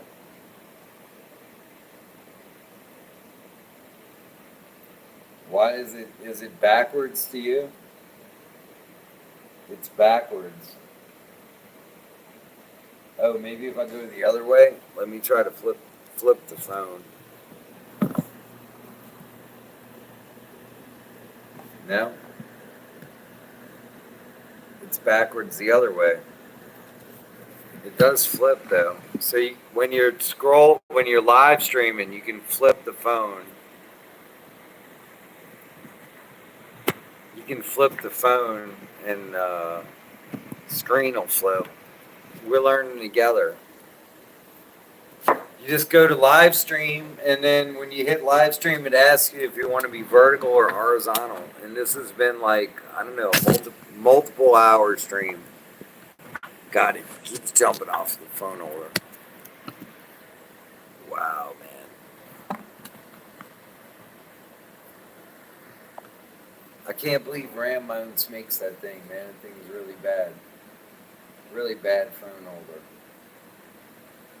I don't know why my phone's in safe mode. If anybody's there, give me a text, man, because the phone's been through a lot tonight.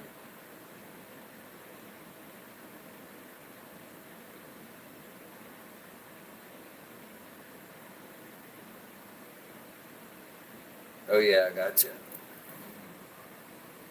It still says safe mode though, so I don't know if I got like good stream.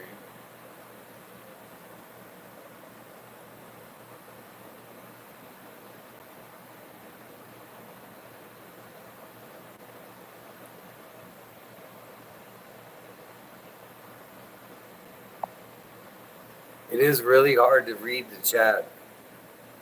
Oh, cool. That's cool, man. Yeah, we holding it down. I guess I'm gonna leave if the wind doesn't pick up at all. I mean, it might be totally nothing on the other side of this storm. Just because they show it on the wind models one way doesn't mean that the storm is actually, you know, as fast as the wind says it is on the backside of the storm. I've lost any ability to aim this thing.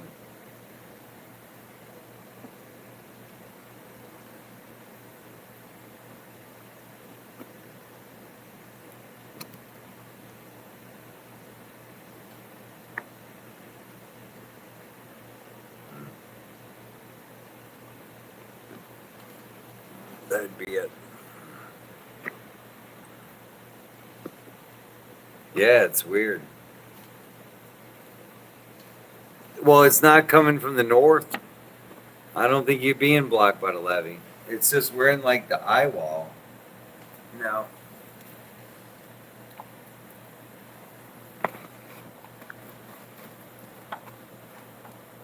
I just got like a ton of garbage piled up behind the phone. Yeah, because I mean, if it switches direction, we could get like a huge tidal surge, you know? It's funny. We're right in the where anything can happen phase.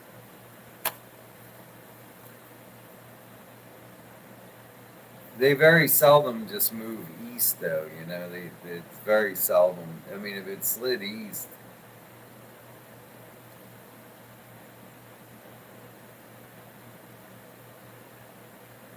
I mean, it's midnight, so they thought the storm would just be hitting at 10 o'clock. But it started moving at 16 miles an hour. But yeah, it was kind of a cream puff of a storm. It's just that it slowed down. That's what Ida did. It rolled up and then it just sat on us for like 6 hours. We had like a 6 hour hurricane during Ida. That was the most ridiculous storm. It's like the one that dumped all the rain on Houston. Uh, it just didn't move, you know. It dumped 3 feet of rain or something.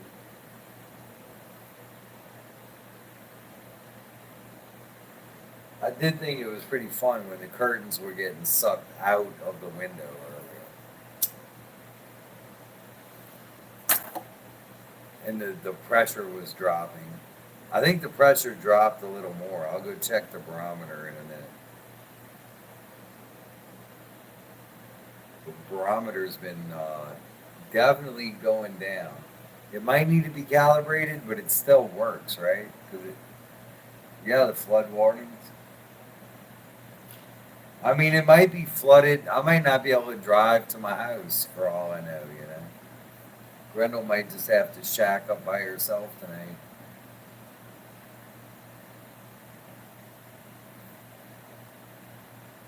That was cool having a bunch of people online and stuff there. It was fun. It was a good night.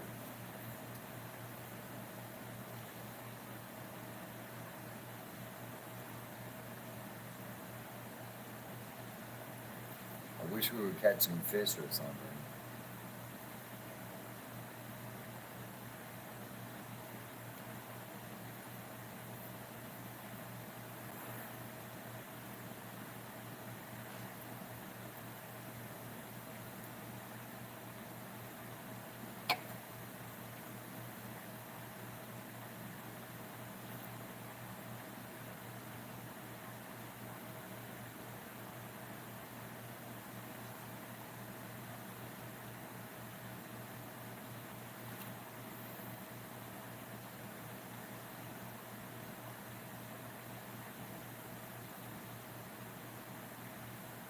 I'll check the radar while nobody's online, man. Hold on.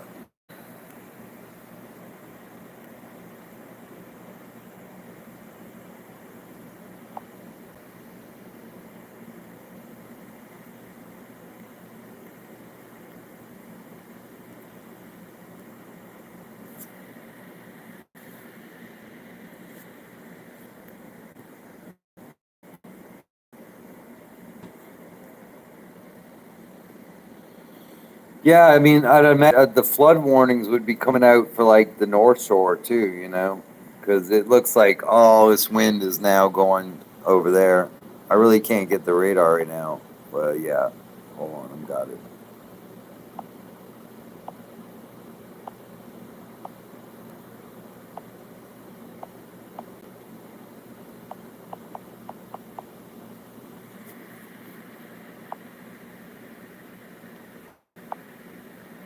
No, it's weird. I can do the live stream, but I can't do the radar. I know we'll be catching some trout. It's the World Series run coming up. That'll be the deal. Amberjack season, World Series run.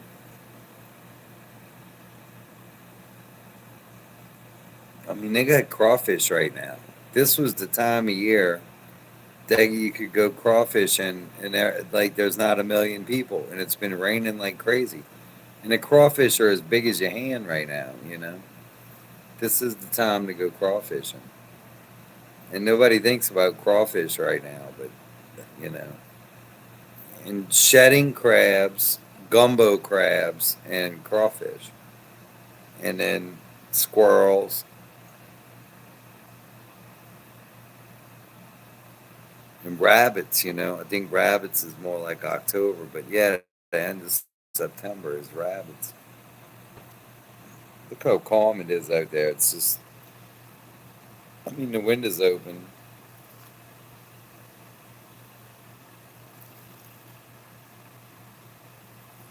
This is like the nice after the storm.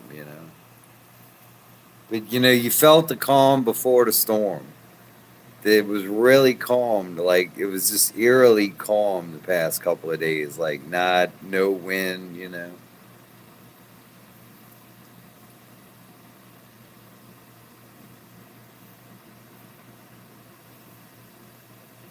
I feel like a train is coming. I can like the camp shakes when the train's coming, and I guess it's that wind. Oh yeah, we need to go to the trestles, man. Go teach him a lesson at the trestles. Oh, dude, it feels like a fucking train is coming down the track, man. I mean, this camp is shaking, and the wind's coming over the levee, but this camp is shaking like a motherfucker, man. Wow, I can really feel it, dude. That is a witch of a storm. I can't get my radar up. Let me try again. Why can't I get my radar to come up? This phone doesn't have any buttons on it. Let me see. I still can't. Come on, man. Aha.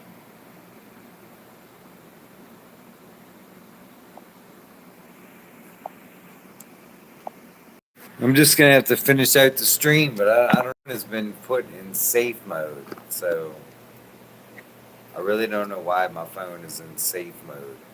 But there it is. Safe mode.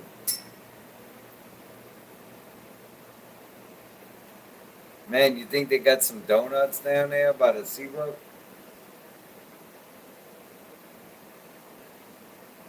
I'd go see if that donut shop is open.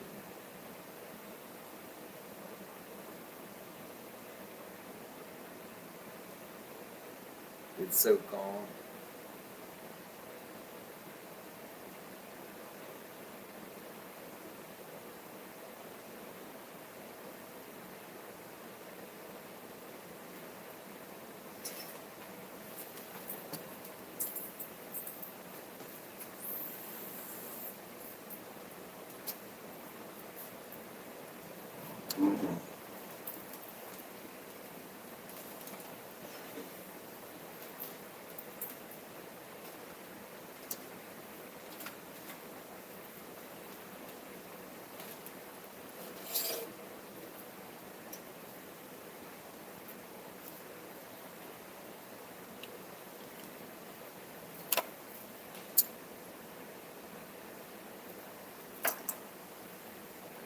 Cheers.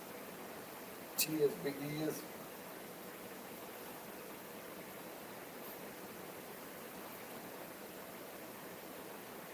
Donuts are closed? Oh, bro. I woke up this morning and I thought I should go get some.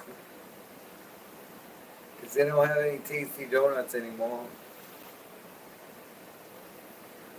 But they're the last donut place, even in Metairie. I mean, Chalmette, man.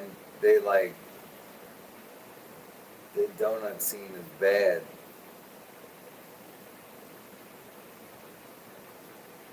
Donut game is weak in Chalmette.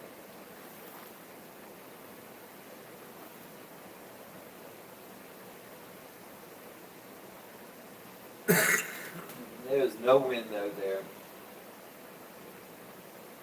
The weather main is dry.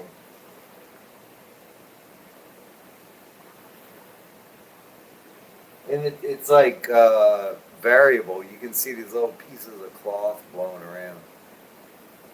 You know? And no real direction to the wind.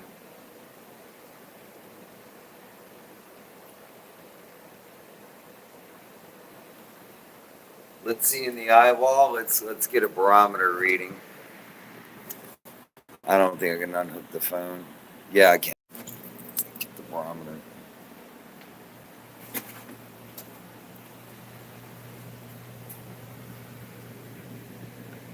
It hasn't really fluctuated. 27, 1, 2, 3, 3, 4. 27.4 on the barometer. God, why is it so hard to read? It's harsh lighting. I don't know how to make the light any better. It's the camera angle.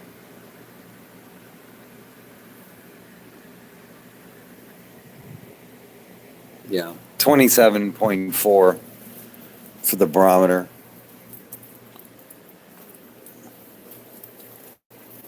Oh man. Giant mosquito hog. It's entered. Come on, go on out. How do you capture a giant mosquito hog? Oh man. He's gotta go out.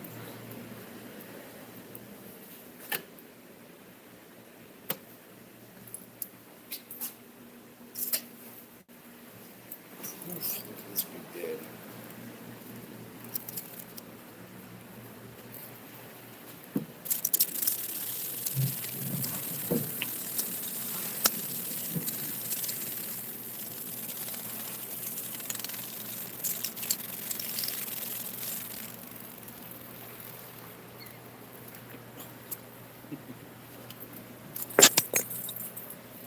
Dude, he don't want to be outside.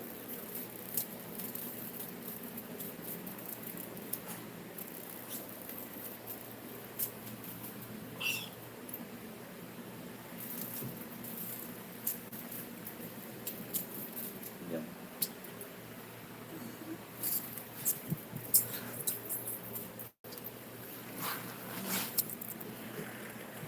A vastly scurvy dog.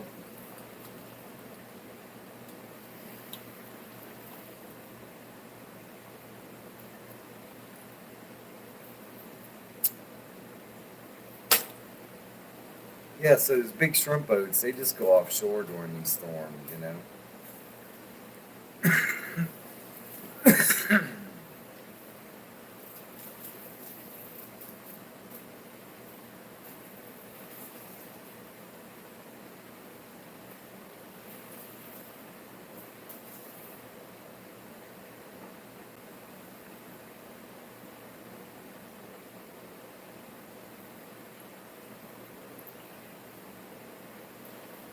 Yeah, those mosquitoes were in tanks. It's just right in the middle of that storm, all the mosquitoes just swarmed. Amazing.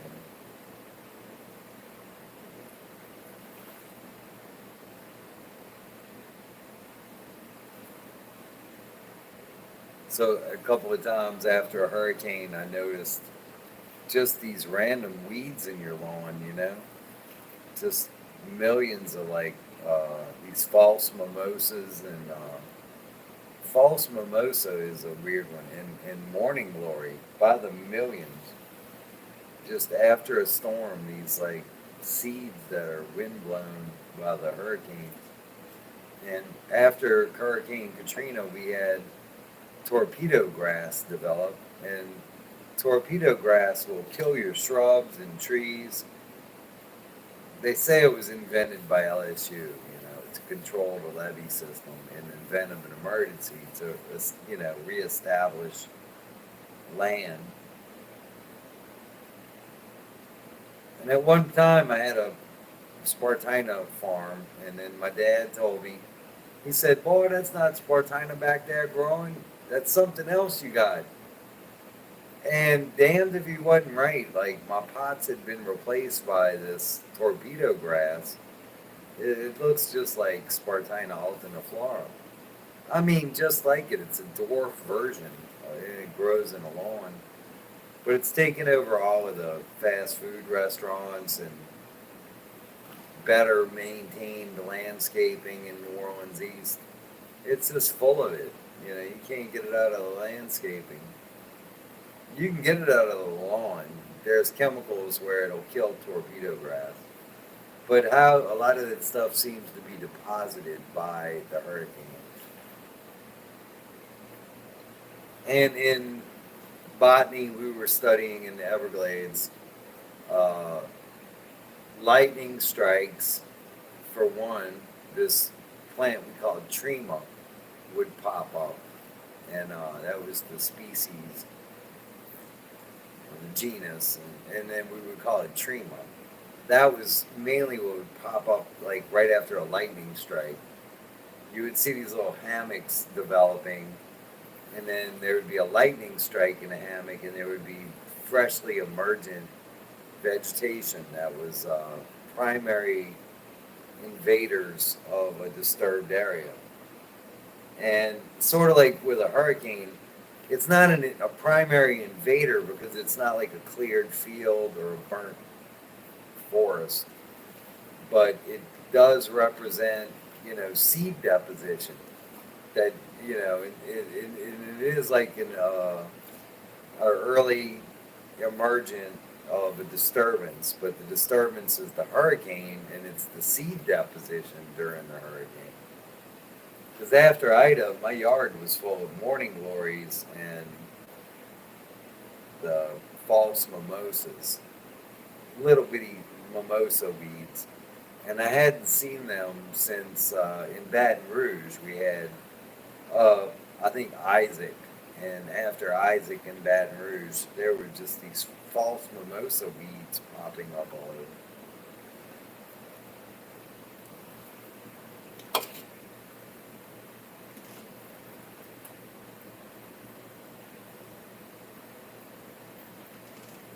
For one of you, you need a PhD, thesis, then you could write it on hurricane deposition of seeds,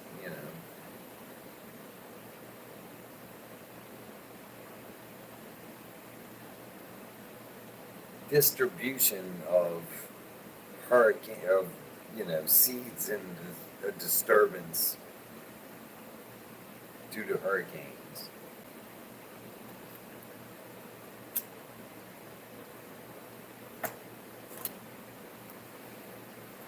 Well, we're holding at 27.4 inches of mercury on the barometer,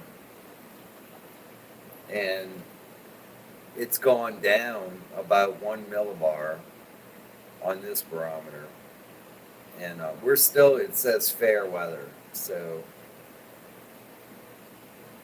and it is fair weather. It's really odd.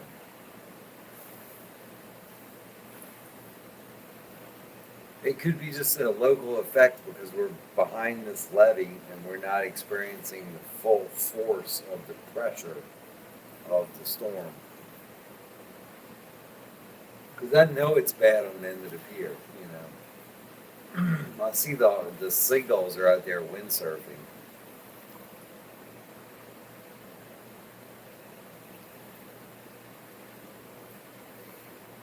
And I do feel the camp shaking again, so it does feel like a train's coming down the track.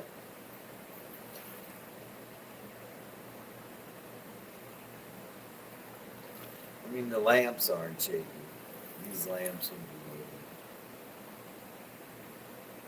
I mean, if there was a train.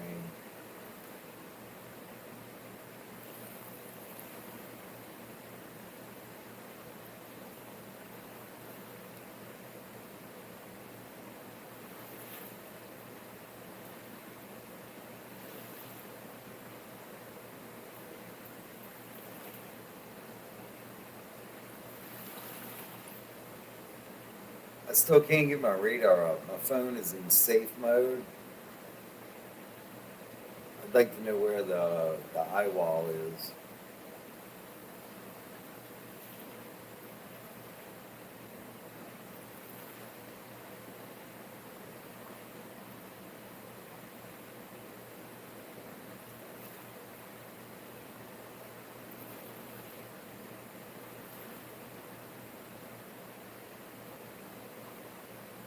It is shaking the camp.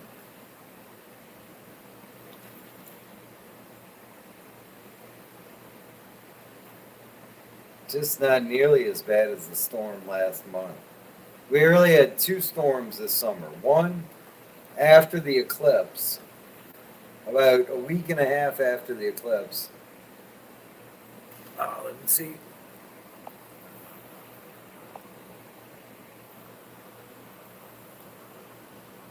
There's no wall.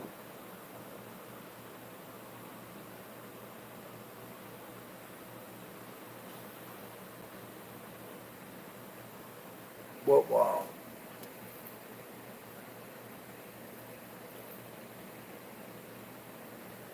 Like the seawall's falling apart? No, I can't believe that.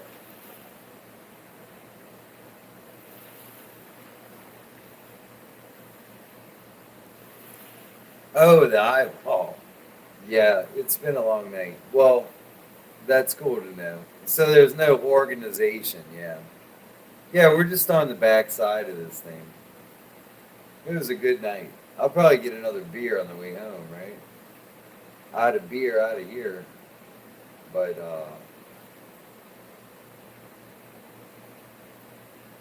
yeah, we're on the breezy side of it. It's really nice weather a day after a hurricane.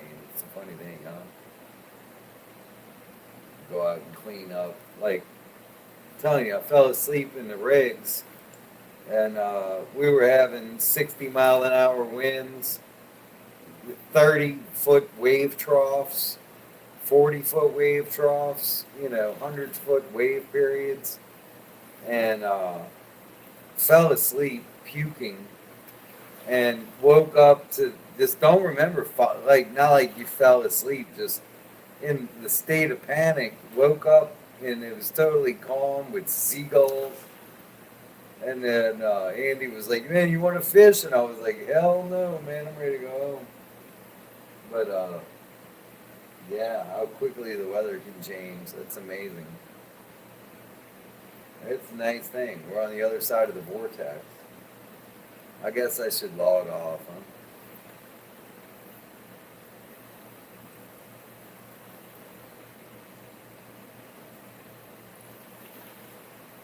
Do you think the hurricane force winds are going to still continue after the eye wall? Well, what's left of the eye wall? I guess it just dissipated.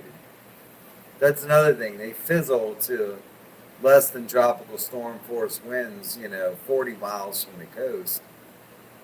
Right where we are is where they usually fizzle, you know. Seems like if they go up the Tom Bigby, they can actually gain strength from those rivers, And like they say, if it ever went up the Mississippi River, I guess that, be a special time of the year because our damn river's dry.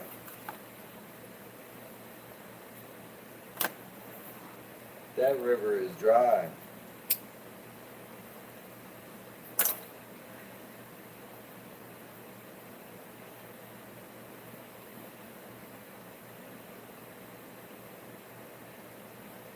I like doing the live stream. That was just fun. You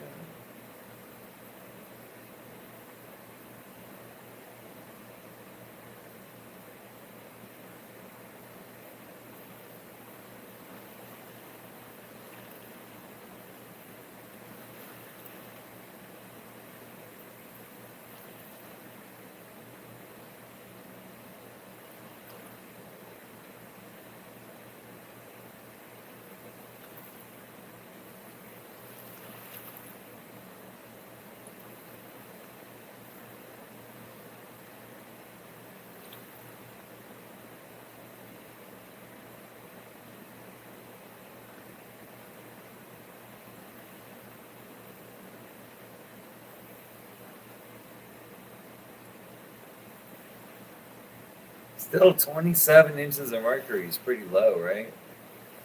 I mean, at least for this barometer. I mean, we were 40 miles from the thing, so it's not like we got the direct northeast corner right on the nose. We were just on the other side of it the whole time. That's why I'm out here, believe me. I would not be out here if we were, you know, if it was going to Biloxi, or I mean, going to Gulfport, man, we'd really be facing it. And it wouldn't have stopped yet, because it is a slow moving storm. It was 16 miles an hour moving, but I don't think it's moving 16 miles an hour now. I mean, I could have rode a bike from Galliano faster than that.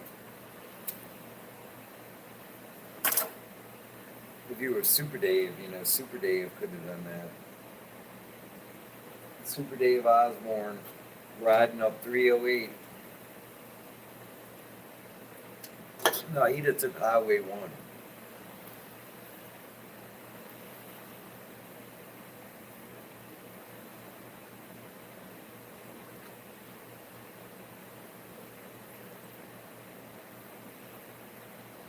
And Boudreaux, he lived on Highway 1. And Clarence lived on 308, and there's a canal in between them. And they said, well, Boudreaux.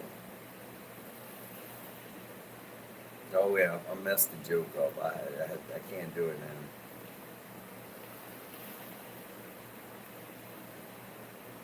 That's for another day. All right, man, I'm out.